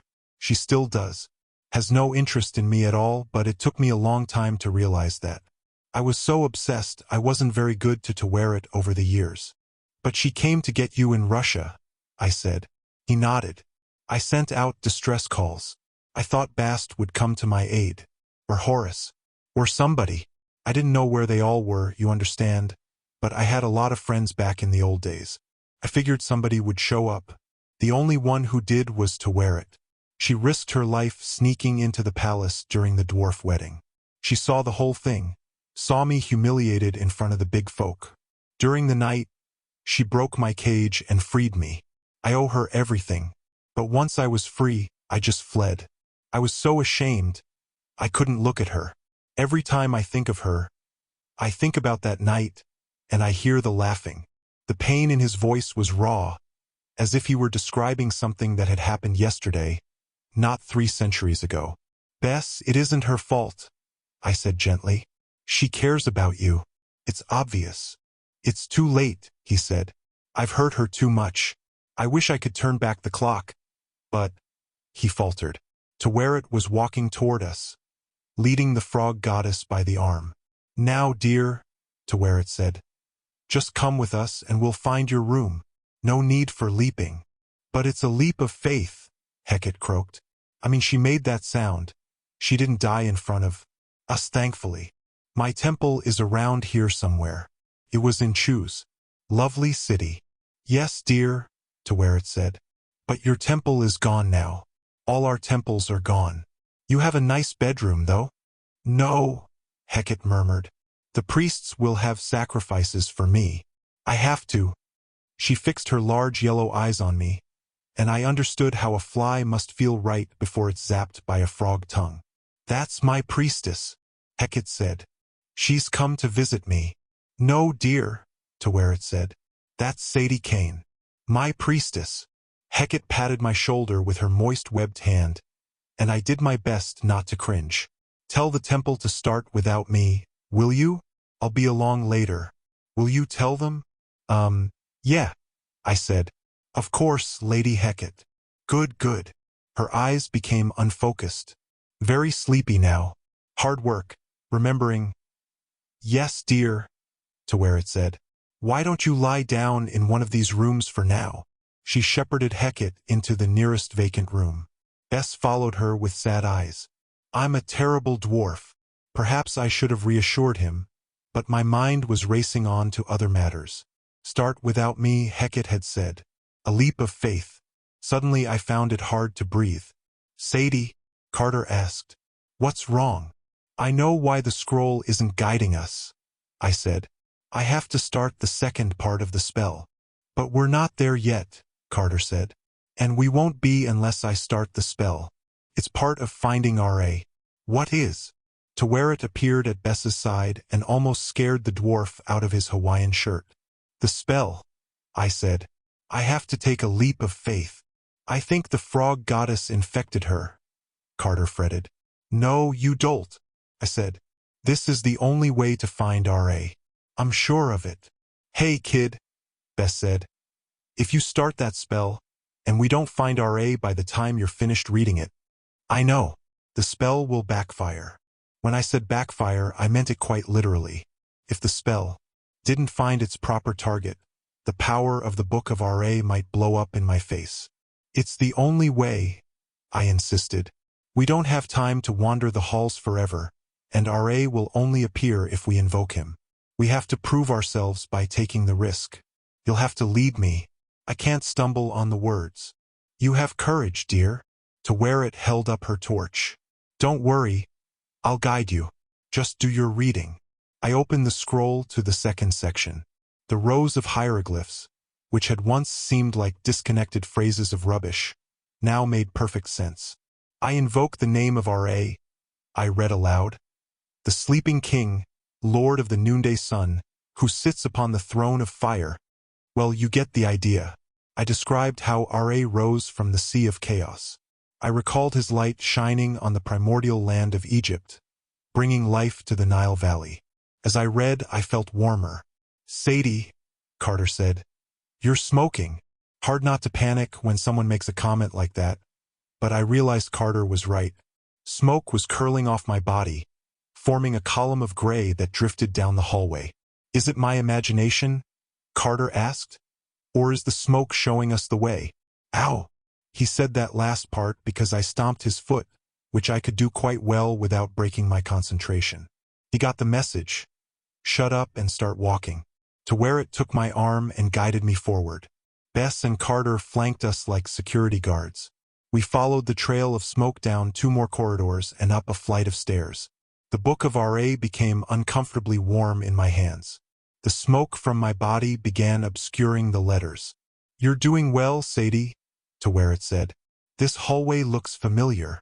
I don't know how she could tell, but I stayed focused on the scroll. I described Ra's sun boat sailing across the sky. I spoke of his kingly wisdom and the battles he'd won against Apophis.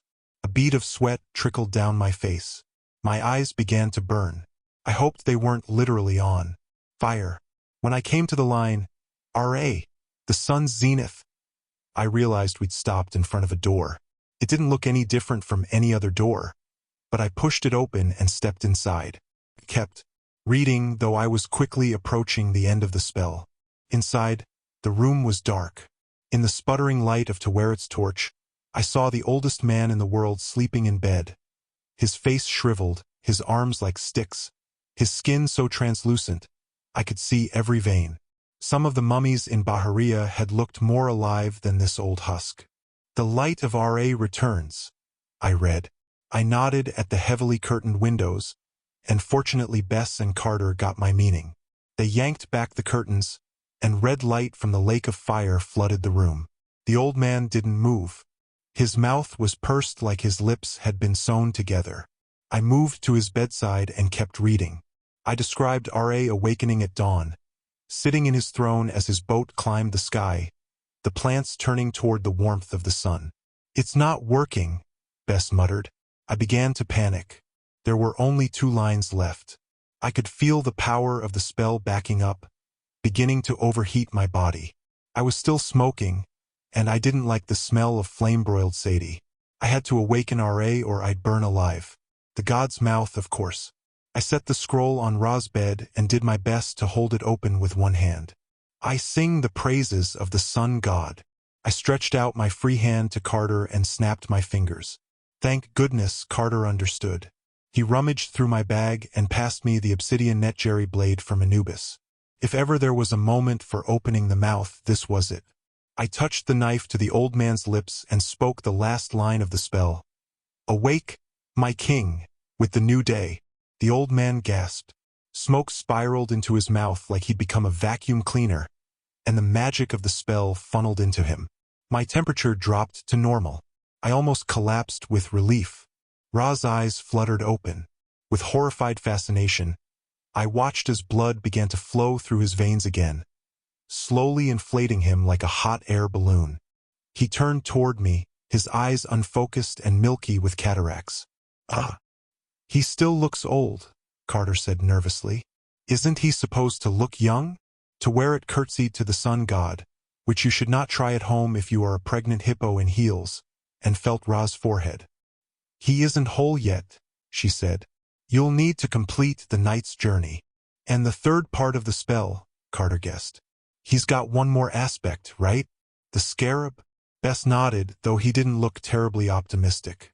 Khepri, the beetle. Maybe if we find the last part of his soul, he'll be reborn properly.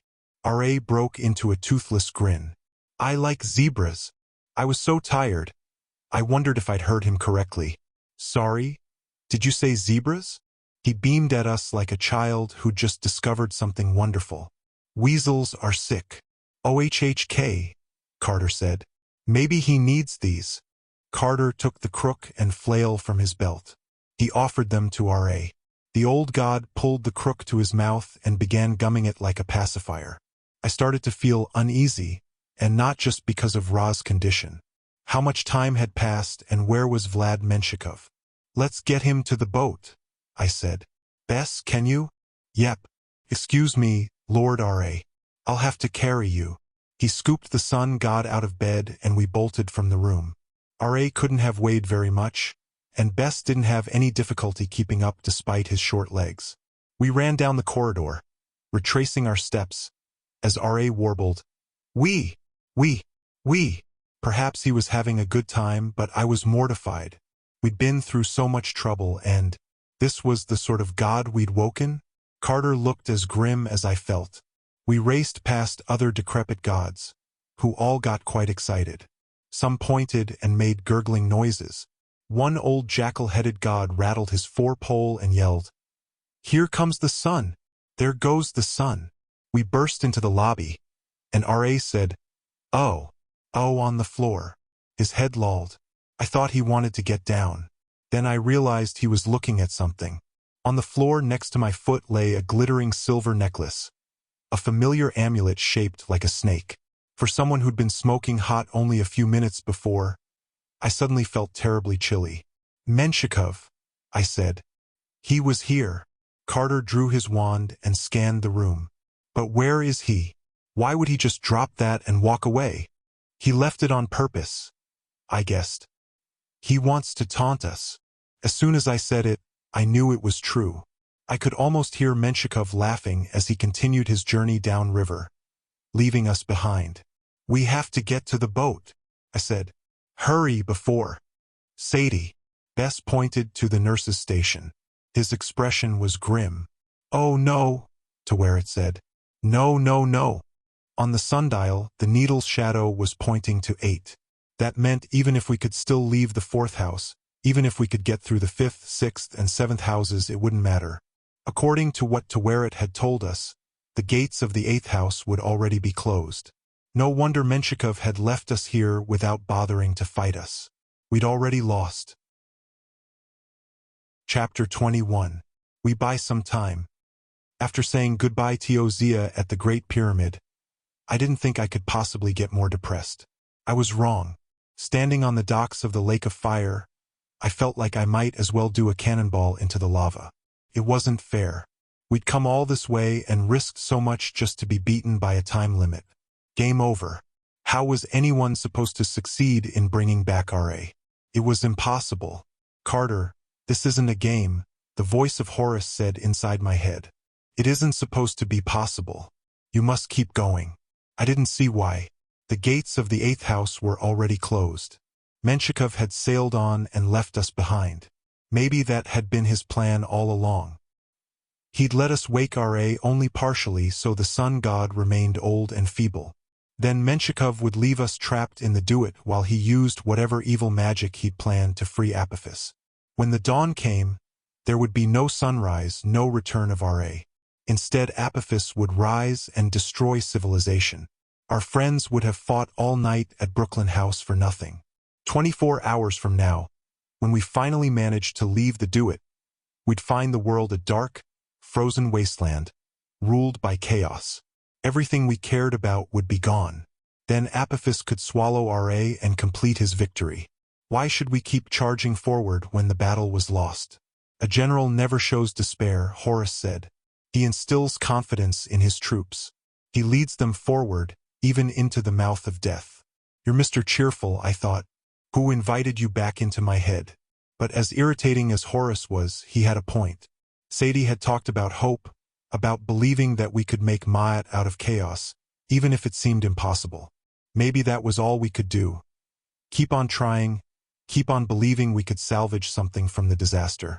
Amos, Zia, Walt, Jazz, Bast, and our young trainees, all of them were counting on us. If our friends were still alive, I couldn't give up.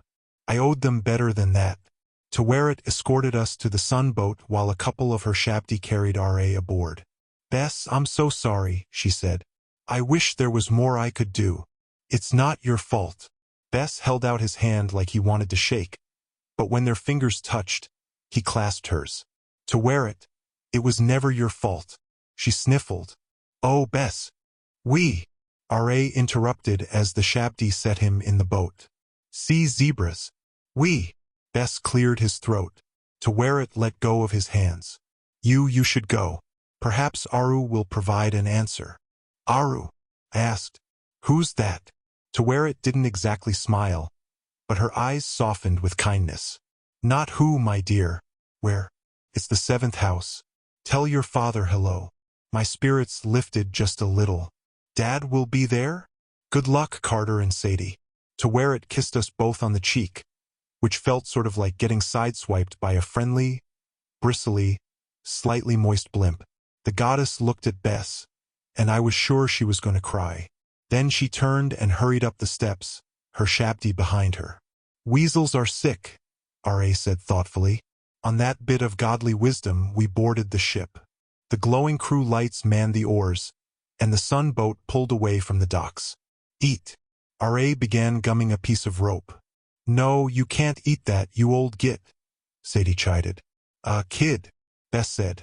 "Maybe you shouldn't call the king of the gods an old git." "Well, he is," Sadie said. "Come on, R.A. Come into the tent. I want to see something." "No tent," he muttered. "Zebras." Sadie tried to grab his arm, but he crawled away from her and stuck out his tongue. Finally she took the pharaoh's crook from my belt, without asking, of course, and waved it like a dog bone. "Want the crook, R.A.? Nice tasty crook." R.A. grabbed for it weakly. Sadie backed up and eventually managed to coax R.A. into the pavilion. As soon as he reached the empty dais, a brilliant light exploded around him, completely blinding me. "Carter, look!" Sadie cried. "I wish I could." I blinked the yellow spots out of my eyes. On the dais stood a chair of molten gold, a fiery throne carved with glowing white hieroglyphs. It looked just like Sadie had described from her vision, but in real life it was the most beautiful and terrifying piece of furniture I'd ever seen. The crew lights buzzed around it in excitement, brighter than ever. R.A. didn't seem to notice the chair, or he didn't care. His hospital gown had changed into regal robes with a collar of gold, but he still looked like the same withered old man. "Have a seat," Sadie told him. "Don't want a chair," he muttered. "That was almost a complete sentence," I said. "Maybe it's a good sign?" "Zebras." R.A. grabbed the crook from Sadie and hobbled across the deck, yelling, We, Lord R.A., Bess called. "Careful." I considered tackling the sun god before he could fall out of the boat, but I didn't know how the crew would react to that. Then R.A. solved our problem for us. He smacked into the mast and crumpled to the deck. We all rushed forward, but the old god seemed only dazed. He drooled and muttered as we dragged him back into the pavilion and set him on his throne. It was tricky, because the throne gave off heat of about 1,000 degrees, and I didn't want to catch fire again. But the heat didn't seem to bother R.A. We stepped back and looked at the king of the gods, slumped in his chair snoring, and cradling his crook like a teddy bear. I placed the war flail across his lap, hoping it might make a difference. Maybe complete his powers or something. No such luck. "Sick weasels," R.A. muttered. "Behold," Sadie said bitterly. "The glorious R.A." Bess shot her an irritated look. "That's right, kid. Make fun. We gods just love to have mortals laughing at us." Sadie's expression softened. "I'm sorry, Bess. I didn't mean, whatever." He stormed to the prow of the boat. Sadie gave me a pleading look. "Honestly, I didn't. He's just stressed," I told her. "Like all of us. It'll be okay." Sadie brushed a tear from her cheek. "The world is about to end. We're stuck in the do-it, and you think it'll be okay? We're going to see Dad." I tried to sound confident, even though I didn't feel it. A general never shows despair. "He'll help us." We sailed through the lake of fire until the shores narrowed, and the flaming current turned back into water. The glow of the lake faded behind us. The river got swifter, and I knew we'd entered the fifth house. I thought about Dad, and whether or not he'd really be able to help us. The last few months he'd been strangely silent. I guess that shouldn't have surprised me, since he was the lord of the underworld now. He probably didn't get good cell phone reception down here. Still, the idea of seeing him at the moment of my biggest failure made me nervous. Even though the river was dark, the throne of fire was almost too bright to look at. Our boat cast a warm glow over the shores. On either side of the river, ghostly villages appeared out of the gloom. Lost souls ran to the riverbank to watch us pass. After so many millennia in the darkness, they looked stunned to see the sun god. Many tried to shout for joy, but their mouths made no sound. Others stretched out their arms toward R.A. They smiled as they basked in his warm light.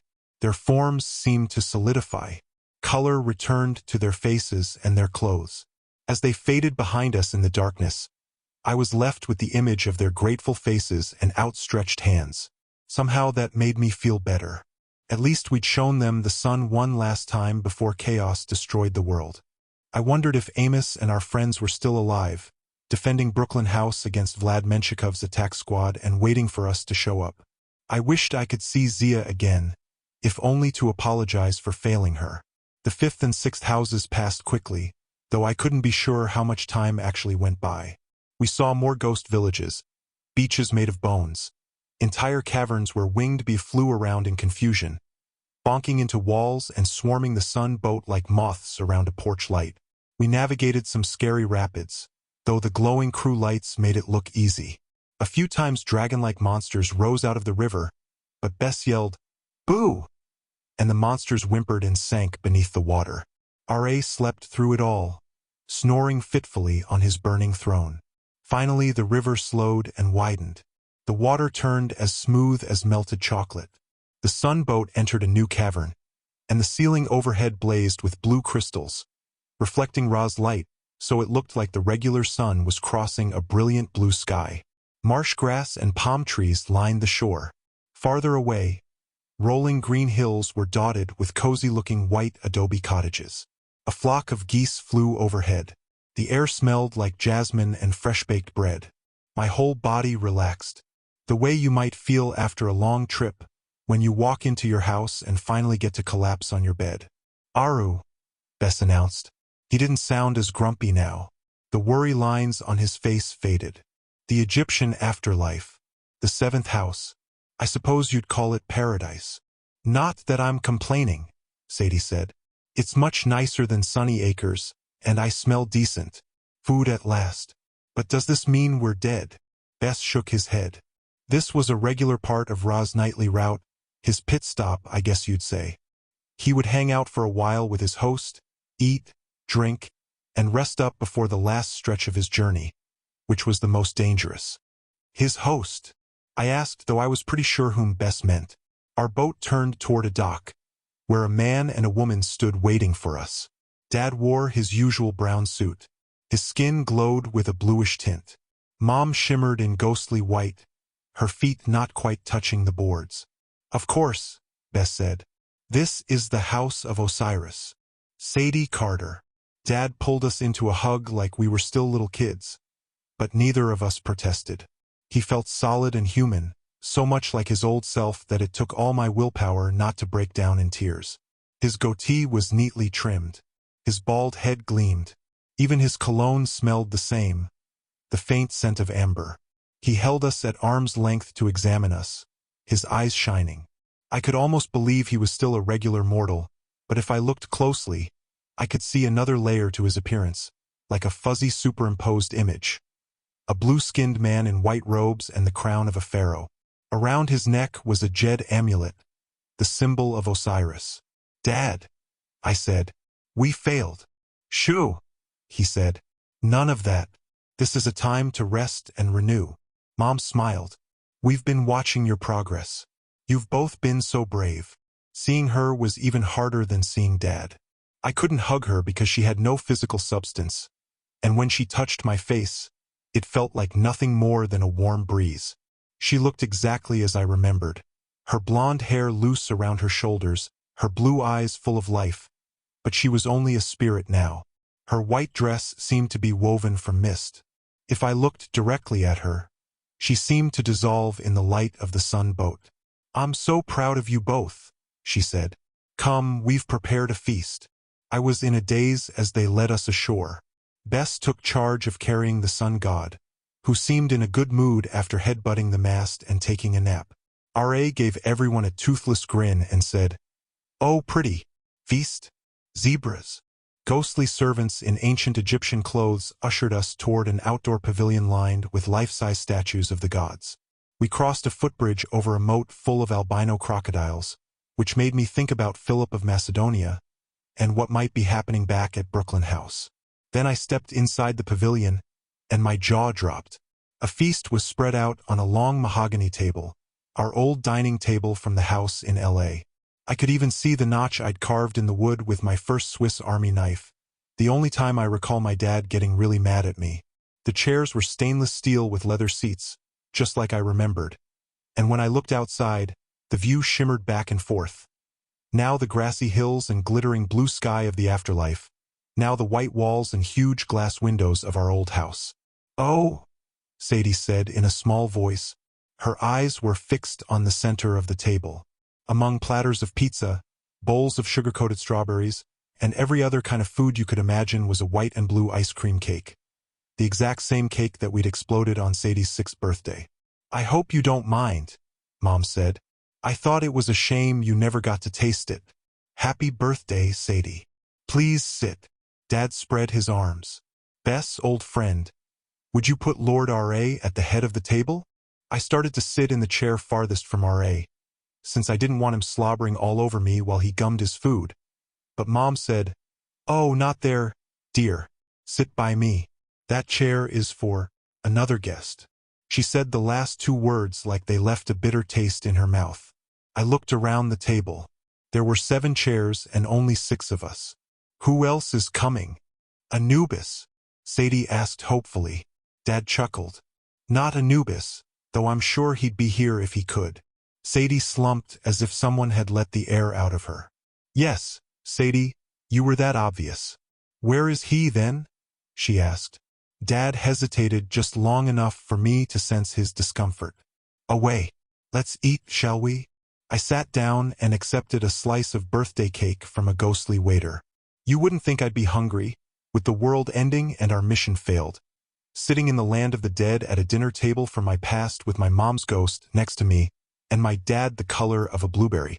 But my stomach didn't care about that. It let me know that I was still alive and I needed food. The cake was chocolate with vanilla ice cream. Tasted perfect. Before I knew it, I'd polished off my slice and was loading my plate with pepperoni pizza. The statues of the gods stood behind us, Horus, Isis, Thoth, Sobuk, all keeping silent watch as we ate. Outside the pavilion, the lands of Aru spread out as if the cavern were endless. Green hills and meadows, herds of fat cattle, fields of grain, orchards full of date trees. Streams cut the marshes into a patchwork of islands, just like the Nile Delta, with picture-perfect villages for the blessed dead. Sailboats cruised the river. "This is what it looks like to the ancient Egyptians," Dad said, as if reading my thoughts. "But each soul sees Aru slightly differently." "Like our house in L.A.? I asked. "Our family back together around a dining table? Is this even real?" Dad's eyes turned sad, the way they used to whenever I'd ask about Mom's death. "The birthday cake is good." "Eh?" he asked. "My little girl, 13. I can't believe." Sadie swept her plate off the table. It shattered against the stone floor. "What does it matter?" she shouted. "The bloody sundial. The stupid gates. We failed." She buried her face in her arms and began to sob. "Sadie."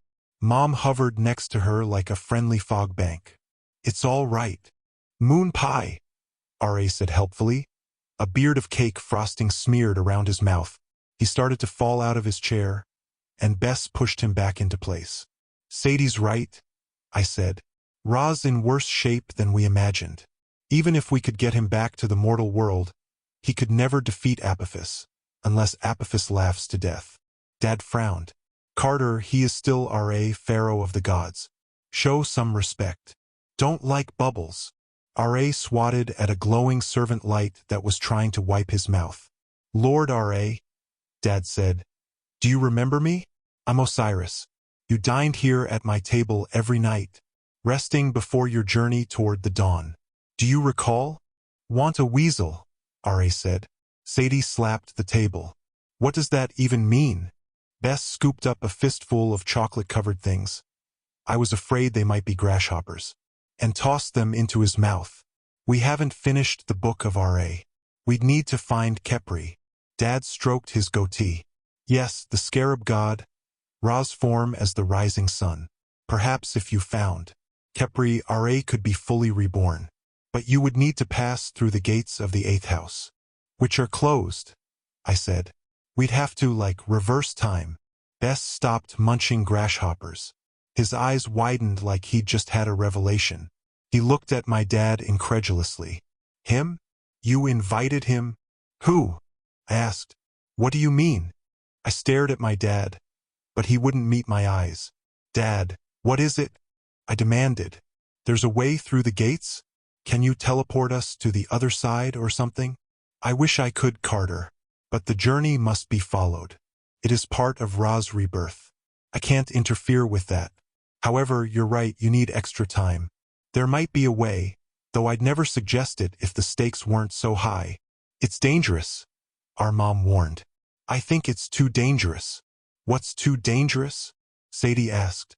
Me, I suppose, said a voice behind me. I turned and found a man standing with his hands on the back of my chair. Either he'd approached so silently, I hadn't heard him, or he'd materialized out of thin air. He looked about 20, thin and tall and kind of glamorous. His face was totally human, but his irises were silver. His head was shaven except for a glossy black ponytail on one side of his head, like ancient Egyptian youth used to wear. His silvery suit looked to have been tailored in Italy. I only know that because Amos and my dad both paid a lot of attention to suits. The fabric shimmered like some bizarre mix of silk and aluminum foil. His shirt was black and collarless, and several pounds of platinum chains hung around his neck. The biggest piece of bling was a silver crescent amulet. When his fingers drummed on the back of my chair, his rings and platinum Rolex flashed. If I'd seen him in the mortal world, I might have guessed he was a young Native American billionaire casino owner. But here in the duet, with that crescent-shaped amulet around his neck. Moon pie, R.A. cackled with delight. You're Khonsu, I guessed. The moon god. He gave me a wolfish grin, looking at me as if I were an appetizer. At your service, he said. Care to play a game? Not you, Bess growled. Khonsu spread his arms in a big air hug. Bess, old buddy, how've you been? Don't old buddy me, you scam artist. I'm hurt. Khonsu sat down on my right and leaned toward me conspiratorially.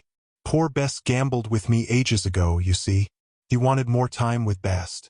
He wagered a few feet of his height. I'm afraid he lost. That's not what happened, Bess roared.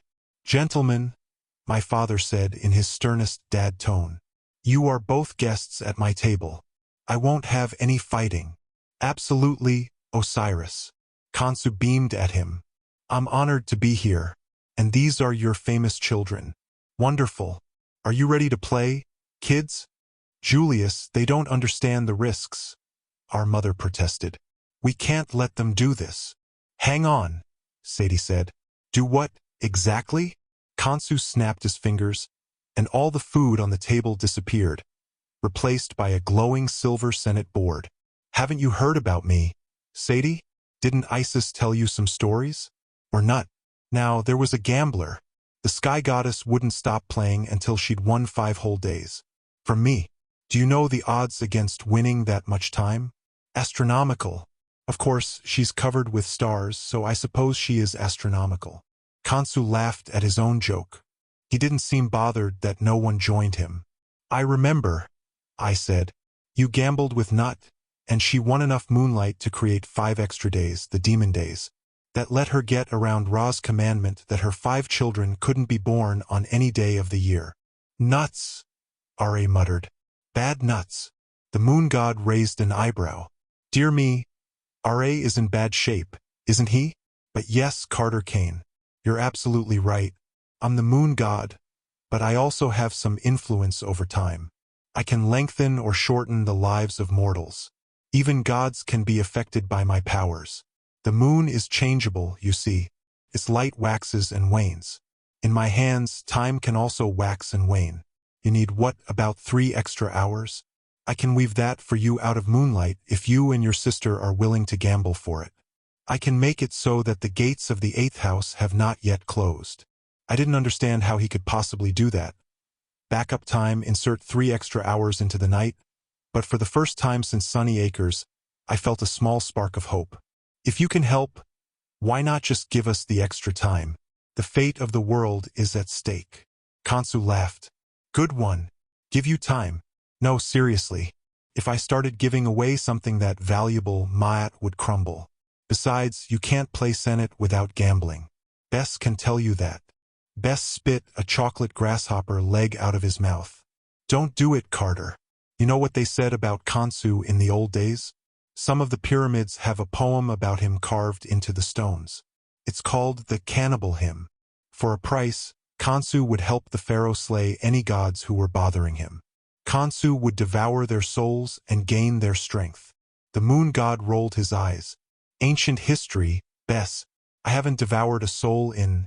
What month is this? March? At any rate, I've completely adapted to this modern world. I'm quite civilized now. You should see my penthouse at the Luxor in Las Vegas. I mean, thank you. America has a proper civilization. He smiled at me, his silver eyes flashing like a shark's. So what do you say, Carter? Sadie, play me at Senate. 3 pieces for me, 3 for you. You'll need 3 hours of moonlight, so you two will need 1 additional person to stake a wager. For every piece your team manages to move off the board, I'll grant you an extra hour. If you win, that's 3 extra hours. Just enough time to make it past the gates of the 8th house. And if we lose? I asked. Oh, you know. Khonsu waved his hand as if this were an annoying technicality. For each piece I move off the board, I'll take a run from one of you. Sadie sat forward. You'll take our secret names. As in, we have to share them with you? Share? Khonsu stroked his ponytail, as if trying to remember the meaning of that word. No, no sharing. I'll devour your Ren, you see. Erase part of our souls, Sadie said. Take our memories, our identity. The moon god shrugged. On the bright side, you wouldn't die.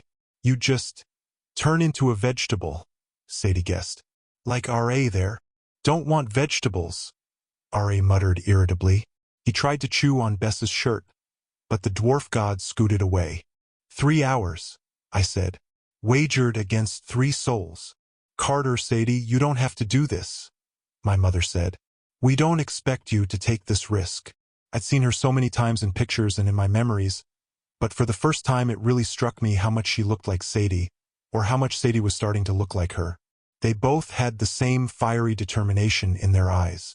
They both tilted their chins up when they were expecting a fight. And they both weren't very good at hiding their feelings. I could tell from Mom's shaky voice that she realized what had to happen.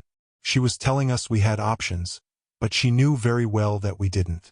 I looked at Sadie, and we came to a silent agreement. Mom, it's okay, I said. You gave your life to close Apophis's prison. How can we back out? Khonsu rubbed his hands. Ah, yes, Apophis's prison.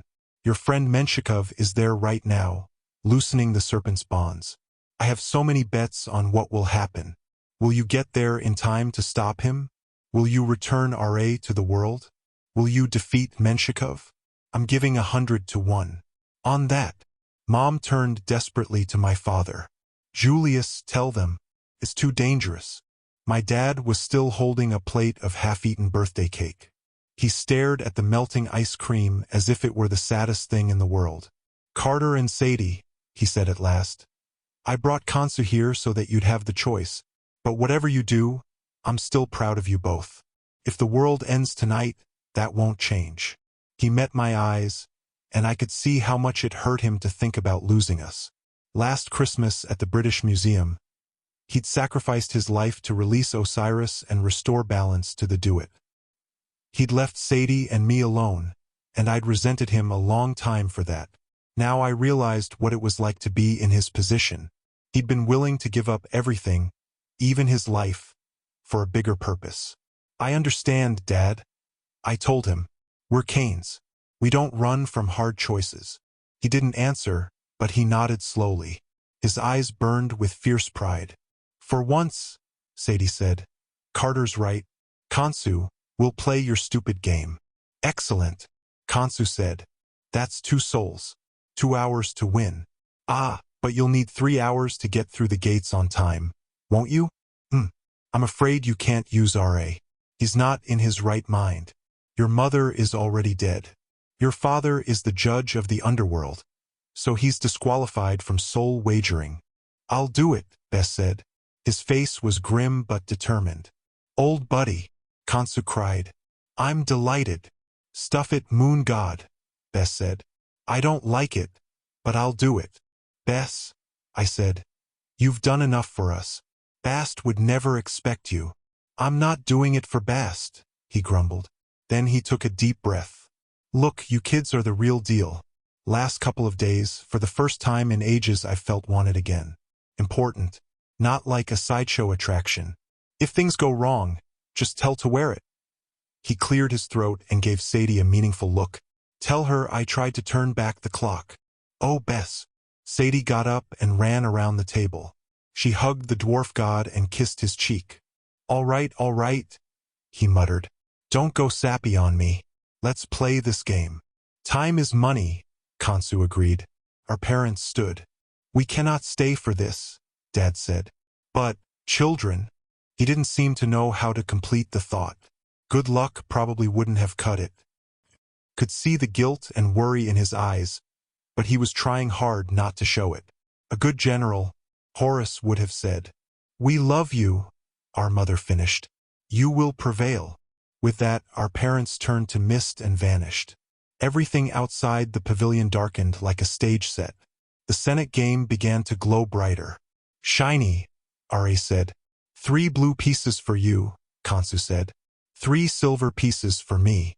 Now, who's feeling lucky? The game started well enough.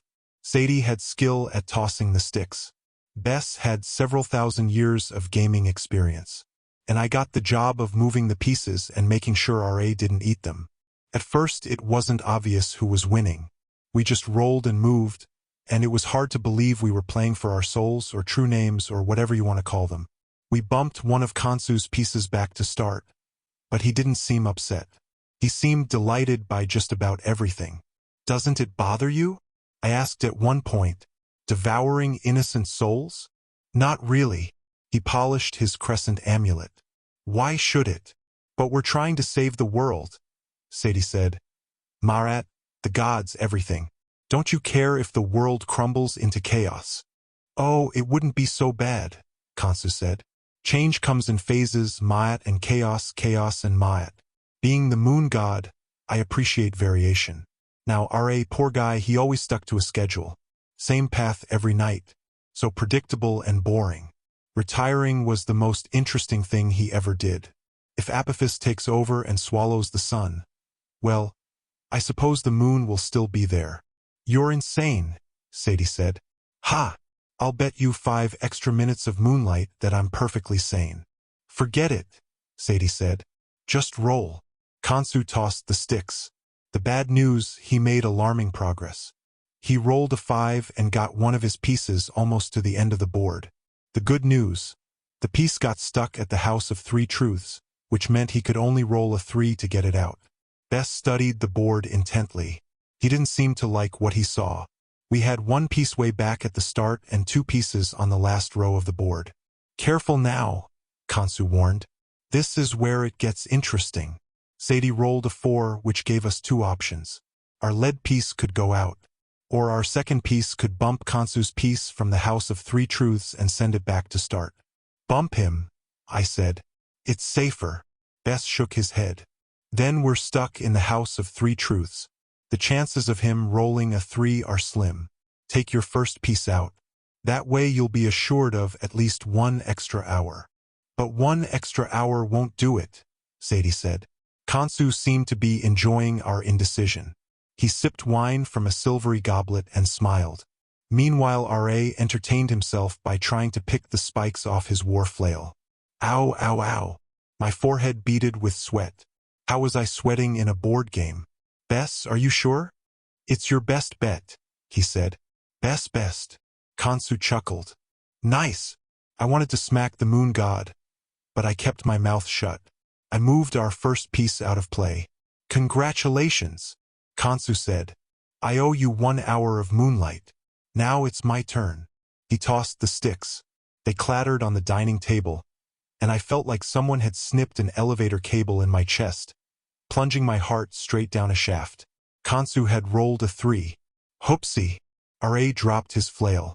Kansu moved his piece out of play. Oh, what a shame. Now, whose run do I collect first? No, please, Sadie said. Trade back. Take the hour you owe us instead. Those aren't the rules, Kansu chided. I looked down at the gouge I'd made in the table when I was 8. I knew that memory was about to disappear, like all my others. If I gave my run to Kansu, at least Sadie could still cast the final part of the spell. She would need Bess to protect her and advise her. I was the only expendable one. I started to say, me, said Bess. The move was my idea. Bess, no? Sadie cried. The dwarf stood. He planted his feet and balled his fists, like he was getting ready to let loose with a BO. I wished he'd do that and scare away Kansu, but instead he looked at us with resignation. It was part of the strategy, kids. What? I asked. You planned this.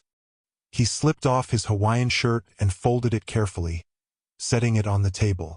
Most important thing is getting all 3 of your pieces off the board, and losing no more than 1. This was the only way to do it. You'll beat him easily now. Sometimes you have to lose a piece to win a game. So true, Kansu said.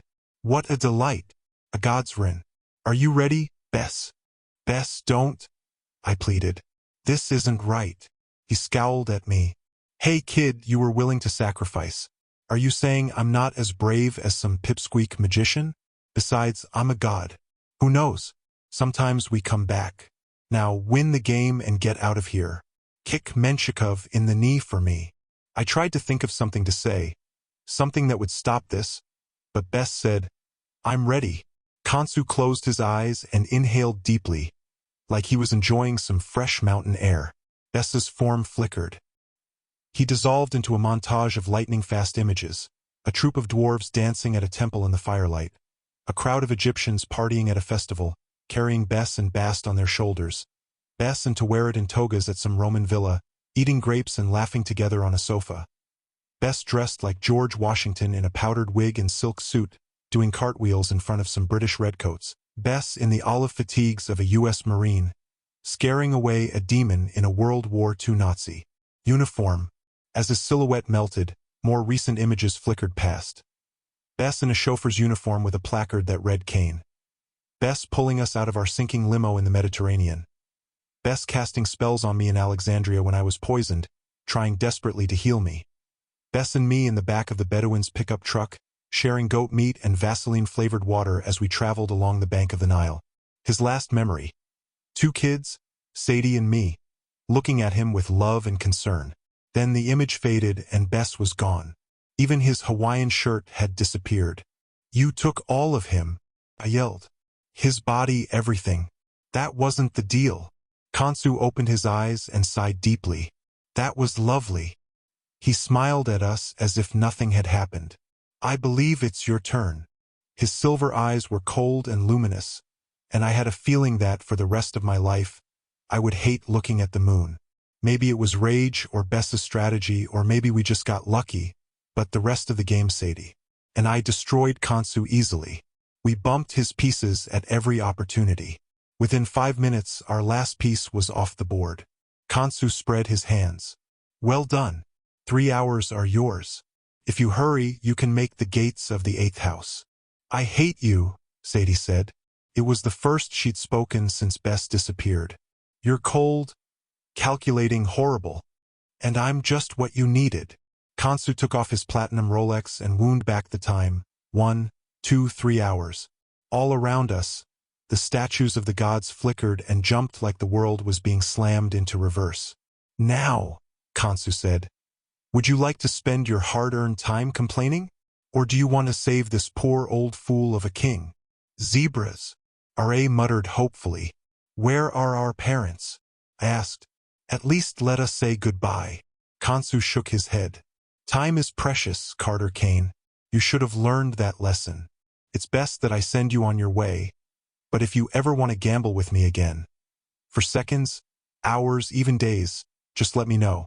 Your credit is good. Couldn't stand it. I lunged at Kansu, but the moon god vanished.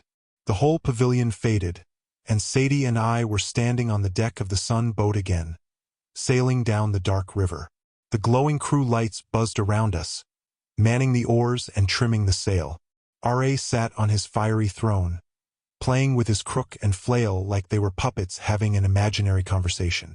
In front of us, a pair of enormous stone gates loomed out of the darkness. 8 massive snakes were carved into the rock, 4 on each side.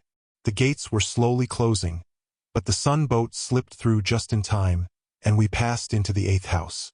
I have to say, the House of Challenges didn't seem very challenging. We fought monsters, yes. Serpents loomed out of the river. Demons arose. Ships full of ghosts tried to board the sun boat.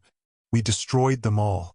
I was so angry, so devastated at losing Bess, that I imagined every threat was the moon god Khonsu. Our enemies didn't stand a chance. Sadie cast spells I'd never seen her use. She summoned sheets of ice that probably matched her emotions, leaving several demon icebergs in our wake. She turned an entire shipful of pirate ghosts into Khonsu bobbleheads, then vaporized them in a miniature nuclear explosion. Meanwhile, R.A. played happily with his toys while the light servants flittered around the deck in agitation, apparently sensing that our journey was reaching a critical phase. The 9th, 10th, and 11th houses passed in a blur. From time to time I heard a splash in the water behind us, like the oar of another boat. I looked back, wondering if Menshikov had somehow gotten on our tail again, but I didn't see anything. If something was following us, it knew better than to show itself. At last I heard a roar up ahead, like another waterfall or a stretch of rapids. The light orbs worked furiously, taking down the sail, pushing on the oars, but we kept gaining speed. We passed under a low archway carved like the goddess Nut, her starry limbs stretched out protectively and her face smiling in welcome. I got the feeling we were entering the 12th house, the last part of the duet before we emerged into a new dawn. I hoped to see light at the end of the tunnel, literally, but instead our path had been sabotaged. I could see where the river was supposed to go. The tunnel continued ahead, slowly winding out of the duet.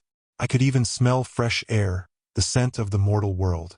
But the far end of the tunnel had been drained to a field of mud. In front of us, the river plunged into a massive pit, like an asteroid had punched a hole in the earth and diverted the water straight down. We were racing toward the drop. "We could jump," Sadie said. "Abandon ship." But I think we came to the same conclusion. We needed the sunboat. We needed R.A. We had to follow the course of the river wherever it led. "It's a trap," Sadie said. "The work of Apophis." "I know," I said. "Let's go tell him we don't like his work." We both grabbed the mast as the ship plunged into the maelstrom. It seemed like we fell forever. You know the feeling when you dive to the bottom of a deep pool, like your nose and ears are going to explode, and your eyes are going to pop out of your head? Imagine that feeling 100 times worse. We were sinking into the duet deeper than we'd ever been, deeper than any mortal was supposed to go. The molecules of my body felt like they were heating up, buzzing so fast they might fly apart. We didn't crash. We didn't hit bottom. The boat simply flipped direction, like down had become sideways, and we sailed into a cavern that glowed with harsh red light. The magical pressure was so intense that my ears rang. I was nauseated and I could barely think straight, but I recognized the shoreline up ahead. A beach made of millions of dead scarab shells, shifting and surging as a force underneath. A massive serpentine shape struggled to break free. Dozens of demons were digging through the scarab shells with shovels. And standing on the shore, waiting for us patiently, was Vlad Menshikov, his clothes charred and smoking, his staff glowing with green fire. "Welcome, children," he called across the water. "Come, join me for the end of the world." Chapter 22. Friends in the Strangest Places. Menshikov looked like he'd swum through the lake of fire without a magic shield. His curly gray hair had been reduced to black stubble. His white suit was shredded and peppered with burn holes. His whole face was blistered, so his ruined eyes didn't seem out of place. As Bess might have said, Menshikov was wearing his ugly outfit. The memory of Bess made me angry. Everything we'd gone through, everything we'd lost, was all Vlad Menshikov's fault. The sunboat ground to a halt on the scarab shell beach. R.A. warbled, "Hello," and stumbled to his feet. He began chasing a blue servant orb around the deck as if it were a pretty butterfly. The demons dropped their shovels and assembled on the shore. They looked at each other uncertainly, no doubt wondering if this were some sort of clever trick. Surely this doddering old fool could not be the sun god. "Wonderful," Menshikov said. "You brought R.A. after all." Took me a moment to realize what was different about his voice. The gravelly breathing was gone. His tone was a deep, smooth baritone. "I was worried," he continued. "You took so long in the fourth house. I thought you'd be trapped for the night. We could have freed Lord Apophis without you, of course. But it would have been so inconvenient to hunt you down later. This is much better. Lord Apophis will be hungry when he wakes. He'll be most pleased that you brought him a snack." "We snack," R.A. giggled. He hobbled around the boat, trying to smash the servant light with his flail. The demons began to laugh. Menshikov gave them an indulgent smile. "Yes, quite amusing," he said. "My grandfather entertained Peter the Great with a dwarf wedding. I will do even better. I will entertain the Lord of Chaos himself with a senile sun god." The voice of Horus spoke urgently in my mind. "Take back the weapons of the Pharaoh. This is your last chance." Deep inside, I knew it was a bad idea. If I claimed the weapons of the Pharaoh now, I'd never return them. And the powers I'd gain wouldn't be enough to defeat Apophis. Still, I was tempted. It would feel so good to grab the crook and flail from that stupid old god R.A. and smash Menshikov into the ground. The Russian's eyes glittered with malice. "A rematch, Carter Kane? By all means. I notice you don't have your dwarf babysitter this time. Let's see what you can do on your own." My vision turned red, and it had nothing to do with the light in the cavern. I stepped off the boat and summoned the hawk god's avatar. I'd never tried the spell so deep in the do-it before. I got more than I asked for. Instead of being encased in a glowing holograph, I felt myself growing taller and stronger. My eyesight grew sharper. Sadie made a strangled sound. "Carter, large bird," R.A. said. I looked down and found I was a flesh and blood giant, 15 feet tall, dressed in the battle armor of Horus. I brought my enormous hands to my head and patted feathers instead of hair. My mouth was a razor-sharp beak. I shouted with elation, and it came out as a screech, echoing through the cavern. The demons scrambled back nervously. I looked down at Menshikov, who now seemed as insignificant as a mouse. I was ready to pulverize him, but Menshikov sneered and pointed his staff. Whatever he was planning, Sadie was faster. She threw down her own staff and it transformed into a kite, the bird of prey kind, as large as a pterodactyl. Typical. I pull something really cool like morphing into a hawk warrior, and Sadie has to show me up. Her kite buffeted the air with its massive wings. Menshikov and his demons went somersaulting backward across the beach. "Two large birds." R.A. started to clap. "Carter, guard me." Sadie pulled out the book of R.A. "I need to start the spell." I thought the giant kite was doing a pretty good job with guard duty, but I stepped forward and got ready to fight. Menshikov rose to his feet. "By all means, Sadie Kane, start your little spell. Don't you understand? The spirit of Khepri created this prison. R.A. gave part of his own soul, his ability to be reborn, to keep Apophis chained." Sadie looked like he'd slapped her in the face. "The last scarab." "Exactly," Menshikov agreed. "All these scarabs were multiplied from one Khepri, the third soul of R.A. My demons will find it eventually, digging through the shells. It's one of the only scarabs still alive now, and once we crush it, Apophis will be free. Even if you summon it back to R.A., Apophis will still be freed. Either way, R.A. is too weak to fight. Apophis will devour him, as the ancient prophecies predicted, and chaos will destroy Ma'at once and for all. You can't win." "You're insane," I said, my voice much deeper than usual. "You'll be destroyed too." I saw the fractured light in his eyes, and I realized something that shocked me to the core. Menshikov didn't want this any more than we did. He'd lived with grief and despair so long that Apophis had twisted his soul, made him a prisoner of his own hateful feelings. Vladimir Menshikov pretended to gloat, but he didn't feel any sense of triumph. Inside he was terrified, defeated, miserable. He was enslaved by Apophis. I almost felt sorry for him. "We're already dead, Carter Kane," he said. "This place was never meant for humans. Don't you feel it? The power of chaos is seeping into our bodies, withering our souls. But I have bigger plans. A host can live indefinitely, no matter what sickness he may have, no matter how injured he may be. Apophis has already healed my voice. Soon I will be whole again. I will live forever. A host." When I realized what he meant, I almost lost control of my new giant form. "You're not serious. Menshikov, stop this before it's too late." "And die?" he asked. Behind me, a new voice said, "There are worse things than death, Vladimir." I turned and saw a second boat gliding toward the shore. A small gray skiff with a single magic or that rowed itself. The Eye of Horus was painted on the boat's prow, and its lone passenger was Michel Desjardins. The chief lector's hair and beard were now white as snow. Glowing hieroglyphs floated from his cream-colored robes, making a trail of divine words behind him. Desjardins stepped ashore. "You toy with something much worse than death, my old friend. Pray that I kill you before you succeed." Of all the weird things I'd experienced that night, Desjardins stepping up to fight on our side was definitely the weirdest. He walked between my giant hawk warrior and Sadie's megakite like they were no big deal, and planted his staff in the dead scarabs. "Surrender, Vladimir." Menshikov laughed. "Have you looked at yourself lately, my lord? My curses have been sapping your strength for months, and you didn't even realize it. You're nearly dead now. I am the most powerful magician in the world." It was true that Desjardins didn't look good.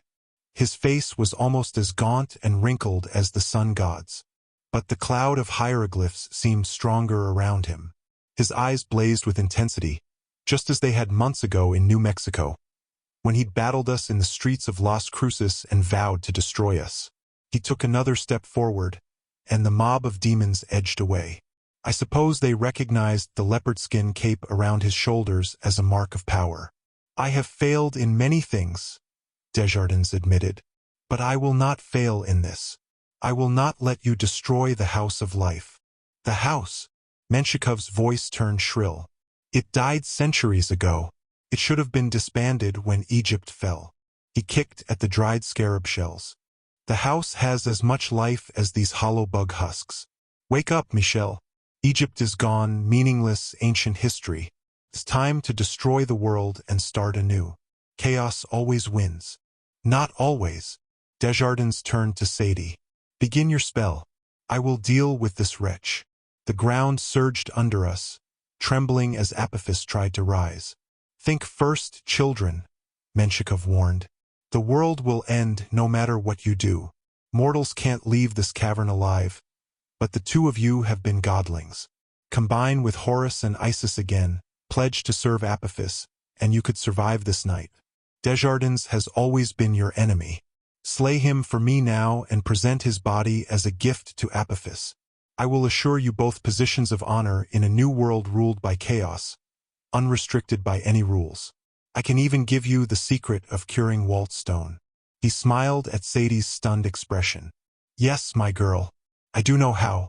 The remedy was passed down for generations among the priests of Ammonius Ra. Kill Desjardins, join Apophis, and the boy you love will be spared." I'll be honest. His words were persuasive. I could imagine a new world where anything was possible, where no laws applied, not even the laws of physics, and we could be anything we wanted. Chaos is impatient. It's random, and above all it's selfish. It tears down everything just for the sake of change, feeding on itself in constant hunger. But chaos can also be appealing. It tempts you to believe that nothing matters except what you want. And there was so much that I wanted. Menshikov's restored voice was smooth and confident, like Amos's tone whenever he used magic to persuade mortals. That was the problem. Menshikov's promise was a trick. His words weren't even his own. They were being forced out of him. His eyes moved like they were reading a teleprompter. He spoke the will of Apophis, but when he finished he locked eyes with me, and just briefly I saw his real thoughts. A tortured plea he would have screamed if he had control of his own mouth. "Kill me now, please." "I'm sorry, Menshikov." I said, and I sincerely meant it. Magicians and gods have to stand together. The world may need fixing, but it's worth preserving. We won't let chaos win. Then a lot of things happened at once. Sadie opened her scroll and began to read. Menshikov screamed, "Attack!" and the demons rushed forward. The giant kite spread its wings, deflecting a blast of green fire from Menshikov's staff that probably would have incinerated Sadie on the spot. Charged to protect her, while Desjardins summoned a whirlwind around his body and flew toward Vlad Menshikov. I waded through demons. I knocked over one with a razor-blade head, grabbed his ankles, and swung him around like a weapon, slicing his allies into piles of sand. Sadie's giant kite picked up two more in its claws and tossed them into the river. Meanwhile, Desjardins and Menshikov rose into the air, locked inside a tornado. They whirled around each other, firing blasts of fire, poison, and acid. Demons who got too close melted instantly. In the midst of all this, Sadie read from the Book of Ra. I didn't know how she could concentrate, but her words rang out clear and loud. She invoked the dawn and the rise of a new day.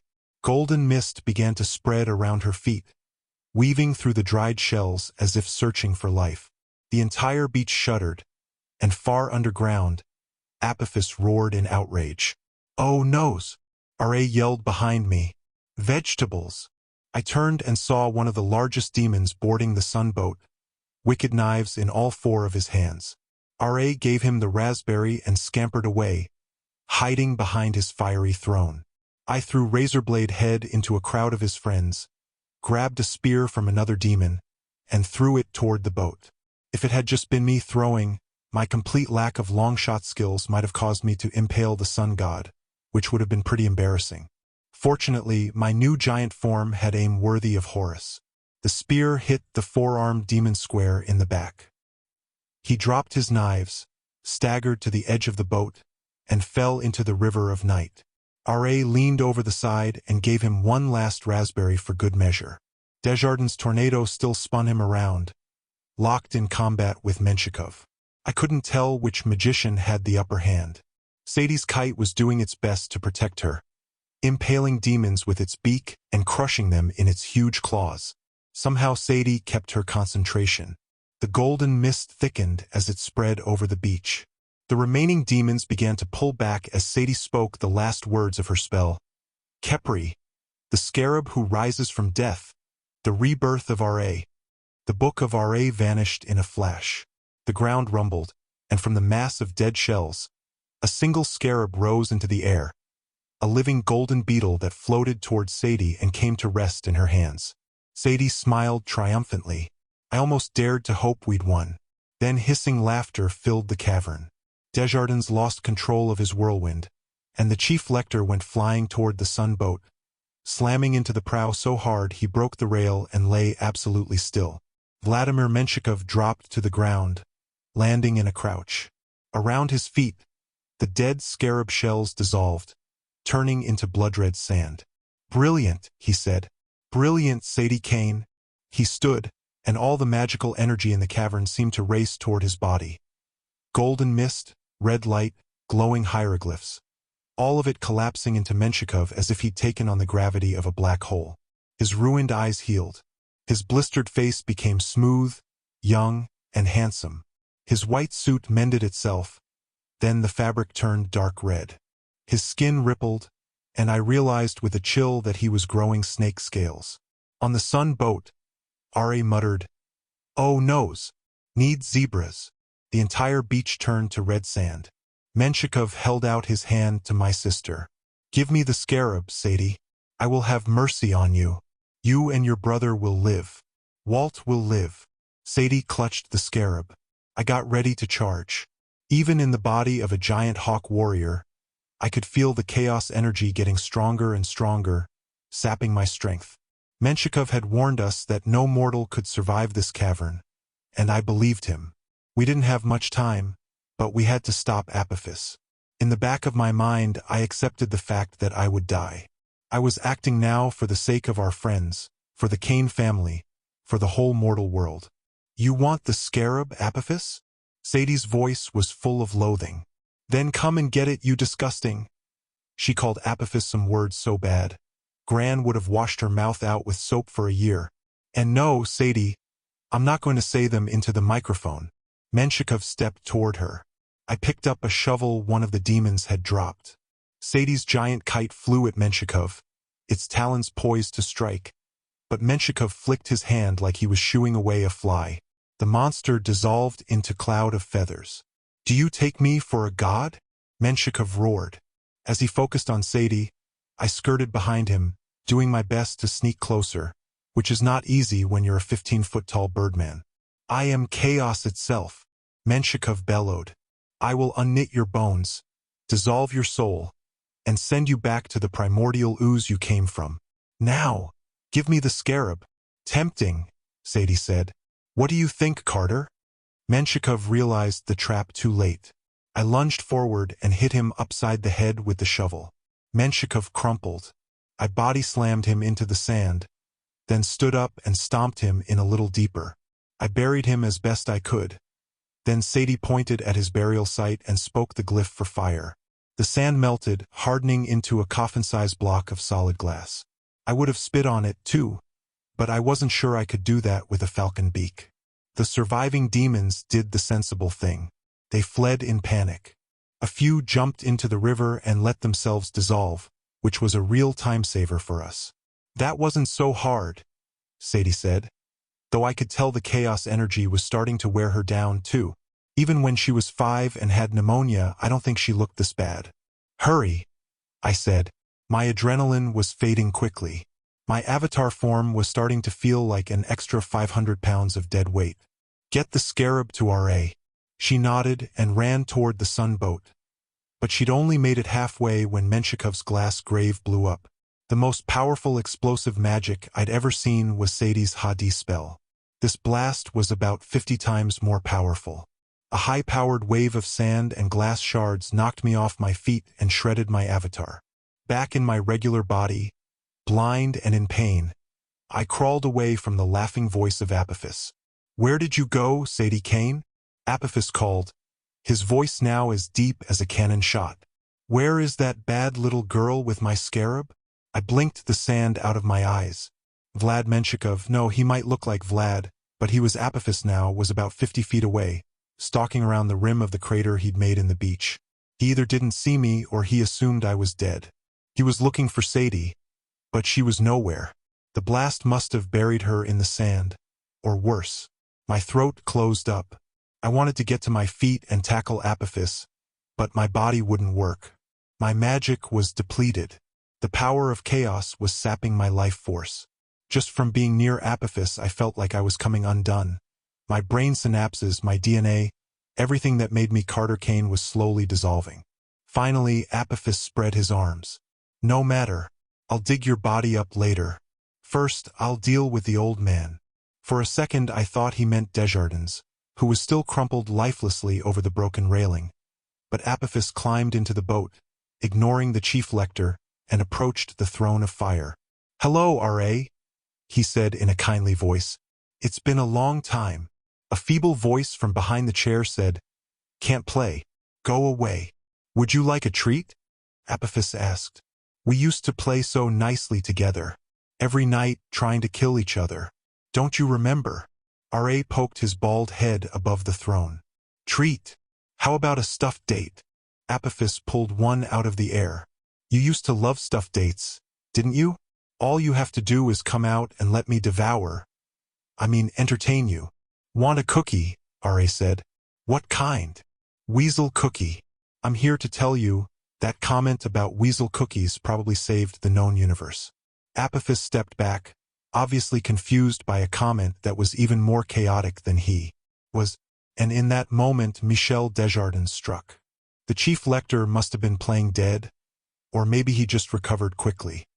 He rose up and launched himself at Apophis, slamming him against the burning throne. Menshikov screamed in his old raspy voice. Steam hissed like water on a barbecue. Desjardins' robes caught fire. R.A. scrambled to the back of the boat and poked his crook in the air like that would make the bad men go away. I struggled to my feet, but I still felt like I was carrying a few hundred extra pounds.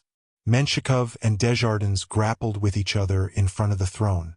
This was the scene I'd witnessed in the Hall of Ages, the first moment in a new age.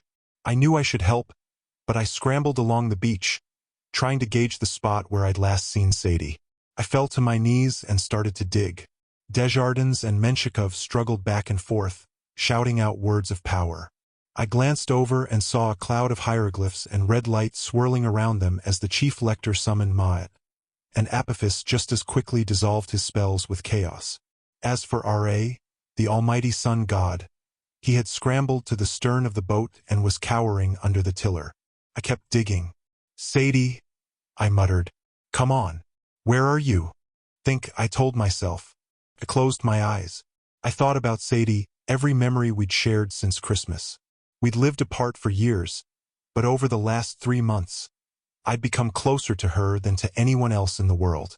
If she could figure out my secret name while I was unconscious, surely I could find her in a pile of sand. I scrambled a few feet to the left and began to dig again. Immediately I scratched Sadie's nose. She groaned, which at least meant she was alive. I brushed off her face and she coughed. Then she raised her arms, and I pulled her out of the sand. I was so relieved I almost sobbed.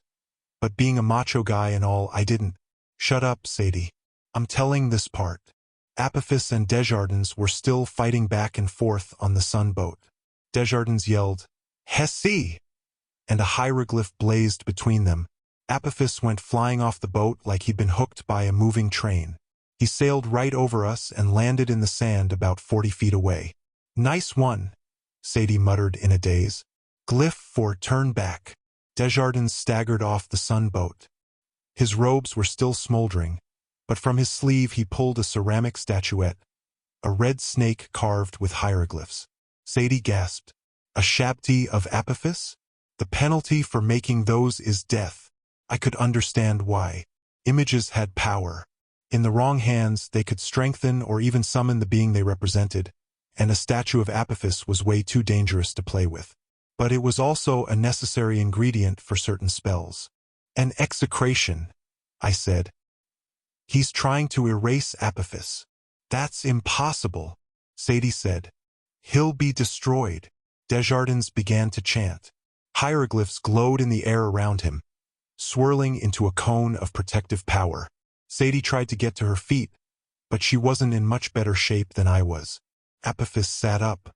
His face was a nightmare of burns from the throne of fire. He looked like a half-cooked hamburger patty someone had dropped in the sand. Sadie says that's too gross. Well, I'm sorry. It's accurate. When he saw the statue in the chief lector's hands, he roared in outrage. "Are you insane, Michel? You can't execrate me." "Apophis," Desjardins chanted. "I name you Lord of Chaos, Serpent in the Dark, Fear of the 12 Houses, the Hated One." "Stop it," Apophis bellowed. "I cannot be contained." He shot a blast of fire at Desjardins, but the energy simply joined the swirling cloud around the chief lector, turning into the hieroglyph for heat. Desjardins stumbled forward, aging before our eyes, becoming more stooped and frail, but his voice remained strong. "I speak for the gods.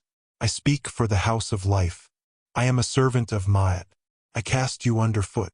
Desjardins threw down the red snake, and Apophis fell to his side. The Lord of Chaos hurled everything he had at Desjardins. Ice, poison, lightning, boulders, but nothing connected.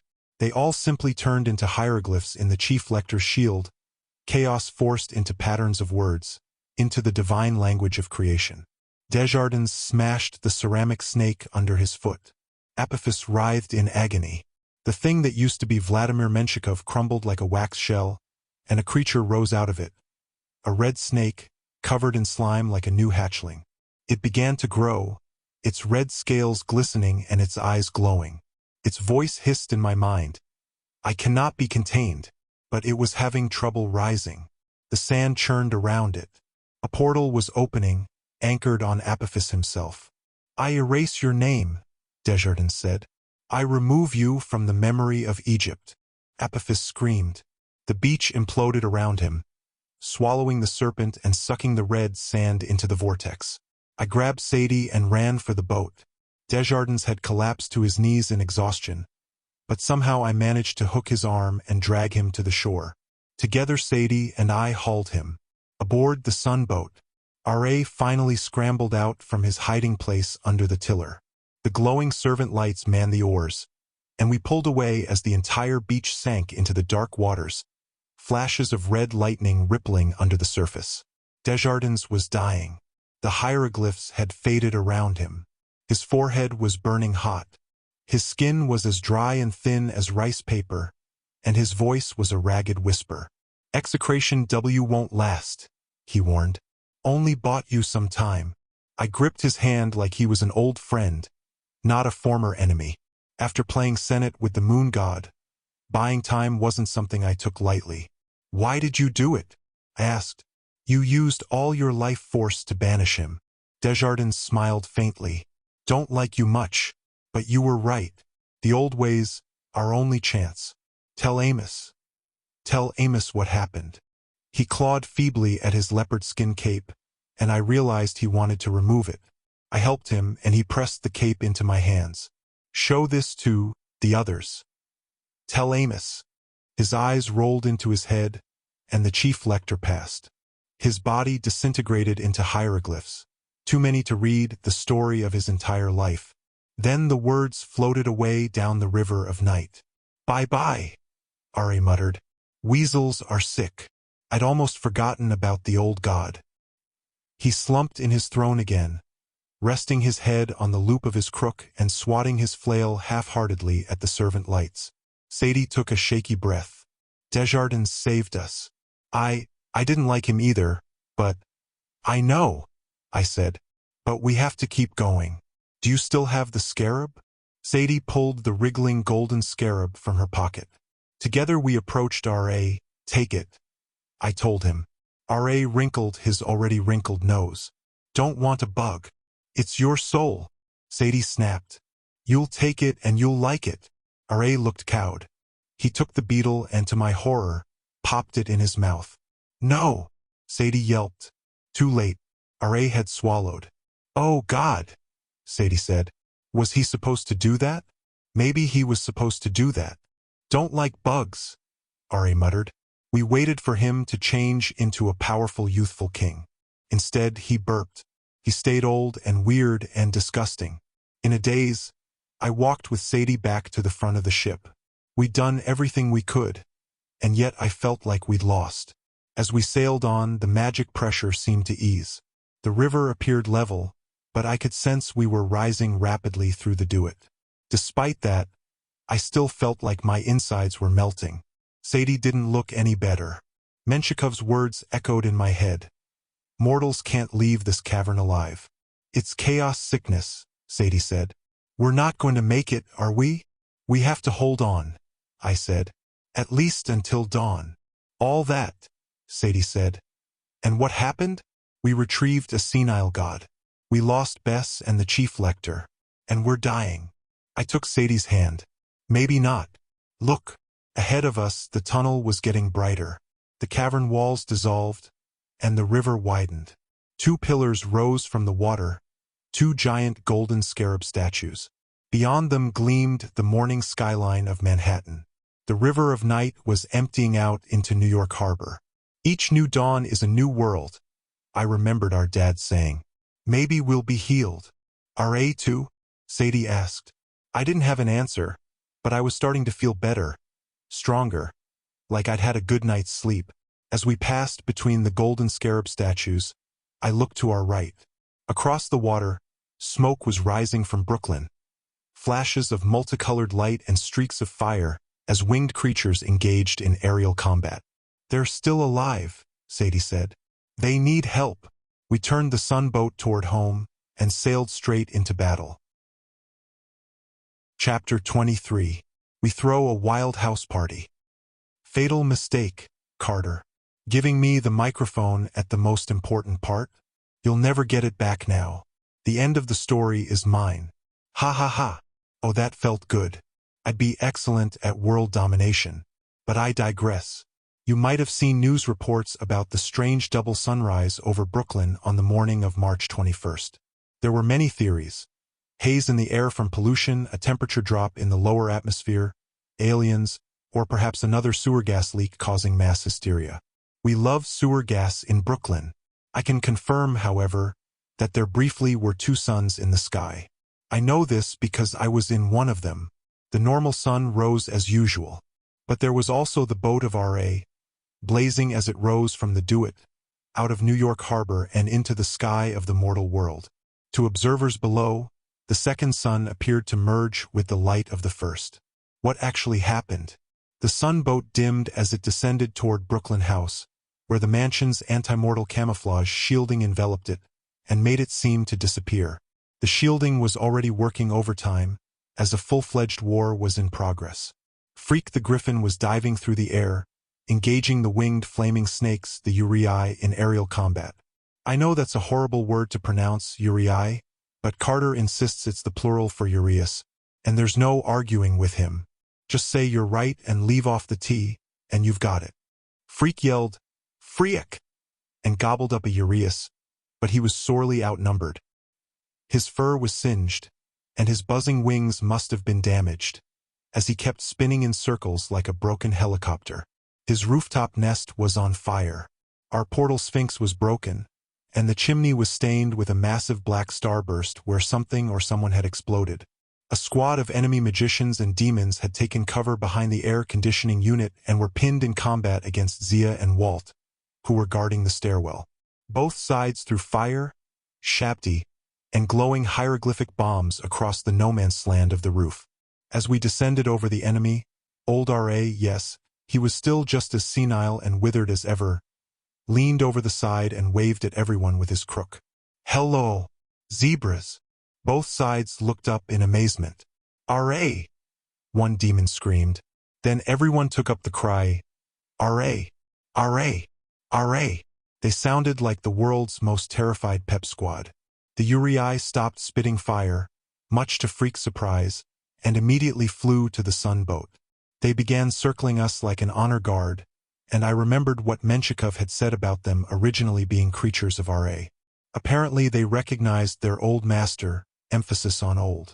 Most of the enemies below us scattered as the boat came down, but the slowest of the demons said, "R.A.?" and looked up just as our sunboat landed on top of him with a satisfying crunch. Carter and I jumped into battle. In spite of all we'd be through, I felt wonderful. The chaos. Sickness had disappeared as soon as we'd risen from the Duet. My magic was strong. My spirits were high. If I just had a shower, some fresh clothes, and a proper cup of tea, I would have been in paradise. Strike that.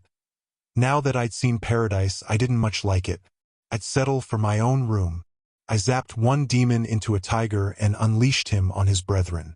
Carter popped into avatar form, the glowing golden kind, thank goodness. The 3-meter-tall birdman had been a bit too scary for me.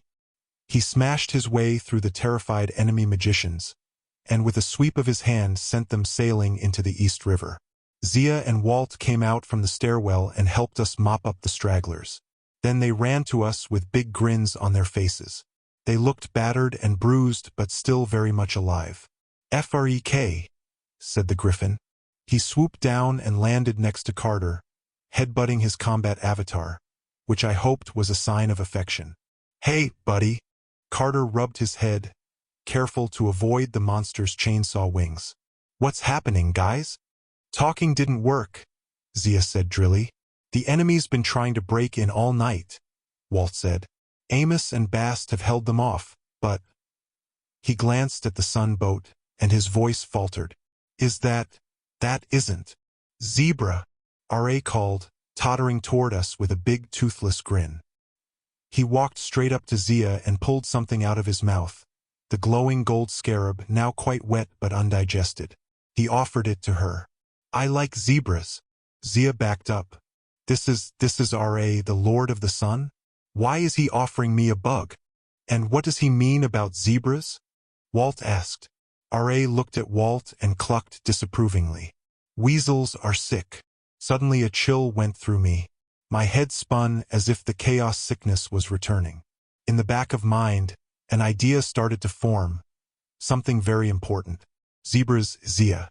Weasels, Walt.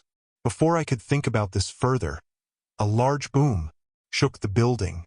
Chunks of limestone flew from the side of the mansion and rained down on the warehouse yard. "They've breached the walls again," Walt said. "Hurry!" I consider myself fairly scattered and hyper, but the rest of the battle happened too fast even for me to keep track of. R.A. absolutely refused to be parted from Zebra and Weasel, sorry, Zia and Walt. So we left him in their care at the sunboat while Freak lowered Carter and me to the deck below. We dropped from his claws onto the buffet table and found Bast whirling around with her knives in hand, slicing demons to sand and kicking magicians into the swimming pool, where our albino crocodile, Philip of Macedonia, was only too happy to entertain them. "Sadie!" she cried with relief. "Yes, Carter." She called my name instead of yours. But she's known me longer, after all. She seemed to be having a great deal of fun, but her tone was urgent. "They've breached the east wall. Get inside." We ran through the doorway, dodging a random wombat that went flying over our heads. Possibly someone's spell gone awry, and stepped into complete pandemonium. "Holy Horus," Carter said. In fact, Horus was about the only thing not doing battle in the great room. Khufu, our intrepid baboon, was riding an old magician around the room, choking him with his own wand and steering him into walls as the mage turned blue.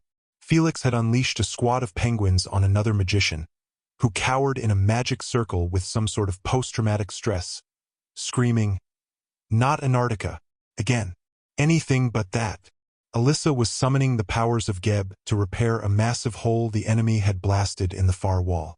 Julian had summoned a combat avatar for the first time, and was slicing demons with his glowing sword. Even bookish Cleo was dashing about the room, pulling scrolls from her pouch and reading random words of power like blind, horizontal, and gassy, which, by the way, work wonders to incapacitate an enemy. Everywhere I looked, our initiates were ruling the day. They fought as if they'd been waiting all night for the chance to strike, which I suppose was exactly the case.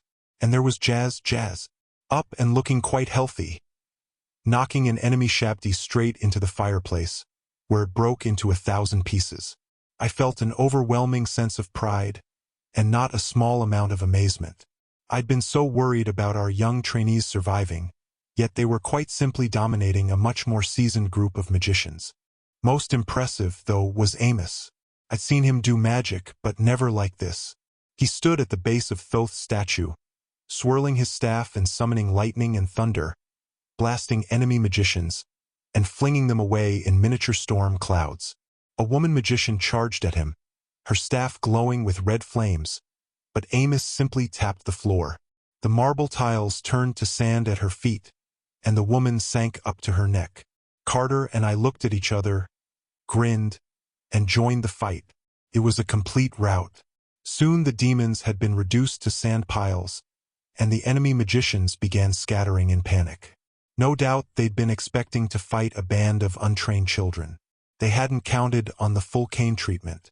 One of the women managed to open a portal in the far wall. "Stop them," the voice of Isis spoke in my mind, which was quite a shock after such a long silence. They must hear the truth. I don't know where I got the idea, but I raised my arms and shimmering rainbow wings appeared on either side of me. The wings of Isis. I swept my arms. A blast of wind and multicolored light knocked our enemies off their feet, leaving our friends perfectly unharmed. "Listen," I bellowed. Everyone fell silent. My voice normally sounds bossy, but now it seemed magnified by a factor of 10. The wings probably commanded attention as well. "We're not your enemies," I said.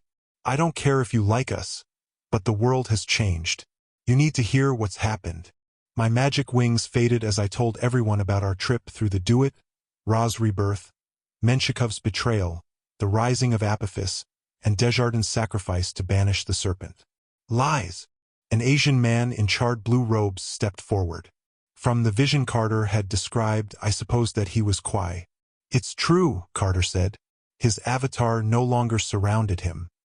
His clothes had reverted to the normal mortal ones we'd bought him in Cairo, but somehow he still looked quite imposing, quite confident. He held up the leopard skin cape of the chief lector, and I could feel a ripple of shock spread through the room. Desjardins fought at our side, Carter said. He defeated Menshikov and execrated Apophis. He sacrificed his life to buy us a little time. But Apophis will be back. Desjardins wanted you to know. With his last words, he told me to show you this cape and explain the truth. Especially you, Amos. He wanted you to know. The path of gods has to be restored. The enemy's escape portal was still swirling. No one had stepped through yet. The woman who'd summoned it spit on our floor. She had white robes and spiky black hair. She shouted to her comrades, "What are you waiting for?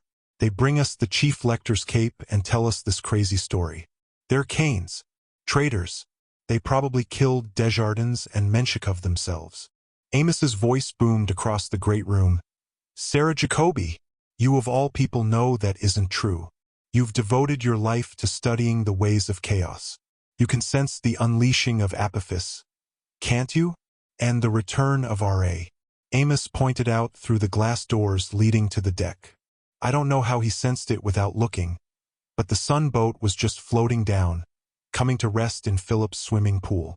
It was quite an impressive landing. Zia and Walt stood on either side of the throne of fire. They'd managed to prop up R.A. so that he looked a bit more regal with his crook and flail in his hands, though he still had a goofy grin on his face. Bast, who'd been standing on the deck frozen in shock, fell to her knees. "My king." "Hello," R.A. warbled. "Goodbye." I wasn't sure what he meant, but Bast shot to her feet, suddenly alarmed. "He's going to rise into the heavens," she said. "Walt, Zia, jump off." They did, just in time. The sun boat began to glow. Bast turned to me and called, "I'll escort him to the other gods. Don't worry. Back soon." She jumped on board, and the sun boat floated into the sky, turning into a ball of fire. Then it blended with the sunlight and was gone. "There is your proof," Amos announced. "The gods and the House of Life must work together. Sadie and Carter are right. The serpent will not stay down for long, now that he has broken his chains. Who will join us?" Several enemy magicians threw down their staffs and wands. The woman in white, Sarah Jacobi, snarled, "The other gnomes will never recognize your claim, Kane. You are tainted with the power of Set. We'll spread the word. We'll let them know you murdered Desjardins. They'll never follow you." She leaped through the portal. The man in blue, Kwai, studied us with contempt, then followed Jacobi. 3 others did as well, but we let them leave in peace. Reverently, Amos took the leopard skin cape from Carter's hands. Poor Michel. Everyone gathered around the statue of Thoth. For the first time, I realized how badly the great room had been damaged. Walls had been cracked, windows broken, relics smashed, and Amos's musical instruments half melted. For the second time in 3 months, we'd almost destroyed Brooklyn House. That had to be a record. And yet I wanted to give everyone in the room a huge hug. "You all were brilliant," I said. "You destroyed the enemy in seconds. If you can fight so well, how were they able to keep you pinned down all night?" "But we could barely keep them out," Felix said. He looked mystified by his own success. By dawn, I was like, completely out of energy. The others nodded grimly. "And I was in a coma," said a familiar voice. Jazz pushed through the crowd and embraced Carter and me. It was so good to see her. I felt ridiculous that I'd ever been jealous of her and Walt. "You're all right now?" I held her shoulders and studied her face for any sign of sickness, but she looked her usual bubbly self. "I'm fine," she said. "Right at dawn, I woke up feeling great.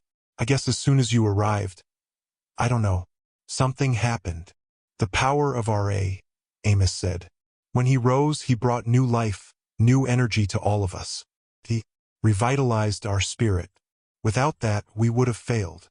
I turned to Walt, not daring to ask. Was it possible he'd been cured as well? But the look in his eyes told me that prayer had not been answered.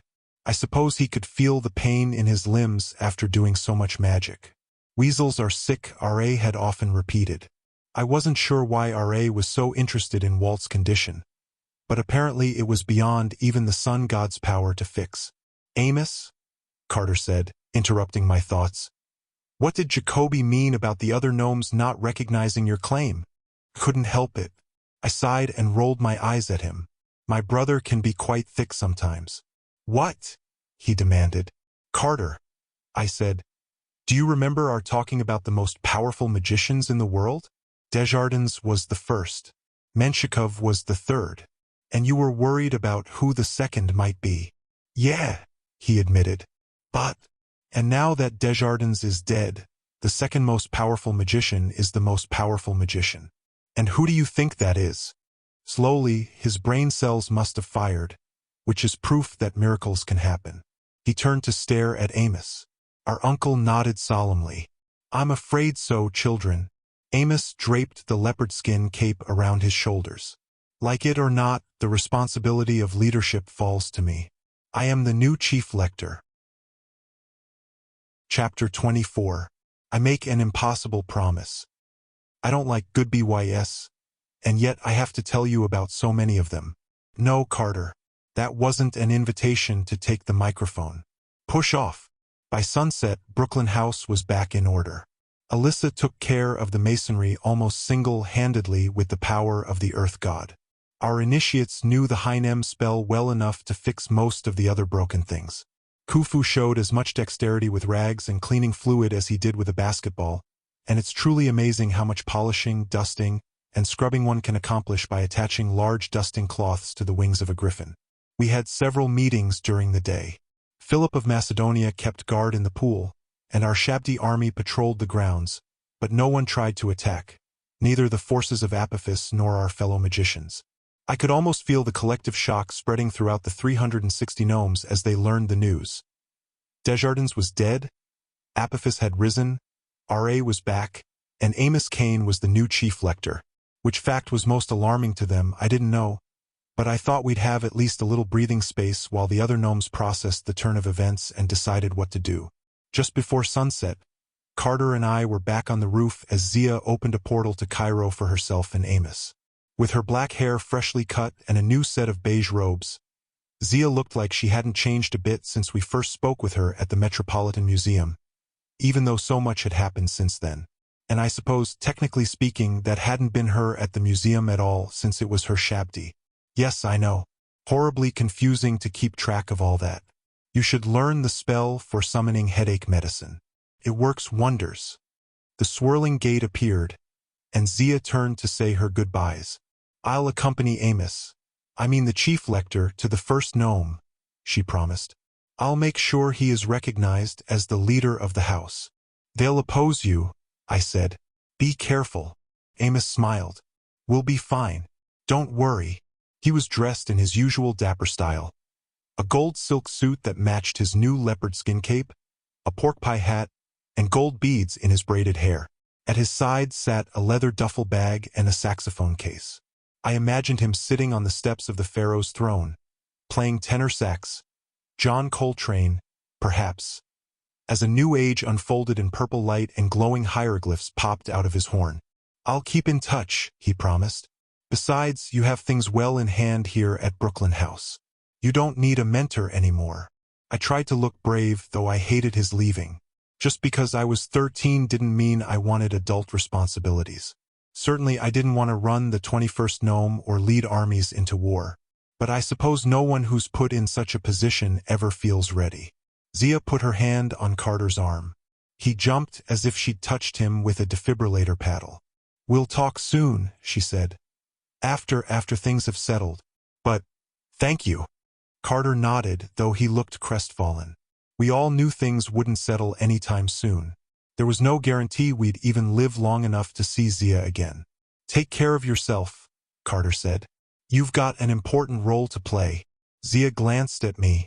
A strange sort of understanding passed between us. I think she'd begun to have a suspicion, a deep-seated dread, about what her role might be. I can't say I understood it yet myself, but I shared her disquiet. Zebras, R.A. had said. He'd woken up talking about zebras. If you need us, I said, don't hesitate. I'll pop over and give those first gnome magicians a proper thrashing. Amos kissed my forehead. He patted Carter on the shoulder. You've both made me proud. You've given me hope for the first time in years.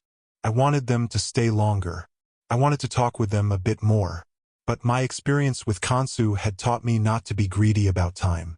It was best to appreciate what you had and not yearn for more. Amos and Zia stepped through the portal and disappeared. Just as the sun was setting, an exhausted-looking Bast appeared in the great room. Instead of her usual bodysuit, she wore a formal Egyptian dress and heavy jewelry that looked quite uncomfortable.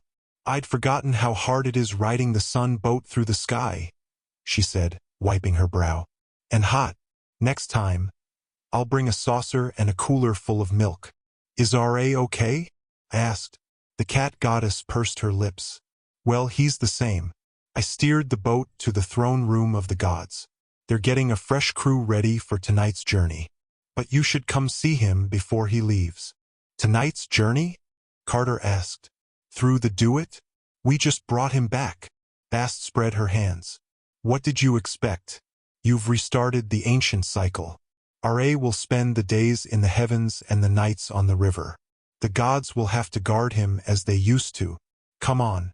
We only have a few minutes. I was about to ask how she planned on getting us to the gods' throne room. Bast had repeatedly told us she's no good at summoning portals.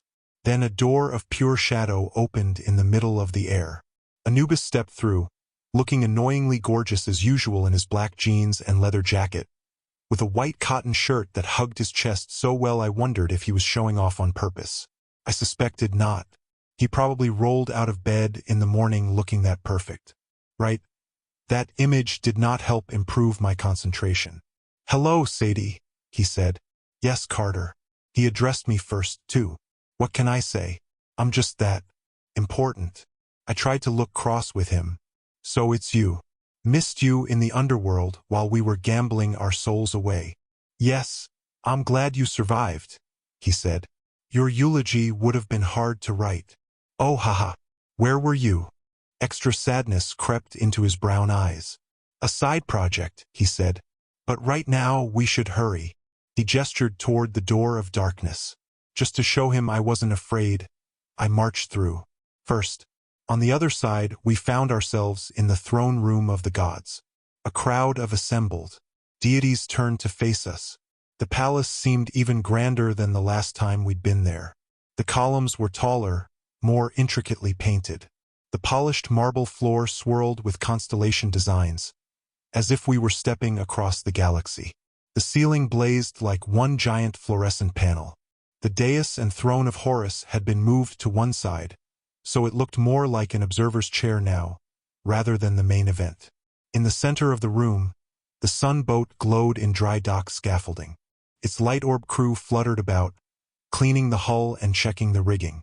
Uriah circled the throne of fire, where R.A. sat dressed in the raiment of an Egyptian king, his flail and crook in his lap. His chin was on his chest, and he snored loudly. A muscular young man in leather armor stepped toward us. He had a shaven head and two different colored eyes, one silver, one gold. Welcome, Carter and Sadie, Horus said. We are honored. His words didn't match his tone, which was stiff and formal. The other gods bowed respectfully to us, but I could feel their hostility simmering just below the surface. They were all dressed in their finest armor and looked quite imposing. Sobuk the crocodile god, not my favorite, wore glittering green chainmail and carried a massive staff that flowed with water. Nekbet looked about as cleaned up as a vulture can, her feathered black cloak silky and plush.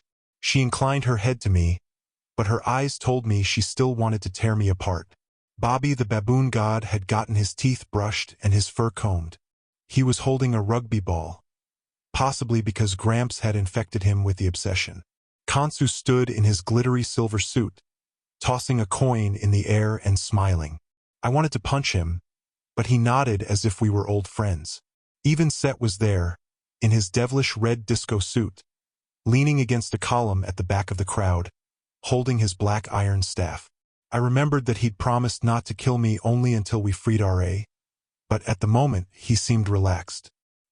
He tipped his hat and grinned at me as if enjoying my discomfort. Thoth, the knowledge god, was the only one who hadn't dressed up. He wore his usual jeans and lab coat covered with scribbles. He studied me with his strange kaleidoscope eyes, and I got the feeling he was the only one in the room who actually pitied my discomfort. Isis stepped forward.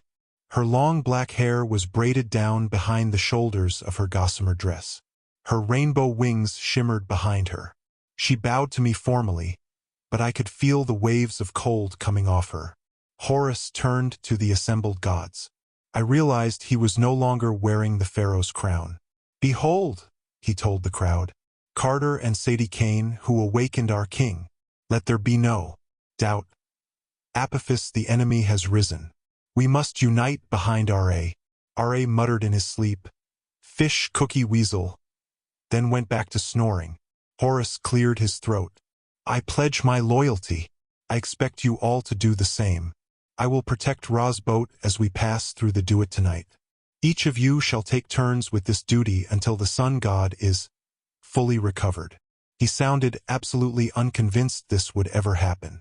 "We will find a way to defeat Apophis," he said. "Now celebrate the return of R.A. I embrace Carter Kane as a brother." Music began to play, echoing through the halls. R.A., still on his throne on his boat, woke up and started clapping. He grinned as gods swirled around him, some in human form, some dissolving into wisps of cloud, flame, or light. Isis took my hands. "I hope you know what you're doing, Sadie," she said in a frigid voice. "Our greatest enemy rises, and you have dethroned my son and made a senile god our leader. Give it a chance," I said, though my ankles felt like they were turning to butter. Horus clasped Carter's shoulders. His words weren't any friendlier. "I am your ally, Carter," Horus promised. "I will lend you my strength whenever you ask. You will revive the path of my magic in the House of Life, and we will fight together to destroy the serpent. But make no mistake, you have cost me a throne. If your choice costs us the war, I swear my last act before Apophis swallows me will be to crush you like a gnat. And if it comes to pass that we win this war without Ra's help, if you have disgraced me for nothing, I swear that the death of Cleopatra and the curse of Akhenaten will look like nothing compared to the wrath I will visit on you and your family for all time. Do you understand?" To Carter's credit, he held up under the gaze of the war god. "Just do your part," Carter said. Horus laughed for the audience as if he and Carter had just shared a good joke. "Go now, Carter. See what your victory has cost. Let us hope all your allies do not share such a fate." Horus turned his back on us and joined the celebration. Isis smiled at me one last time and dissolved into a sparkling rainbow. Bast stood at my side, holding her tongue, but she looked as if she wanted to shred Horus like a scratching post. Anubis looked embarrassed.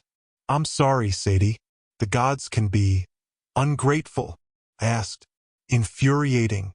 His face flushed. I supposed he thought I was referring to him. "We can be slow to realize what is important," he said at last. "Sometimes, it takes us a while to appreciate something new, something that might change us for the better." He fixed me with those warm eyes, and I wanted to melt into a puddle. "We should go," Bast interrupted. "One more stop, if you're up for it." "The cost of victory," Carter remembered. "Bess? Is he alive?" Bast sighed. "Difficult question. This way. The last place I wanted to see again was Sunny Acres. Nothing much had changed in the nursing home. No renewing sunlight had helped the senile gods. They were still wheeling their four-poles around, banging into walls, singing ancient hymns as they searched in vain for temples that no longer existed. A new patient had joined them. Bess sat in a hospital gown in a wicker chair, gazing out the window at the lake of fire. Tawerit knelt at his side, her tiny hippo eyes red from crying. She was trying to get him to drink from a glass. Water dribbled down his chin. He gazed blankly at the fiery waterfall in the distance, his craggy face awash in red light. His curly hair was newly combed, and he wore a fresh blue Hawaiian shirt and shorts, so he looked quite comfortable. But his brow was furrowed. His fingers gripped the armrests, as if he knew he should remember something, but couldn't. "That's all right, Bess." Tawerit's voice quivered as she dabbed a napkin under his chin. "We'll work on it. I'll take care of you. Then she noticed us. Her expression hardened. For a kindly goddess of childbirth, Taweret could look quite scary when she wanted to. She patted the dwarf god's knee. "I'll be right back, dear Bess." She stood, which was quite an accomplishment with her swollen belly, and steered us away from his chair. "How dare you come here? As if you haven't done enough." I was about to break into tears and apologize when I realized her anger wasn't aimed at Carter or me. She was glaring at Bast. "Taweret?" Bast turned up her palms. "I didn't want this. He was my friend. He was one of your cat toys." Taweret shouted so loudly, a few of the patients started crying. "You're as selfish as all your kind, Bast. You used him and discarded him. You knew he loved you and took advantage of it. You played with him like a mouse under your paw." "That's not fair," Bast murmured. But her hair started to puff up as it does when she's scared. Couldn't blame her. There's almost nothing more frightening than an enraged hippo. Taweret stomped her foot so hard, her high heel broke.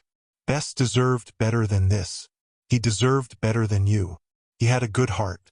I never forgot him." I sensed a very violent, one-sided cat-hippo fight about to begin. I don't know if I spoke up to save Bast, or to spare the traumatized patients, or to assuage my own guilt, but I stepped between the goddesses.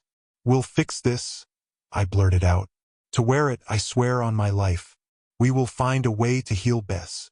She looked at me, and the anger drained from her eyes until there was nothing left but pity. "Child, oh child, I know you mean well, but don't give me false hope. I've lived with false hopes too long. Go see him if you must. See what's happened to the best dwarf in the world. Then leave us alone. Don't promise me what can't happen." She turned and hobbled on her broken shoe to the nurse's desk. Bast lowered her head. She wore a very uncat-like expression. "Shame.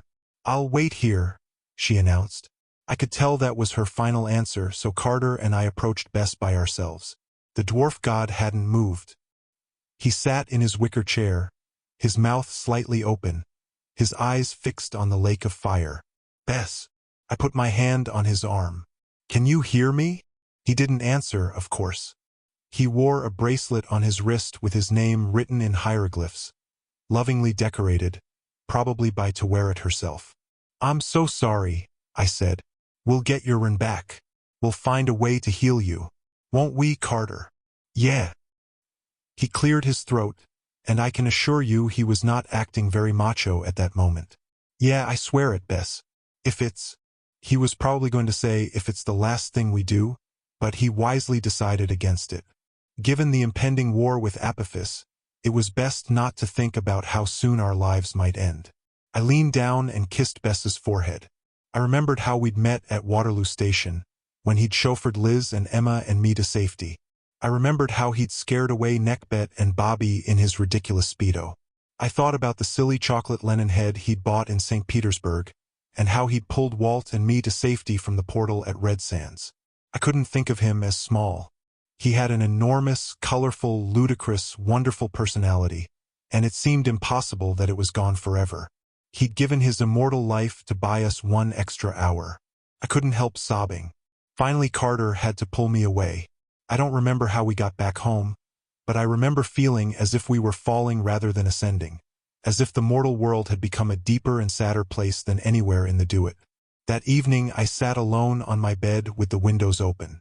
The first night of spring had turned surprisingly warm and pleasant. Lights glittered along the riverfront. The neighborhood bagel factory filled the air with the scent of baking bread. I was listening to my sad playlist and wondering how it was possible that my birthday had been only a few days ago. The world had changed. The sun god had returned. Apophis was free from his cage, and although he'd been banished to some deep part of the abyss, he'd be working his way back very quickly. War was coming. We had so much work to do. Yet I was sitting here listening to the same songs as before, staring at my poster of Anubis and feeling helplessly conflicted about something as trivial and infuriating as— Yes, you guessed it. Boys. There was a knock at the door. "Come in," I said without much enthusiasm. I assumed it was Carter. We often chatted at the end of the day just to debrief. Instead, it was Walt, and suddenly I was very aware that I was wearing a ratty old t-shirt and pajama bottoms. My hair no doubt looked as horrible as neckbets. Carter's seeing me this way wouldn't be a problem. But Walt? Bad. What are you doing here? I yelped a bit too loudly. He blinked, obviously surprised by my lack of hospitality. Sorry, I'll go. No. That's all right. You just surprised me. And, we have rules about boys being in the girls' rooms without, supervision. I realized that sounded terribly stodgy of me, almost Carteresque. But I was nervous. Walt folded his arms. They were very nice arms. He was wearing his basketball jersey and running shorts, his usual collection of amulets around his neck. He looked so healthy, so athletic. It was difficult to believe he was dying of an ancient curse. Well, you're the instructor, he said. Can you supervise me? No doubt I was blushing horribly. Right? I suppose if you leave the door ajar, what brings you here? He leaned against the closet door. With some horror, I realized it was still open, revealing my poster of Anubis. There's so much going on, Walt said. You've got enough to worry about. I don't want you worrying about me as well. Too late, I admitted. He nodded, as if he shared my frustration. That day in the desert, at Bahariya. Would you think I'm crazy if I tell you that was the best day of my life? My heart fluttered, but I tried to stay calm. Well, Egyptian public transportation, roadside bandits, smelly camels, psychotic Roman mummies, and possessed date farmers. Gosh, it was quite a day. And you, he said. Yes, well, I suppose I belong in that list of catastrophes. That's not what I meant. I was feeling like quite a bad supervisor, nervous and confused, and having very unsupervisory thoughts. My eyes strayed to the closet door. Walt noticed. Oh, he pointed to Anubis. You want me to close this? Yes, I said. No, possibly. It doesn't matter. Well, not that it doesn't matter, but... Walt laughed as if my discomfort didn't bother him at all. Sadie, look, I just wanted to say, whatever happens, I'm glad I met you. I'm glad I came to Brooklyn. Jazz is working on a cure for me. Maybe she'll find something, but either way, it's okay. It's not okay. I think my anger surprised me more than it did him. Walt, you're dying of a bloody curse. And I had Menshikov right there, ready to tell me the cure, and I failed you, like I failed Bess. I didn't even bring back RA properly. I was furious with myself for crying, but I couldn't help it. Walt came over and sat next to me. He didn't try to put his arm around me, which was just as well. I was already confused enough. You didn't fail me, he said. You didn't fail anybody. You did what was right, and that takes sacrifice. Not you, I said. I don't want you to die. His smile made me feel as if the world had been reduced to just two people. Ra's return may not have cured me, he said, but it still gave me new hope. You're amazing, Sadie. One way or another, we're going to make this work. I'm not leaving you. That sounded so good, so excellent, and so impossible. How can you promise that? The eyes drifted to the picture of Anubis, then back to me. Just try not to worry about me. We have to concentrate on defeating Apophis. Any idea how? He gestured toward my bedside table, where my beaten-up old tape recorder sat. A gift from my grandparents ages ago. Tell people what really happened, he said. Don't let Jacoby and the others spread lies about your family. I came to Brooklyn because I got your first message, the recording about the Red Pyramid, the Jed Amulet. You asked for help and we answered. It's time to ask for help again. But how many magicians did we really reach the first time? 20? Hey, we did pretty well last night. Walt held my eyes. I thought he might kiss me, but something made us both hesitate. A sense that it would only make things more uncertain, more fragile. Send out another tape, Sadie. Just tell the truth. When you talk, he shrugged, and then stood to leave. Well, you're pretty hard to ignore. A few moments after he left, Carter came in, a book tucked under his arm. He found me listening to my sad music, staring at the tape recorder on the dresser. Was that Walt coming out of your room? He asked. A little brotherly protectiveness crept into his voice. What's up? Oh, just... My eyes fixed on the book he was carrying. It was a tattered old textbook, and I wondered if he meant to assign me some sort of homework. But the cover looked so familiar. The diamond design, the multicolored foil letters. What is that? Carter sat next to me. Nervously, he offered me the book. It's, not a gold necklace, or even a magic knife. But I told you I had a birthday present for you. This is it. I ran my fingers over the title, Blackley's Survey of the Sciences for First Year College, 12th edition. Then I opened the book. On the inside cover, a name was written in lovely cursive, Ruby Kane. It was Mum's college textbook, the same one she used to read to us from at bedtime. The very same copy. I blinked back tears. How did you? The retrieval shabty in the library, Carter said. They can find any book. I know it's kind of a lame present. It didn't cost me anything, and I didn't make it. But, shut up, you idiot. I flung my arms around him. It's an amazing birthday present. And you're an amazing brother. Fine, Carter. There it is, recorded for all time. Just don't get a big head. I spoke in a moment of weakness. We turned the pages, smiling at the crayon mustache Carter had drawn on Isaac Newton and the outdated diagrams of the solar system. We found an old food stain that was probably my applesauce. I loved applesauce. We ran our hands over the margin notes done in Mum's beautiful cursive. I felt closer to my mother just holding the book and amazed by Carter's thoughtfulness. Even though I'd learned his secret name and supposed I knew everything about him, the boy had still managed to surprise me. So, what we're saying about Walt? He asked. What's going on? Reluctantly, I closed Blackley's Survey of the Sciences. And yes, that's probably the only time in my life I'd ever closed a textbook with reluctance. I rose and set the book on my dresser. Then I picked up my old cassette recorder. We have work to do, I told Carter. I tossed him the microphone. So now you know what really happened on the equinox, how the old chief lector died, and how Amos took his place. Riordan sacrificed his life to buy us time, but Apophis is quickly working his way out of the abyss. We may have weeks if we're lucky, days if we're not. Amos is trying to assert himself as the leader of the House of Life, but it's not going to be easy. Some gnomes are in rebellion. Many believe the Kanes have taken over by force. We're sending out this tape to set the record straight. We don't have all the answers yet. We don't know when or where Apophis will strike. We don't know how to heal R.A., or Bess, or even Walt. We don't know what role Zia will play, or if the gods can be trusted to help us. Most important, I am completely torn between two amazing guys, one who's dying and another who's the god of death. What sort of choice is that, I ask you? Right, sorry, getting off track again. The point is, wherever you are, whatever type of magic you practice, we need your help. Unless we unite and learn the path of the gods quickly, we don't stand a chance. I hope Walt is right and you'll find me hard to ignore, because the clock is ticking. We'll keep a room ready for you at Brooklyn House.